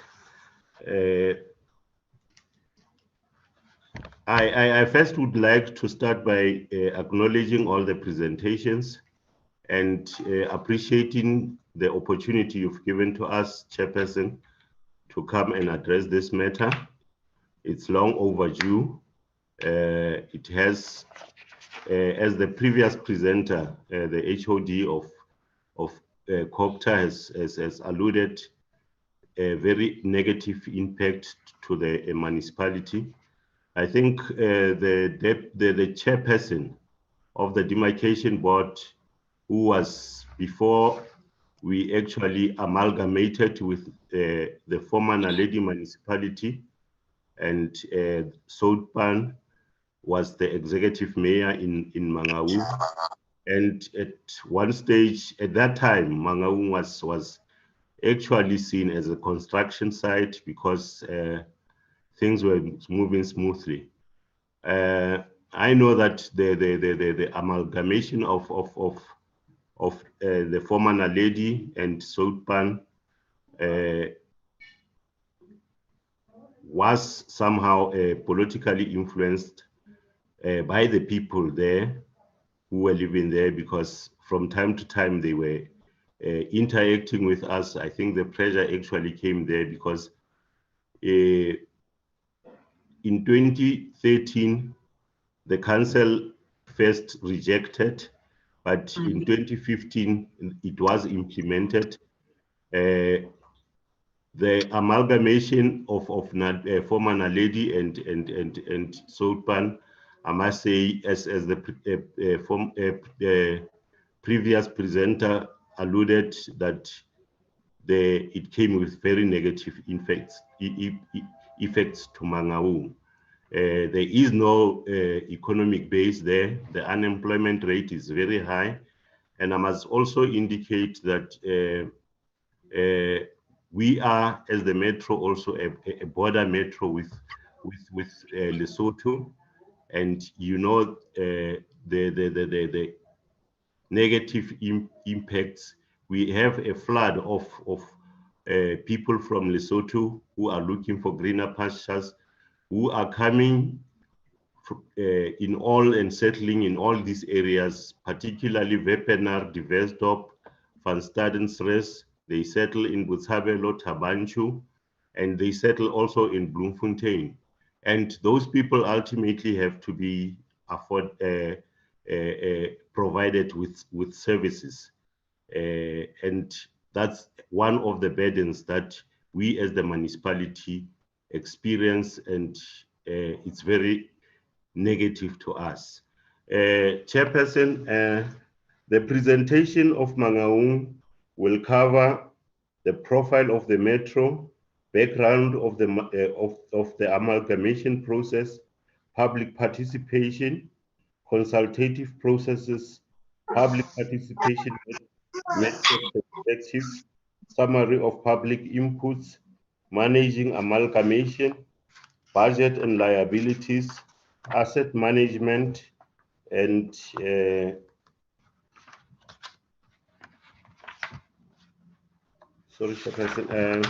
and revenue management, Naledi pre-amalgamation, governance challenges, financial challenges, service delivery challenges, institutional challenges, and accomplishments.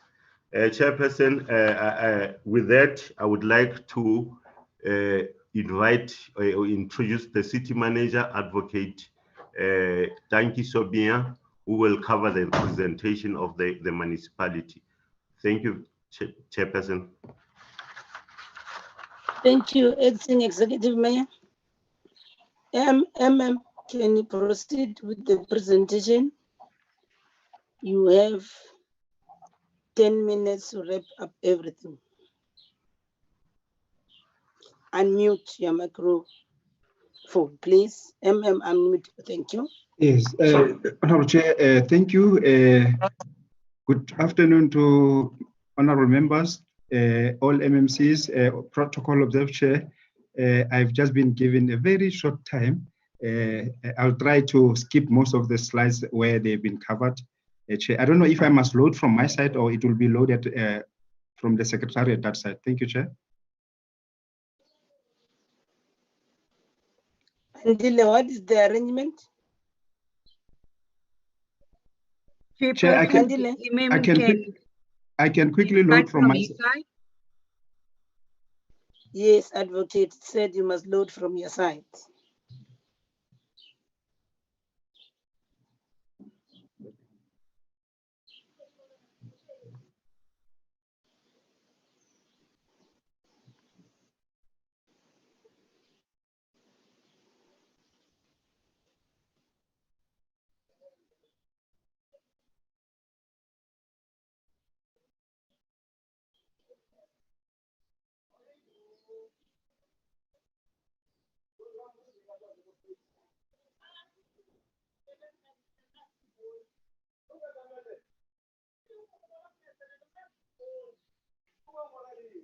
There you go. Proceed, MM.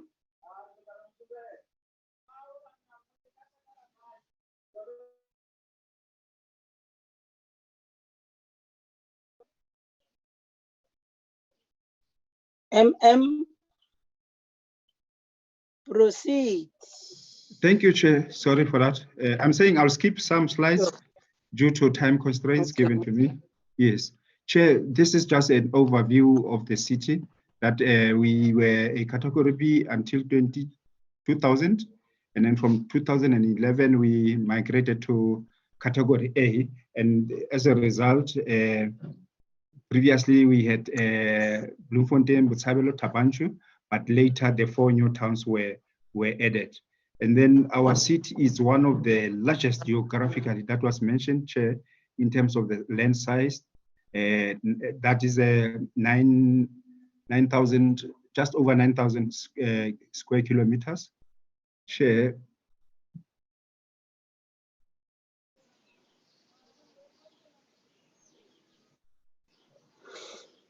MM. I'm trying to move the slide. MM.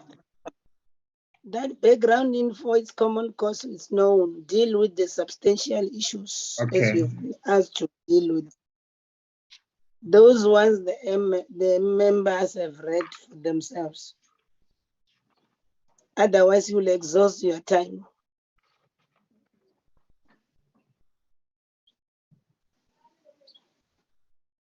Chair, whilst we're still dealing with the slides moving down, I'm going to the slides that is dealing with the issues on governance challenges, Chair, to indicate that as a result of amalgamation, the new towns resulted in one of our biggest award, Chair, which poses in terms of councillor public participation interface, some challenges there because of the distances between the 3 towns, and also the fact that it also includes parts of Tabanchu and Botshabelo as part of the town.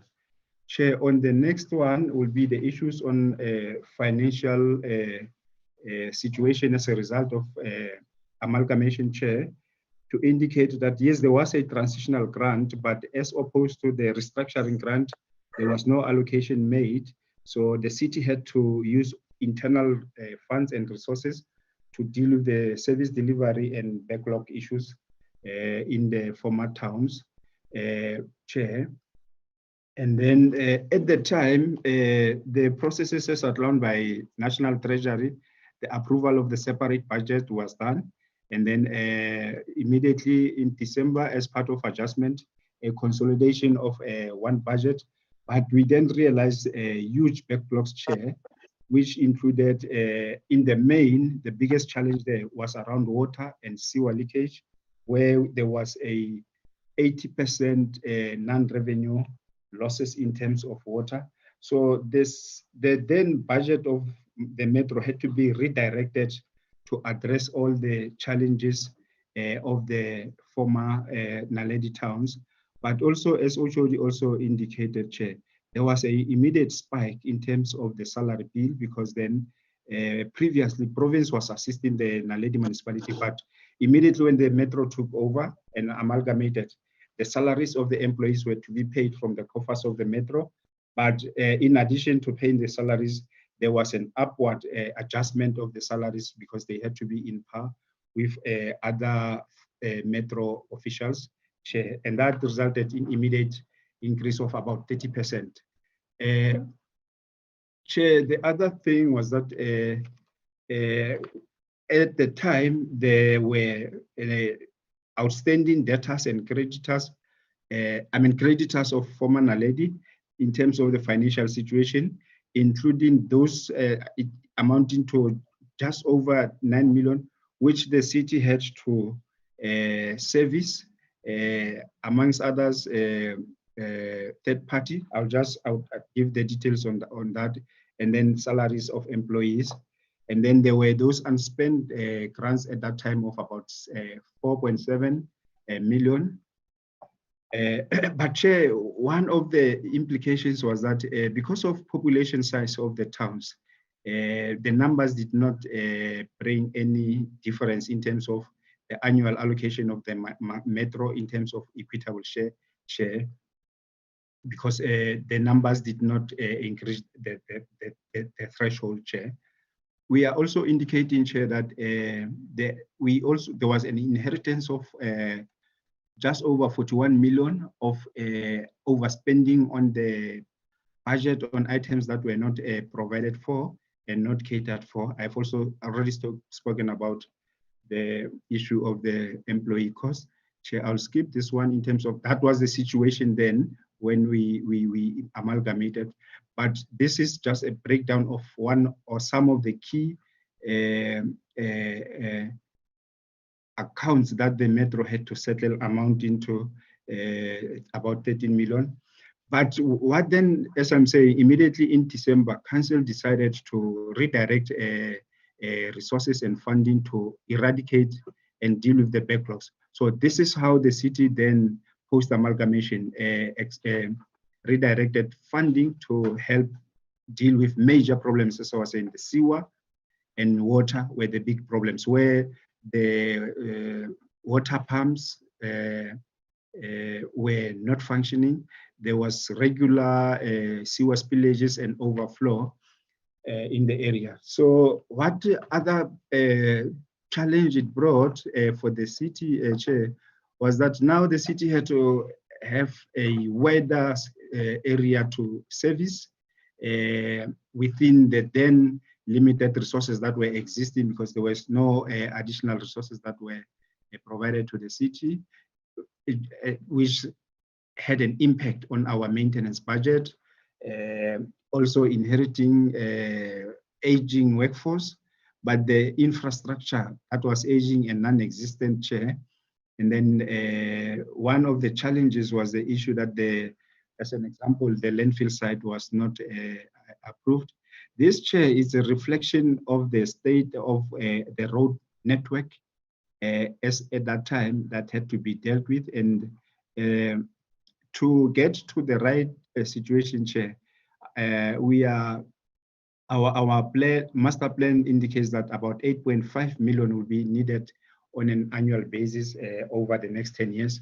So this is just a picture to indicate some of the situation that was prevailing and the crisis that we had there.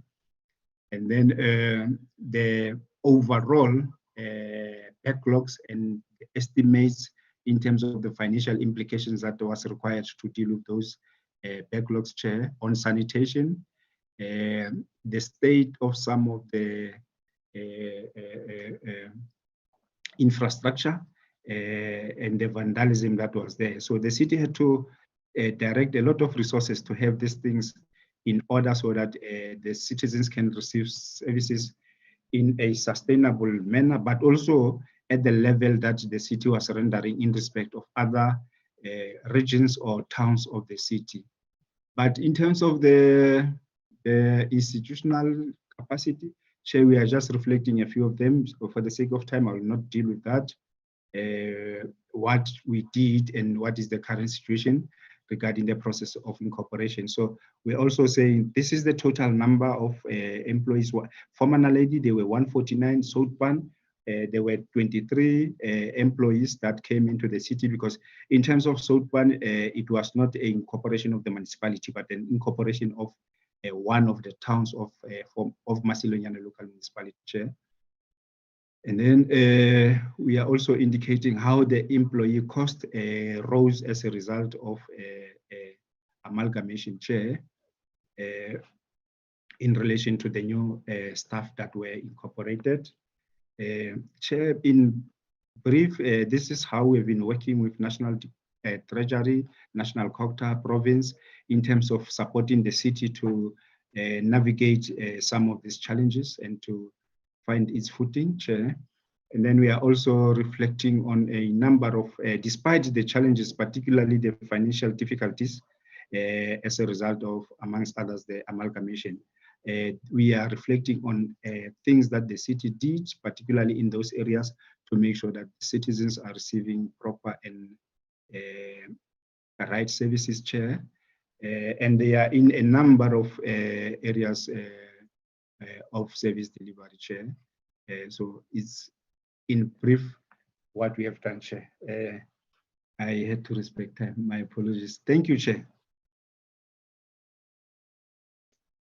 Thank you, Advocate. You've tried to respect time. Thank you so much. Can we remove the presentation from the screen?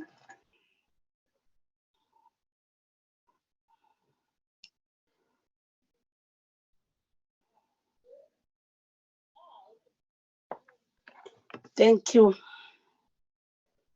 Can I see the members that want to interact with the first 4 presentations plus the Free State and Mangaung one? Bring Chair. Link is number 1. I'm checking on my. There's one Mulefi Murake, you can't be raising your hand now. I don't know for what reason. Can you put your, is it only Honorable Brink, colleagues?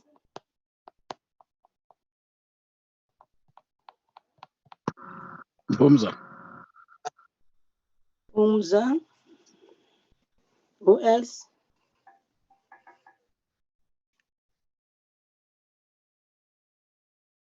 Okay, I presume it's the 2. Can you start, Brink?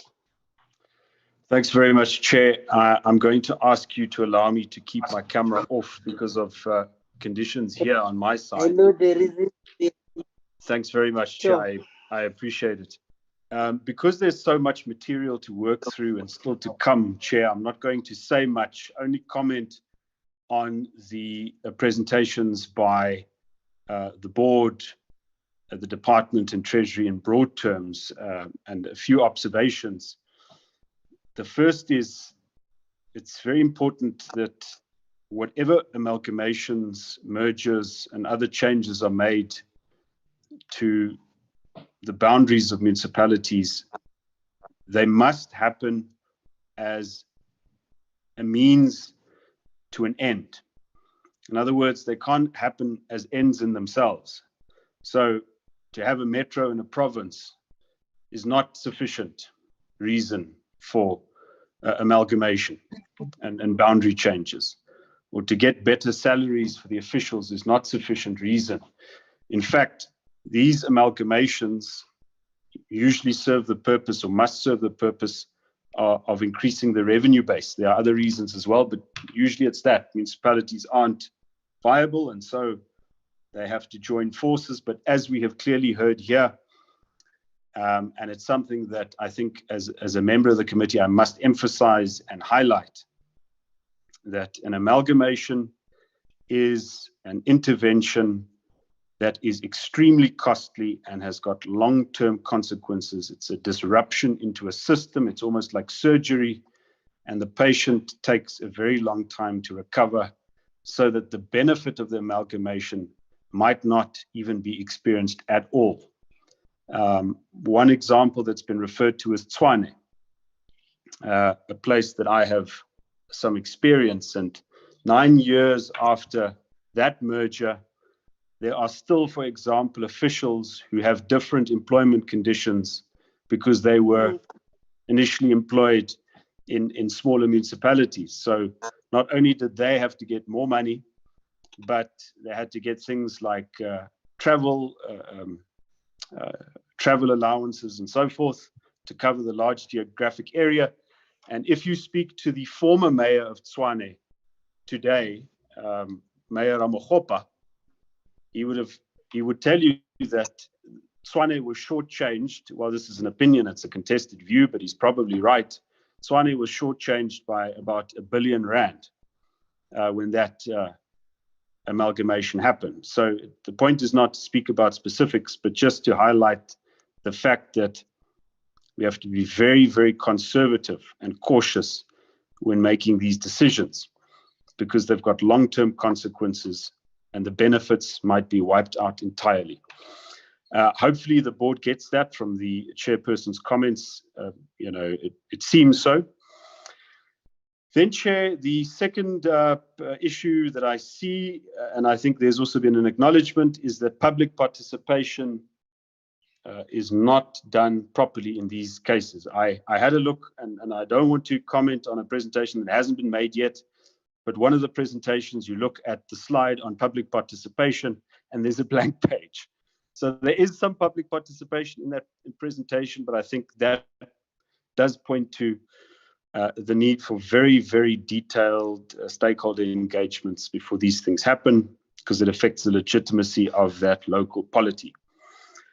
And then, Chairperson, I'm obviously looking forward to hearing from the other municipalities that have been affected by amalgamations. I think that's a very important part of this exercise, and it's so much information. I hope that we're going to get done today. But then I think if the board can give us the benefit of all of their recent case studies into the successes and failures of these amalgamations beyond just PowerPoint presentations, so that members can peruse in their own time and apply their own minds, that would be great. Thanks very much, Chairperson. Thank you so much, Honorable Brink, and for reserving the questions to the other affected municipality. Can I then note Honorable Mpumza, then you will be followed by Honorable Kalipi. Proceed, Honorable. Thank you, Chair. Am I audible? Honorable, no? Sure, you are very. Thank you very much, Chair. Thank you very much, Chair. Let's welcome these presentations from both the DCoG, Demarcation Court, and the National Treasury. The presentations, Chair, they indicate that what is running through all these presentations, the critical factor is that redemarcation or redetermination of municipal boundaries, whether you are delimiting wards, is a matter that requires huge administrative costs. That should be a matter when planned and budgeted for. It would not go wrong. But the indication here is that we were actually merging viable and non-viable municipalities. And what is critically clear is that merging a viable and a non-viable municipality would not, on its own, expand the revenue of the viable municipality. Instead, what it is indications that, and as per these reports, is that these amalgamations, because they were not informed by a higher diagnostic report that would indicate the extent of the maladministration or the extent of financial distress of such particular municipalities. For instance, Chairperson, the municipalities that were merged with the former Depot, which was then Grafrenet, which is today Dr. Beyers not here. For instance, the former Ikwezi municipality, by the moment that municipality was being merged with a viable municipality type Depot, that municipality was in the ICU. The whole staff was being paid from funds from the district and the province. And the indication was that taking that municipality and merging it with the viable then Depot, which is now Dr. Beyers not here. Good idea. Dr. Beyers not here. That municipality, its revenue would not expand. Alternatively, this merger had contracted the viability and the sustainability of the revenue of the then Depot, because we were bringing in here 2 municipalities, those assets were far less than their liabilities. And the indication is that the budget, because this action was by national legislation, the Demarcation Act is a national, not a local matter. And then therefore, when re-demarcating, this matter should have been budgeted for. So the demarcation transition grant was not adequate to address the debts of those municipalities being incorporated to viable municipalities. And thereby, the economy and the revenue of the viable municipality was heavily eroded. It could not carry the load of a non-viable, non-financial area. It could not carry that load, both in terms of services and in terms of, because as long as again we rely on this formula, for cutting the slice, and the determinant of the formula is population. So smaller municipalities, because of that particular fact, because despite what Treasury is saying, that the PSC grant conditional is growing to smaller and poor municipalities, it is not adequate to address, because their capital expenditure is far less than the threshold required to finance or to surface a 1 kilometer that requires a threshold of 18 million. Then this thing, it had to be radically changed. If demarcation is to take place, it is important that financial injection should be loaded into those struggling, distressed municipalities before actually pushing them into integration or a merger, or else that the debts of those municipalities should have been cleared before they actually come into a merger. That financial injection, I know that the issue here had been debated to say, no, it would have been a loan to assist these municipalities that are struggling if we give them a grant. But the matter is, that envelope would remain open forever and it would expand, as you could see, that the debts of ESCOM and the water utilities are actually ballooning in these particular municipalities.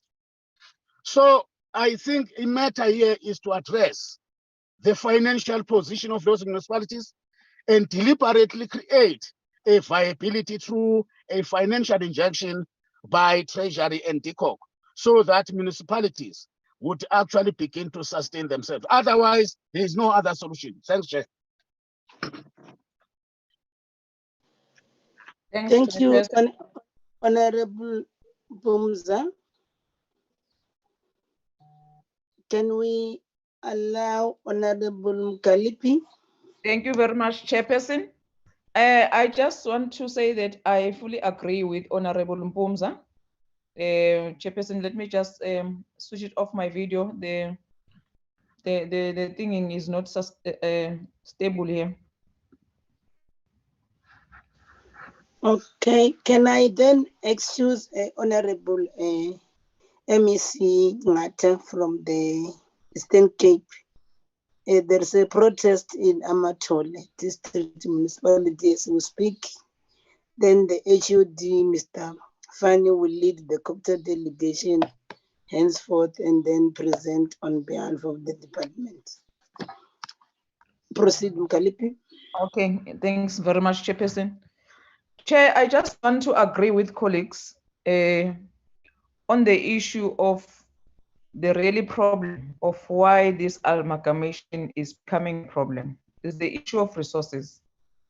And it's good that we're going to receive a presentation from different provinces just to speak directly to their issues as provinces. But after receiving those presentations from Cooperative, from SALGA, from National Treasury, I think it gives us a clear picture as the committee, as well as from the MTP. And if you check the conclusion on the MTP presentation from the chair of the MTP board, he is proposing that this may be in an instance to put moratorium for further amalgamation. And Chairperson, this process is very painful because it started more than 5 years ago. So now you begin to ask yourself, Uguti, if the process of mergers of municipalities started 5 years ago and we are still debating it at this stage, are we going to arrive to a destination whereby we are going to agree, all of us, that no, these municipalities in KZN, they must be a merger or not? So therefore, Chairperson, one of the things that they are raising here as COCTA is the issue of capacity. I think, I can't remember what slides was that, but on the legislative provision, the issue of capacity in terms of administrative, in terms of finances, infrastructural, and so on. And when you listen to the presentation from the NT as well, they speaks about those viabilities. Before amalgamation take place, they must be considered. But the fact of the matter is resources. They can do all those studies that are mentioned there. The fact of the matter is resources, as Babu Mpumza is putting it very clear to say that if this program is not going to be resourced, it means that is a failure before it even started. Chairperson will agree with me. When we went to oversight, when we started in KZN, we were presented with municipalities that were struggling. And the MEC of KZN, when he was speaking about, I think is Mpofana, the municipality there in Moyo River. And he said amongst all the municipalities that are under Section 139, this one, he was hoping that this process will take the municipality to be measured with other municipalities. But when we engage as a committee, we said, no, but this municipality seems as if they can generate their revenue. So it seems as if there is also a misunderstanding between the understanding at a local level and the understanding at a national level.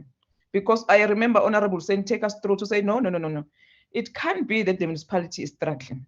And one of the problems that the chair also identified about that particular municipality was the issue that, no, in terms of taking decision at the council level, it also needs to be rechecked because you find the mayor is a mayor and he also a speaker.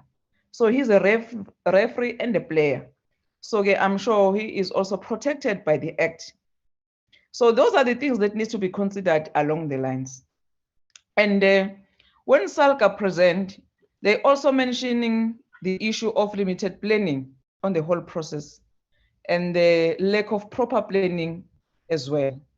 So now it's also give us a picture to say that it means we are not ready. SALGA is telling us about the lack of planning.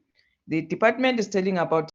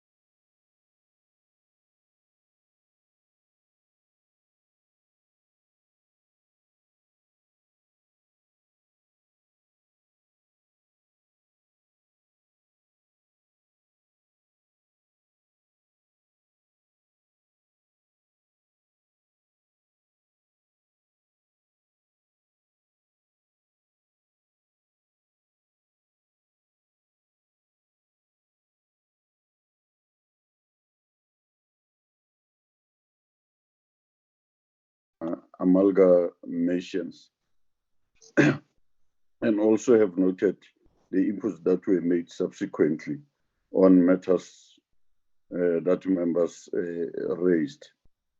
But you see, Chairperson, and maybe as Ubabu Teza sort of indicated, there are perceptions, and these were perceptions, and I think now, through these presentations and the reports, we are indicating otherwise, that if you amalgamate two municipalities, then there will be improvement on governance, there will be improvement on revenue collection, there will just be general improvement. And we are indicating that that is not the case up to date. And thanks for this engagement. And when it comes to matters of the transitional funding, as I indicated, Chairperson, in my concluding slide, particularly point 2, that it is critical that adequate transition funding is made available on time for amalgamated areas to ensure that newly established entities effectively and properly manage the change process and related transitional programs. I think that is quite important, Chairperson. And I also, in a way, also alluded to other studies. The example that I was giving here was the issue of amalgamating East Berlin and West Berlin, how it was handled. And I think the committee can get more information in that regard. We can assist in that. But nonetheless, Chairperson, it is true. For instance, yes, the requests are there in terms of the reports from COCTA. And also, it is true that when we were doing a similar exercise, also with the municipality that was mentioned about the 10 billion that was requested, and they were then allocated 200 million. Even today, that municipality is still struggling to deal with matters of the debt and so on. That Hope, of course, is one who can bear witness to that, because he was also the leader, the mayor during that time in that municipality.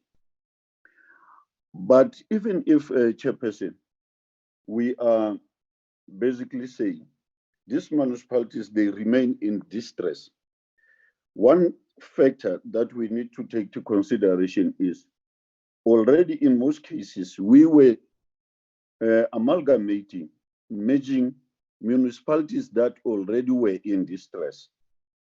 And the view that when they are in distress and you amalgamate them, they will have improvement. I think that is a myth now we are debunking in this discussion. And what is coming out clear is that amalgamation is not necessarily a solution to distressed municipalities. But of course, the issue of amalgamation, it has to be considered when you look into the slide that presented also. I think that was slide, it was a slide, let me check on my slides here, Chairperson, a bit. It was slide 17 and 18, or where you would find that there is interdependence of people, communities, and economics in an area. And also the issue of spatial development planning has to be looked into. Let me give you an example, Chairperson. We might have to look into amalgamating, even if it's not now, when you are looking into the space that your Joburg city is having at the present moment. The space, of course, doesn't increase, it doesn't do anything, it remains constant. The number of people who are moving into the city is increasing on daily basis. The same thing with major metros, I would assume, also the city of Cape Town and also eThekwini. But mostly, this is more highlighted in the Joburg city with the studies that we are doing. So you are having a smaller space, the number of people are increasing. So ultimately, in order to increase on the space, you will have to consider the outlying municipalities to be part of this, let me call it now, for now, amalgamation. But in terms of the exercise that we are looking into the what we call the greater Joburg city region. So I'm trying to say, it doesn't necessarily mean that you would not be able to look into amalgamation even in the future. But the main thing is, it depends on the challenges that we are faced with. And those challenges should not necessarily be fiscal challenges, but we need to look into spatial development planning. You need also to look into the interdependence of people and communities and economies in a particular area when we are looking into the matters of amalgamations and so forth. But generally, that myth that if you just amalgamate dysfunctional municipalities, as we indicated earlier in our presentation, the bulk and most of municipalities are in distress. And basically, we need also to look into issues of DORA allocation. We need to look into matters of governance rather than just try to put them together and think that they will end up being functional. I think that's my take in trying to answer generally on some of the inputs and the need for clarity that members were putting forth in this discussion, my chairperson. Thanks. Thank you. Thank you. Thank you so much, Chairperson. Can we then allow DCoG to respond? Chairperson, it's Kevin Naude, if I can come in. I do know that my DC has been experiencing some connectivity issues. Chair, you were very, clear with the question around whether we have conducted a public satisfaction survey around demarcation matters. And, the simple response is no, we have not. And perhaps, it is something that one should consider. But notwithstanding that, Chair, I think in certain instances, there was public outcry from a lot of stakeholders, specifically around certain areas. North of the country, I think we still hear, protest action or community raising issues around certain dissatisfaction as to where they are located. But to DCoG speaking, the what director what? Secondly, Chair, the issue around HR and staff matters. I think my reading of the legislation says that your Section 12 notice needs to be broad in that it should provide for the organizational structures of the, let's say, the new or superseding municipality, but not necessarily the conditions of service for persons that would be moving from one municipality to the other. And I think it's deliberately so because, personnel matters, conditions of service, and these things are mostly bound by collective agreements. And it is something that would need careful consideration, in terms of how it moves forward. Thirdly, Chair, and I think National Treasury, Wendy Farmer, will also assist us in terms of responding to the financial implications question that you asked specifically. And when you look at slide 42 of the presentation that the department made, I think there was agreement that the demarcation transition grant would deal specifically only with transition matters. So it was not going to deal with issues relating to debt, etc. But those matters that would be transition related, and it's itemized in slide 42, Chairperson, some of those would mean the delivery models of individual municipalities, ICT requirements, the development of business models for service delivery, updating and refurbishment of master plans, etc., etc. And for each of those specific items, there was a value that was obtained. And I think, trying to recall back then, it was figures that the KZN department had arrived at, because as I had indicated in my presentation, they had already been, the boundaries in their province had already been determined 2 years prior to the determinations made in 2015. So we used that as a case study to inform the figures at which we had arrived at. So the 400 million rand was premised on that methodology. But suffice to say, Chair, there was a multidisciplinary team put together: Treasury, SALGA, ourselves, the provinces. The difference also in this round was that in the prior determinations where financial support was provided, the metros were excluded. In this instance, Mangaung was included as a recipient for the MDTG.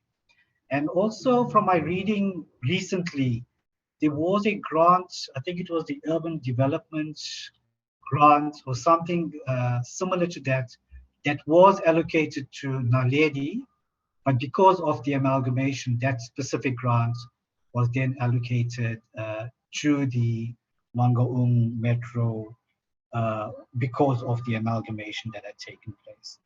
So that would be my responses, Chairperson, and I think maybe Wendy, if she has more information, can also respond to the financial implications question. Thank you, Chair. Thank you, DCoG. Yes, Treasury must say something, Wendy. So that thank you. Thank you very, very much. The question about the transition, the demarcation grant, DCoG dealt with in quite a bit of detail and confirmed in more detail than what we've indicated. But quite a key point to make here, just to elevate the point that Dr. Naude made, and that is that it just dealt with the cost that is directly attributable to the demarcation and not other costs that fall outside that. And that is also an equity issue. For example, if you look at the outstanding debt in a municipality and you then refund municipalities for their rear debts just because they amalgamated, what would municipalities do? And there's a lot of municipalities in the country that's got a rear debt. They say, but why don't we then also get compensated for that? So it will then create a big problem. So the issue that then needs to be looked at, how do you deal with the rear debt, and how do you deal with the rear debts that's actually increasing over time? And again, there is a working group and a whole structure in place to deal with the ballooning Eskom and water board debts that's owed by municipality, that's shared at the highest level, and are looking at all these issues in a comprehensive way as well, and working out on strategies on how to get this ballooning Eskom and water board debt under control. And there are some policy issues related to that as well that requires attention. So it's a comprehensive strategy, and SALGA is also part of it. National Treasury is also part of it, and DCoG as well. it would maybe be useful for the committee to have a detailed discussion on the rear debt and get a progress report there, because there is definitely work underway. I don't know, Mandla, if you would like to add a bit more on the rear debt issue and the work being done there. Then the question has been asked, did National Treasury do any work with regard to the underspending on local government conditional grants? And the answer is definitely yes. Firstly, we should not make an assumption that it's small municipalities that's not able to spend on their conditional grants, and it's large municipalities can spend on their conditional grants. What we've picked up, it doesn't matter the size of the municipality. Some municipalities are very good in spending on infrastructure conditional grants and infrastructure more generally, and other municipalities struggle more. What we've also picked up, it also varies over time. So it's not always the same municipalities that underspend and others that spend well. We've noticed in certain years, certain municipalities will spend well, and then suddenly they will start spending badly. And there's basically 2 or 3 issues that can mainly be attributed to that. And the first one, and that's a very key one, and the one that we'll put first on the list, is actually planning for infrastructure. And that is quite key. I mean, a municipal infrastructure rollout plan should actually be informed what's contained in the municipal IDP. And that should be the first step towards that. We even find in the larger metros that they cannot produce what we call shovel-ready projects. So they wait till they receive the money and then start planning. That is not how you plan for infrastructure. Infrastructure should be a long-term planning where you plan at least 2 years in advance to be able to spend the infrastructure money that you're getting. So that is one of the key concerns that we've got in the system is that ability to get shovel-ready projects on the table to roll out. So there's often a delay between the planning and the actual execution of a project. So that's one concern. Then another concern is also basically capacity constraints within a municipality, where the municipality just do not have the engineers in place, for example, to roll out the projects. So that also results in delays in projects. Another key one that we've also picked up is the supply chain management problems to get contractors in place on time, and there's large delays in supply chain management that then causes delays in the infrastructure programs as well. And then there's what we can call natural disasters or environmental realities. For example, there could be a drought or there could be flooding that could delay the rollout of certain projects as well. So there's a multiple range of issues that's causing it, but we think the biggest area that needs to get attention is actually the planning side as well. And then there are support available in various ways. Firstly, if you look at a lot of the local government conditional grants, in the conditional grants, there's provision made for the municipality to actually for the capacity and the operational support in that regard. And then there's also institutions like the Municipal Infrastructure Support Agent that can provide support to municipalities to roll out infrastructure and support struggling municipalities.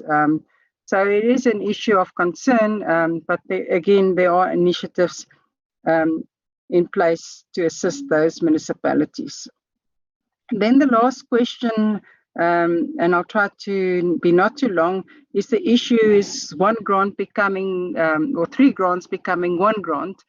It is, and it's not unique to the local government equitable share, where for smaller municipalities and more rural municipalities, there's specifically allocations made available in an allocation to ensure that those municipalities get sufficient allocations. So in the local government equitable share, there's what we call, we take into account the number of councillors and the council seats within the municipality, But in addition to that, a municipality gets a base allocation or X amount that take into account the ability of a municipality to raise its own revenue.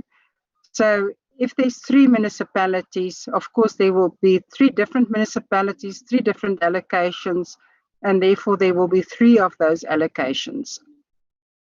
If there's 1 municipality, that 3 allocations will turn into 1 allocation because there's only 1 allocation. 1 municipality equals 1 allocation. But for example, the same would have happened in the municipal infrastructure grant, where there's a minimum threshold. All municipalities, despite what the municipal infrastructure grant formula generates, all municipalities are guaranteed to receive at least 5 million allocations. So if the formula generates an allocation less than that, then the municipality is ensured to get at least 5 million. So again, the same will apply if you consolidate a number of municipalities, then say if there's 3 municipalities and it would have been 15 million, the allocation will then reduce to 5 million because there's only 1 municipality. Now, like I said, the system is designed to ensure that smaller municipalities are not shortchanged completely because they've got small populations. So it is a tool that's been brought into the system to ensure that smaller municipalities do get decent allocations to perform their functions. Thank you. Thank you, Wendy. Can we allow the Metro to respond on the issue of staff? Thank you, Honorable Chair. I'll respond on behalf of the city. Chair, as I indicated in the presentation, there were about 170 employees that were being affected. So, and in terms of the Section 12 notice, which was also indicating that it's in cooperation. So what the city did was to, in the existing organogram, to place those employees of the former Naledi in the functional area. If somebody was in finance in the former Naledi in a certain position, then they moved into a vacant position that existed in finance of Mangaung and then continued to perform that function. And then, as I also indicated, Chair, in 2017, 17-18, then there was a demand for adjustment of their salary. So that is how the city managed to deal with the process. I think the city, they benefit because in the previous term, we were coming from a very lengthy, difficult placement process of former Moteo district and former Mangaung then. So there were a number of lessons that were drawn and which were guiding the current or the placement in the current administration. Thanks, Chair. Okay. HOD, Duma, anything you want to say?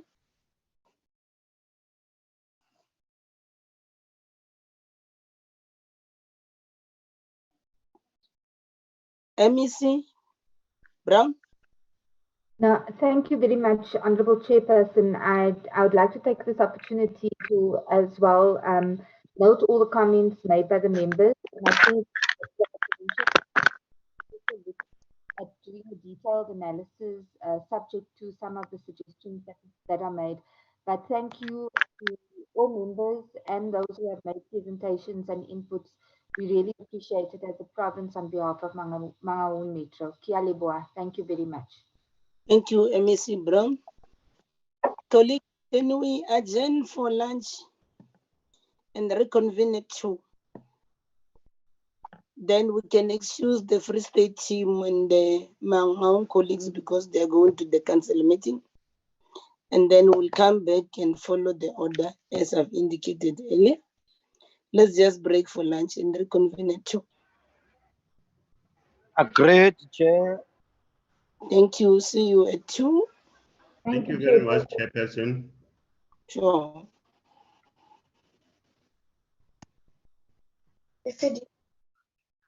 No, So yeah, just the issue is discover.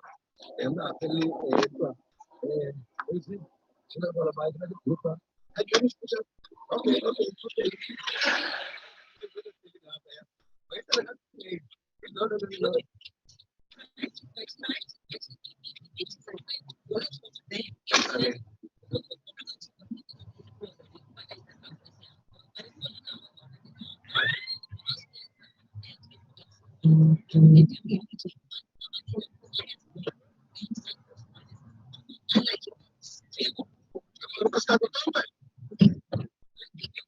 okay.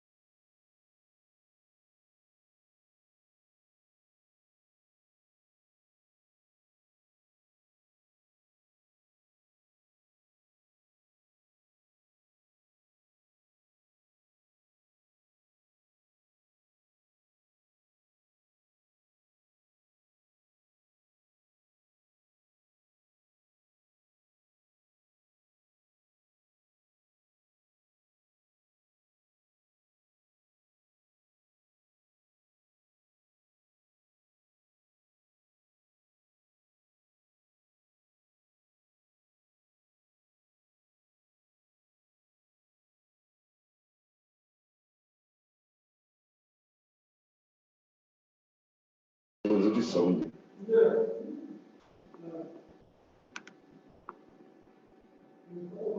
I feel I didn't do that.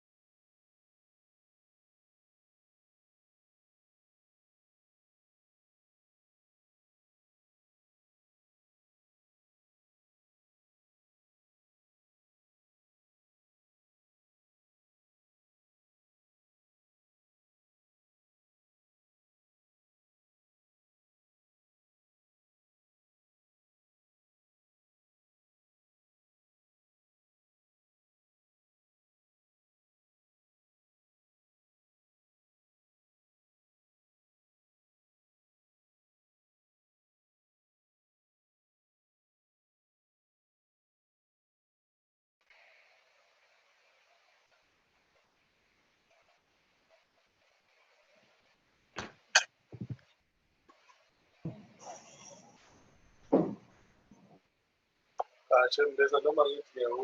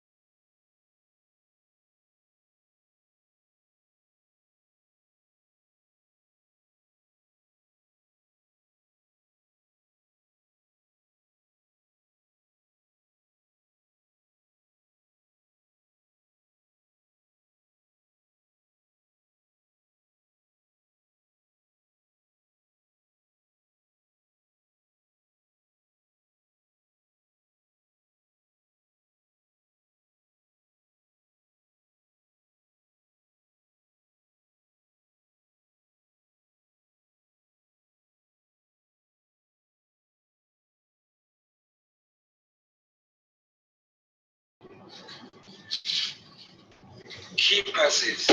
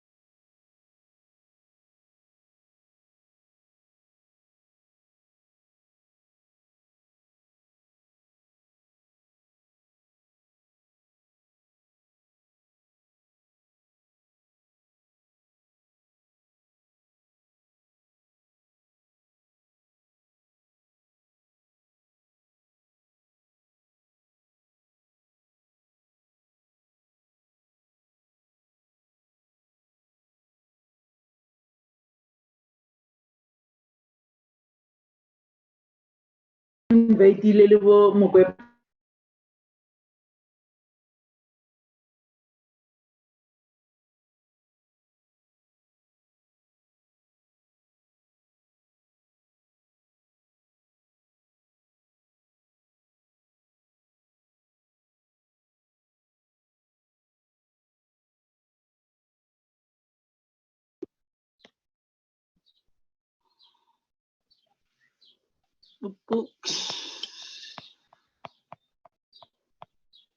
We back, colleagues. We all back. We need to. Yeah, we are back, Chairperson.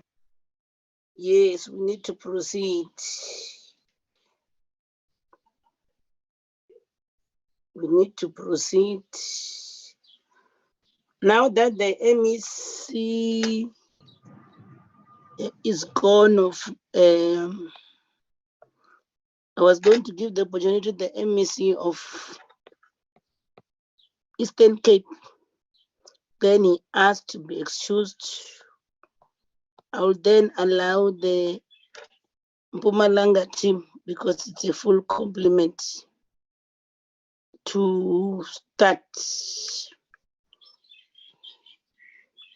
The MEC of Limpopo has joined us as well. Welcome, MEC Makamu.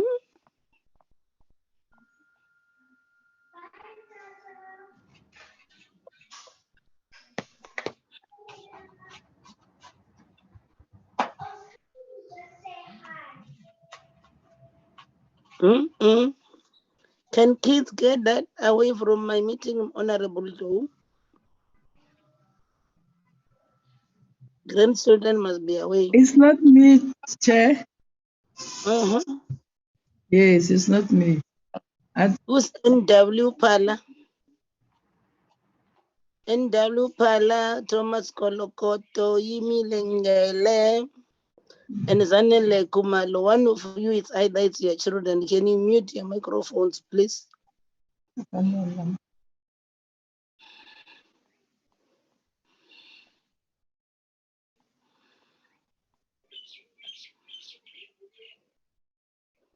HOD Coxstar Limpopo, is the MEC still here?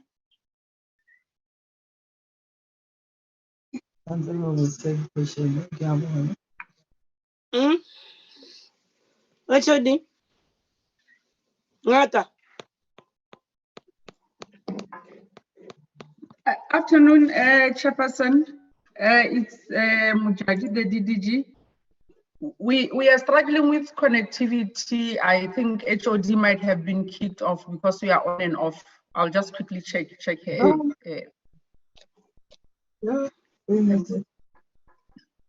Matlo, now it's you. So you're struggling. Matlo, mute your microphone, Matlo.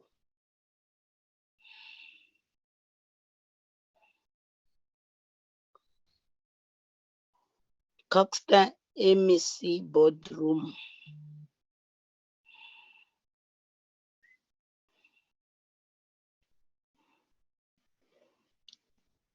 Then I'm tempted to follow my program, because all the political principals I have thought they're gonna start, they are not here.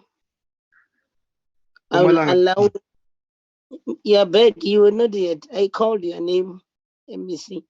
I was here. I heard you, Mama. Yes. Are you ready, Mpumalanga, to present? Yes, we are ready. Do that. Do that. Thank you very much. I nearly gave you a slot to Limpopo, just that the PT, the MEC, he called me, he was back. Sure, yes. Proceed. Thank you very much. Thank you very much, Mfait, for the opportunity.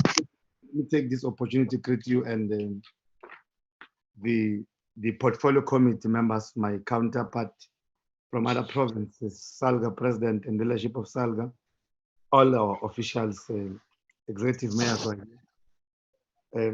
Let us first appreciate the opportunity given to deal with the issue of the amalgamation of the city of Mbombela, which was initially Mbombela Municipality and Mgijima Municipality. I'm not going to bother the meeting with introductions, but we will just indicate that there are 5 issues that we're going to present on, which is good governance, basic services, financial management, public participation, and building capable institutions. We'll then go to the assessment on the sustainability of the amalgamated city of Mbombela, and we'll then go to the conclusion. Chair, we must indicate that maybe it's a blessing in disguise. When this process took place, we were still working in Mbombela. I was a councillor there, and for that matter, I was a speaker of that municipality. So I would have the advantage at least to know most of the things that were happening there. Submission was made for the amalgamation of Mchindi, which was MP 323, and Mbombela, which was MP 302, with a view to optimize the financial viability, improving of the service delivery, and sound municipal governance of the new municipality. I don't know, Ma'am Faith, whether we should beam the presentation here, but I thought I will do a summary, will be advised by yourself. Okay, you can beam it as you're talking to it. That will help. We are the only presenter MEC, I suppose, on this matter. Sure. Yes. I think HOD will be helped too in the beaming of the presentation. Yes, indeed, we are loading Honorable MEC. Chairperson, it is going to be loaded immediately. Sure.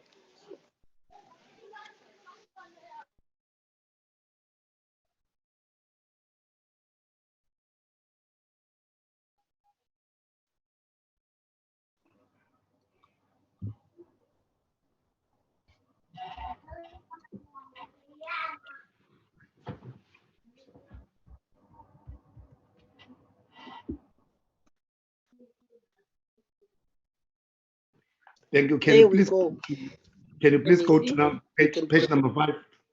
Can you please go to page number 5? Page 5,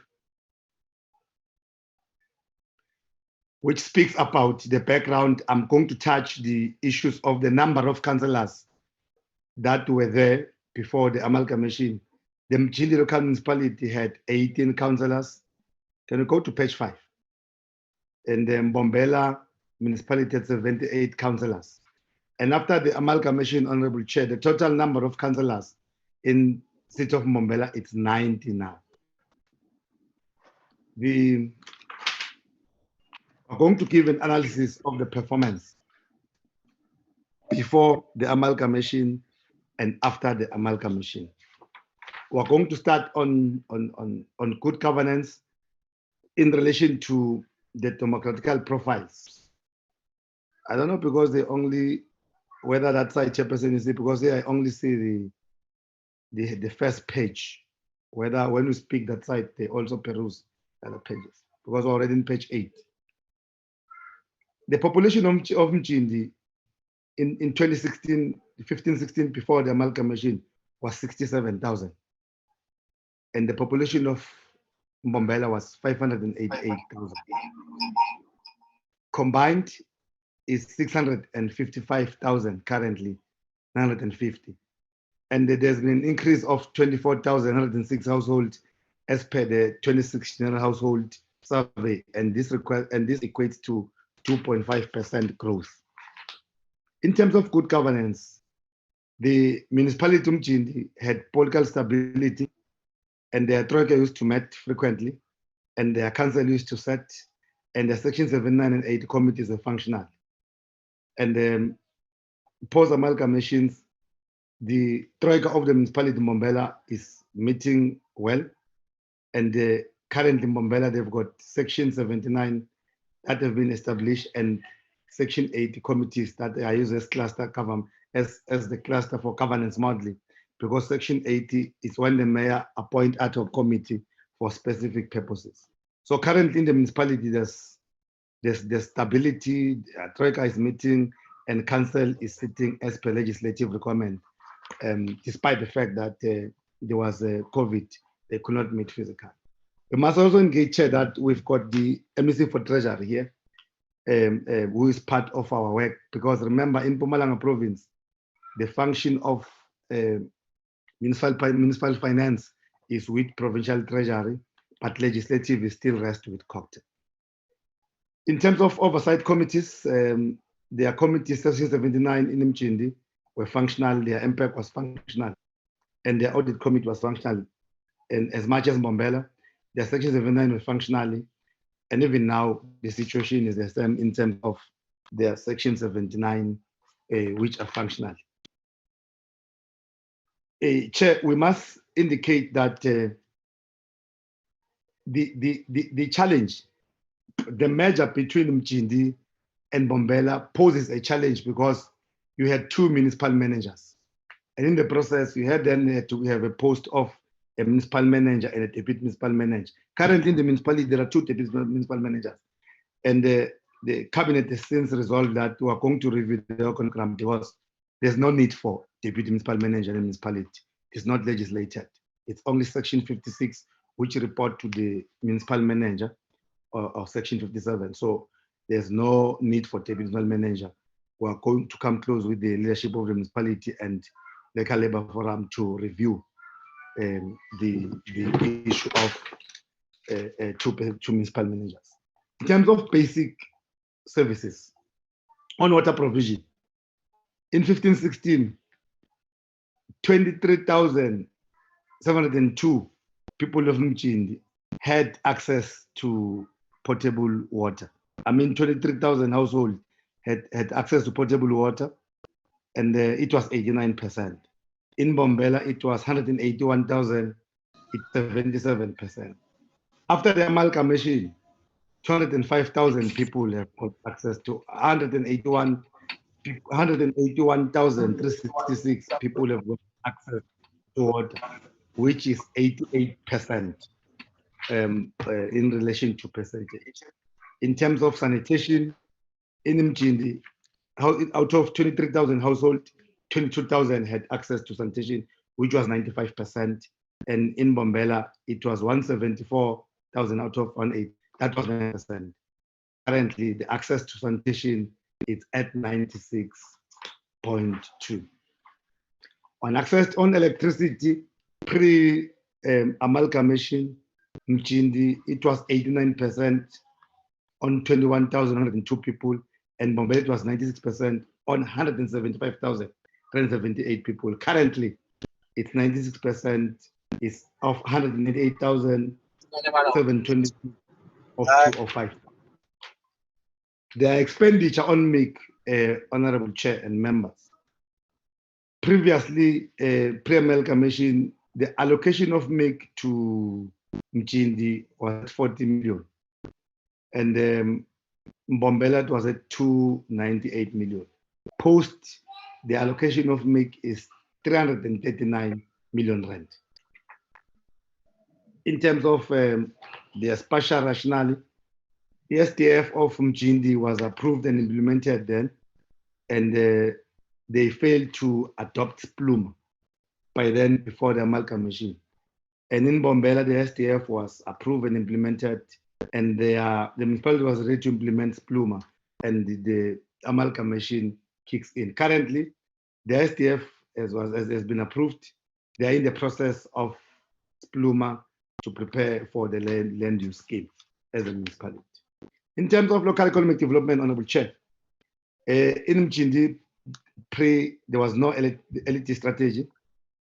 There was only a forum which was not operating ad hocly. Is the HOD not? MEC? Yes, is the HOD not following what you are saying? He has just put the picture. I thought the HOD is following what you are saying. Then you will continue to screen where you are zooming these matters. Yeah, that's what I said. HOD are sleeping on duty.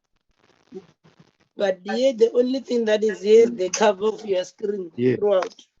The cover of the presentation. HOD, you can't be sleeping on duty, HOD, please. No, Chair, I'm on LED. I'm not sure what's happening with the system, maybe delays, but I am on LED. The cover page. Yeah, it's only the cover page here. Well, That's the cover page throughout. That's what I'll is check. getting. I'll just check now, Honorable Chair, because I'm on LED. I'm not sure what must have been happening now, because I thought we were moving together with the Honorable MEC. I'm not sure what reflects on the other side, but from my screen, I'm on LED. So we've been waiting patiently, so but it's still the cover page of the presentation. Can we check what's happening? Because I thought we are moving together. Honorable Chair, my apologies. I'll just get it sorted now because I thought we were moving all together. They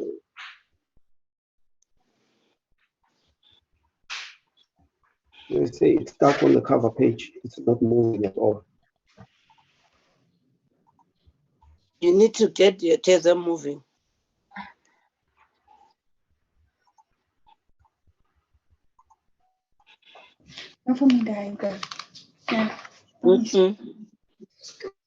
Juliana, who's Juliana now?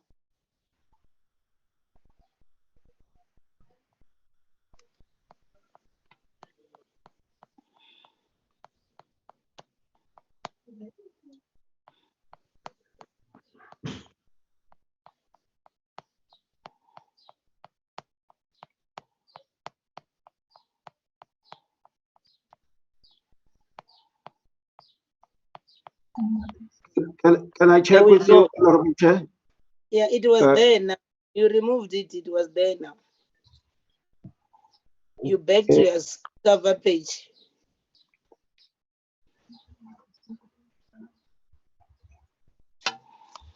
Chair, I'm sharing it from my side. Yeah, page Okay. 19. Page 19, Shirin. On basic services, yes. Thank you, Chair. Yes, there we go. Thank you, Shirin. Yes. Thank you, Chair. I've spoken about all the matters, Chair, in relation to the percentage, in relation to what access sanitation. Now I'm going to speak about LED. Umjindi, Chair, yes. Umjindi and Bombela initially had separate tribunals, but it has been merged. Now they've got a single tribunal which deals about issues of the land and development, which is a good thing. In terms of the LED strategy of Mbombela is not approved, it's still a draft. We are going to urge the municipality to move quicker because one of the most things people of Mjindi are crying about is the issue that they thought that because they are merging with Mbombela, they are going to be help on the issues of mine. There's a lot of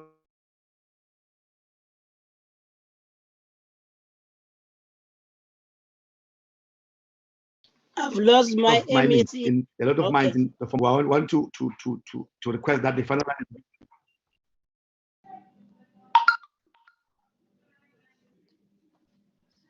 Yes, Chair.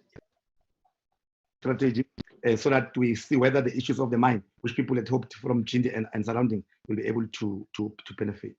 It's also a strategic area in relation to tourism. There's a Konjwa, a mountain which is listed as a World Heritage Site by UNESCO. We believe that together with the MEC for Treasury in the province, who's also heading tourism, will be able to come close to the space and help the municipality to seize opportunities in relation to tourism or tourist attraction and visit, because it has also included issues of safety, which we've always got engagement with the Minister of Safe. Our tourists, Honorable Chair, our tourists at some point are being attacked by criminals. So it's a matter which we're going to seize upon to ensure that the municipality is able to enhance revenue collection to that effect. On financial management, in the 15-16 pre, the amalgamation, Umjindi got unqualified audit opinion. And Bombela also got unqualified audit opinion. In 17-18, they also got unqualified audit opinion. However, in 18-19, the city of Bombela has regressed to qualified audit opinion. In terms of the upper limits, these are numbers there. That in 17-18 currently, the municipality is at grade 5. Umjindi was at grade 3, Bombela was at grade 5. And I thought that the municipality has moved to grade 6. Recently, we will hear from their leadership our information is that they move to grade 6. On financial management, Chair, the audit outcomes has remained unchanged in 15-16 to 17-18. As we have said, they have regressed to qualification in 18-19. The Demarcation Transitional Grant was provided to the municipality to facilitate the integration of the system. There's a challenge on the billing system. It is inaccurate, and that is still persisting in that municipality. There's also low consumer payment rate by township and rural communities. This municipality, Honorable Chair, is comprised almost of close to 75% rural and township, and people there out of countries, including high rate of unemployment, are not paying. Also, the culture of payment is not there, and we've got a program as a provincial cooperative with the municipalities to ensure that we always teach people.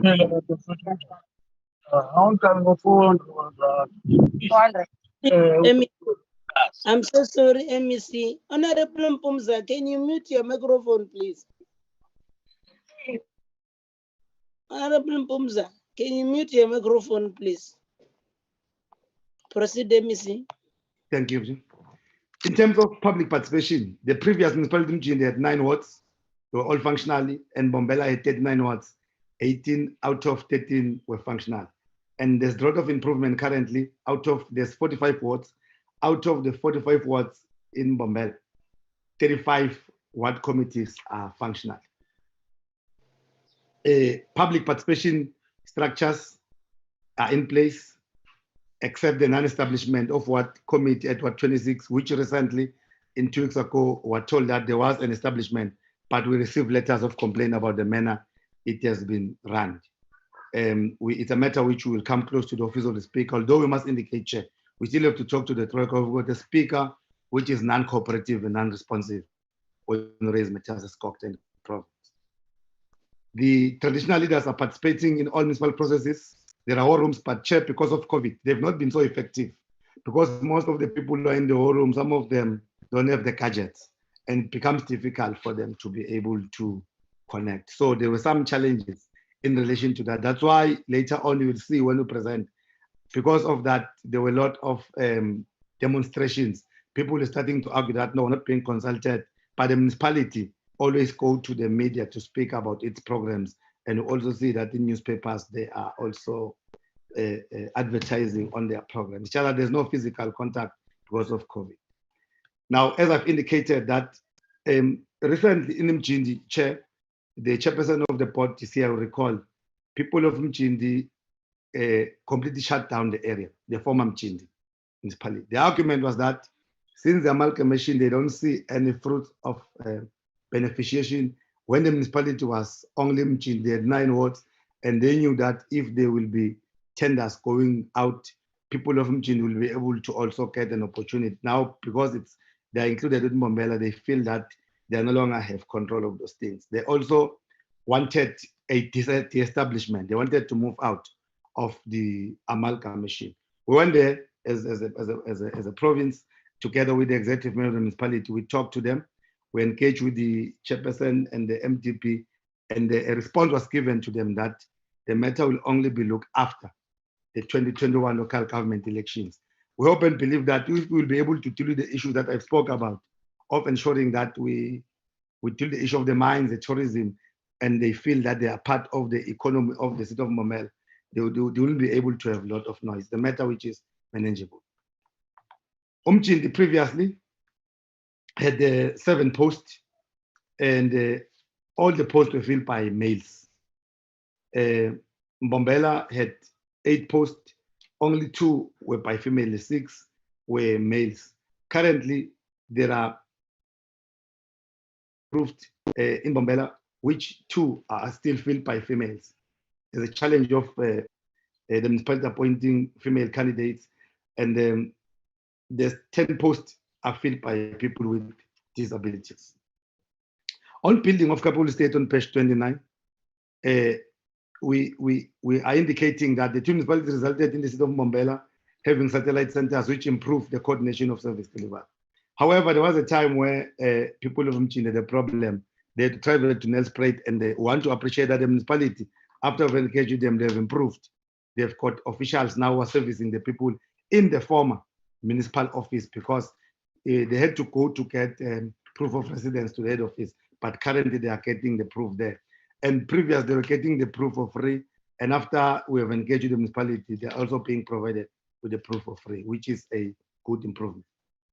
The municipality has got one single econogram. I've indicated, Chair, that is aligned to ITP. However, we have to deal with the issue of our view is that the chief municipal manager must cease after the term of office finish, you must review the econogram. And the process of placement of staff was well concluded. Okay, structure was approved in 2019, and the number of posts are there, 5207. Only 1,961 are filled, and there's a vacancy of 3,246 posts in the municipality. The number of males that are there are 1,227, females are 734. You can see that it's a male-dominated municipality. And young people is 48, and only 10 are people with disability. So the municipality has got a serious challenge in ensuring that there's implementation of employment equity plan. And only 2 senior managers out of 15 are female. In relation to the support that the city was provided with, these are the intervention. We're working as Cooperative with the department, with the DBSA. We have established a PMS pronounced by the Premier. We're providing support to all municipalities on getting lending and non-lending facilities from DBSA, and it is helping us a lot, Honorable Chair. In relation to where municipalities don't have capacity, ourselves as Tlokwe, district, MISA, we always collectively work together with provincial treasury. We are providing support to strengthen the functionality of the MPEC municipality. However, I must indicate that we're not satisfied because if MPEC was able to work after the UWF, which is your unauthorized, wasteful, irregular, and fruitless expenditure, we'll have seen a lot of actions. We don't see a lot of actions. They meet the process issues, but they are backing, they are not stinging as we would have expected them to do so. And we're also assisting the municipality with dealing with mushroom of informal settlement. Here, Chair, there's a lot of issue of land invasion. I've spoken to the MEC for Treasury because in the province, there's also land for mega. However, Chair, during the MINMEC, and if you remember in the other meetings that we're having, it was indicated that municipalities are not doing their work when it comes to a mushrooming of informal settlement. I will make a practical example about Enhlanzeni, Chair. Enhlanzeni is having a debt of 4 billion owing to his core. And in most cases, it's water loss and electricity loss because people are connecting illegal to the infrastructure. So currently in the municipality, there's a lot of mushrooming. The municipality keeps quiet when this thing of land invasion happens. And the people then goes there to put their structures. And what is going to happen? People are going to interfere with their underground stuff, and they are going to interfere with their electricity.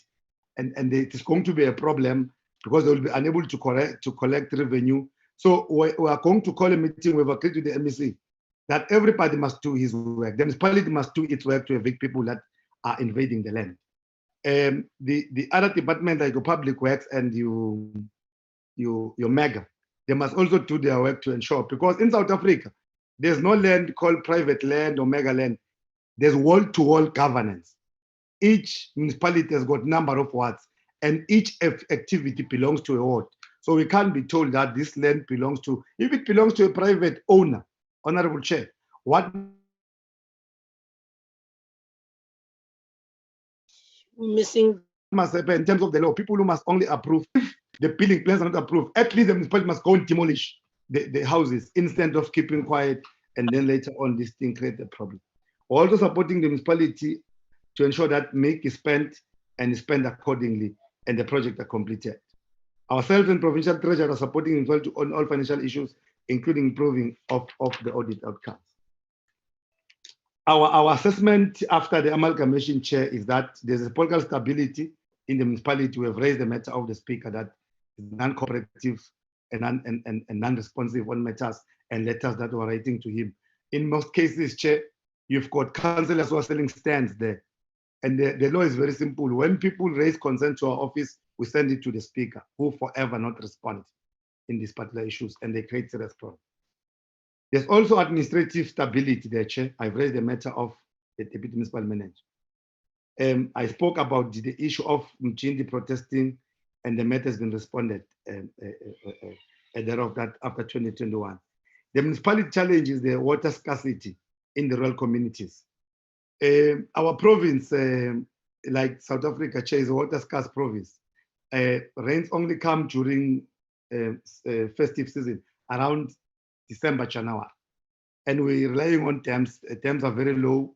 The municipality don't have a dam. There are plans to construct Mobile Dam. The Premier has pronounced working on the plan. We believe that if we're going to have a dam, at least it will be able to relieve other areas. And most of our municipalities don't have bulk. They only have reticulation. So this is a serious problem. There's no special development growth on the periphery of the inner city. There are no new cities or new establishments that include industrial.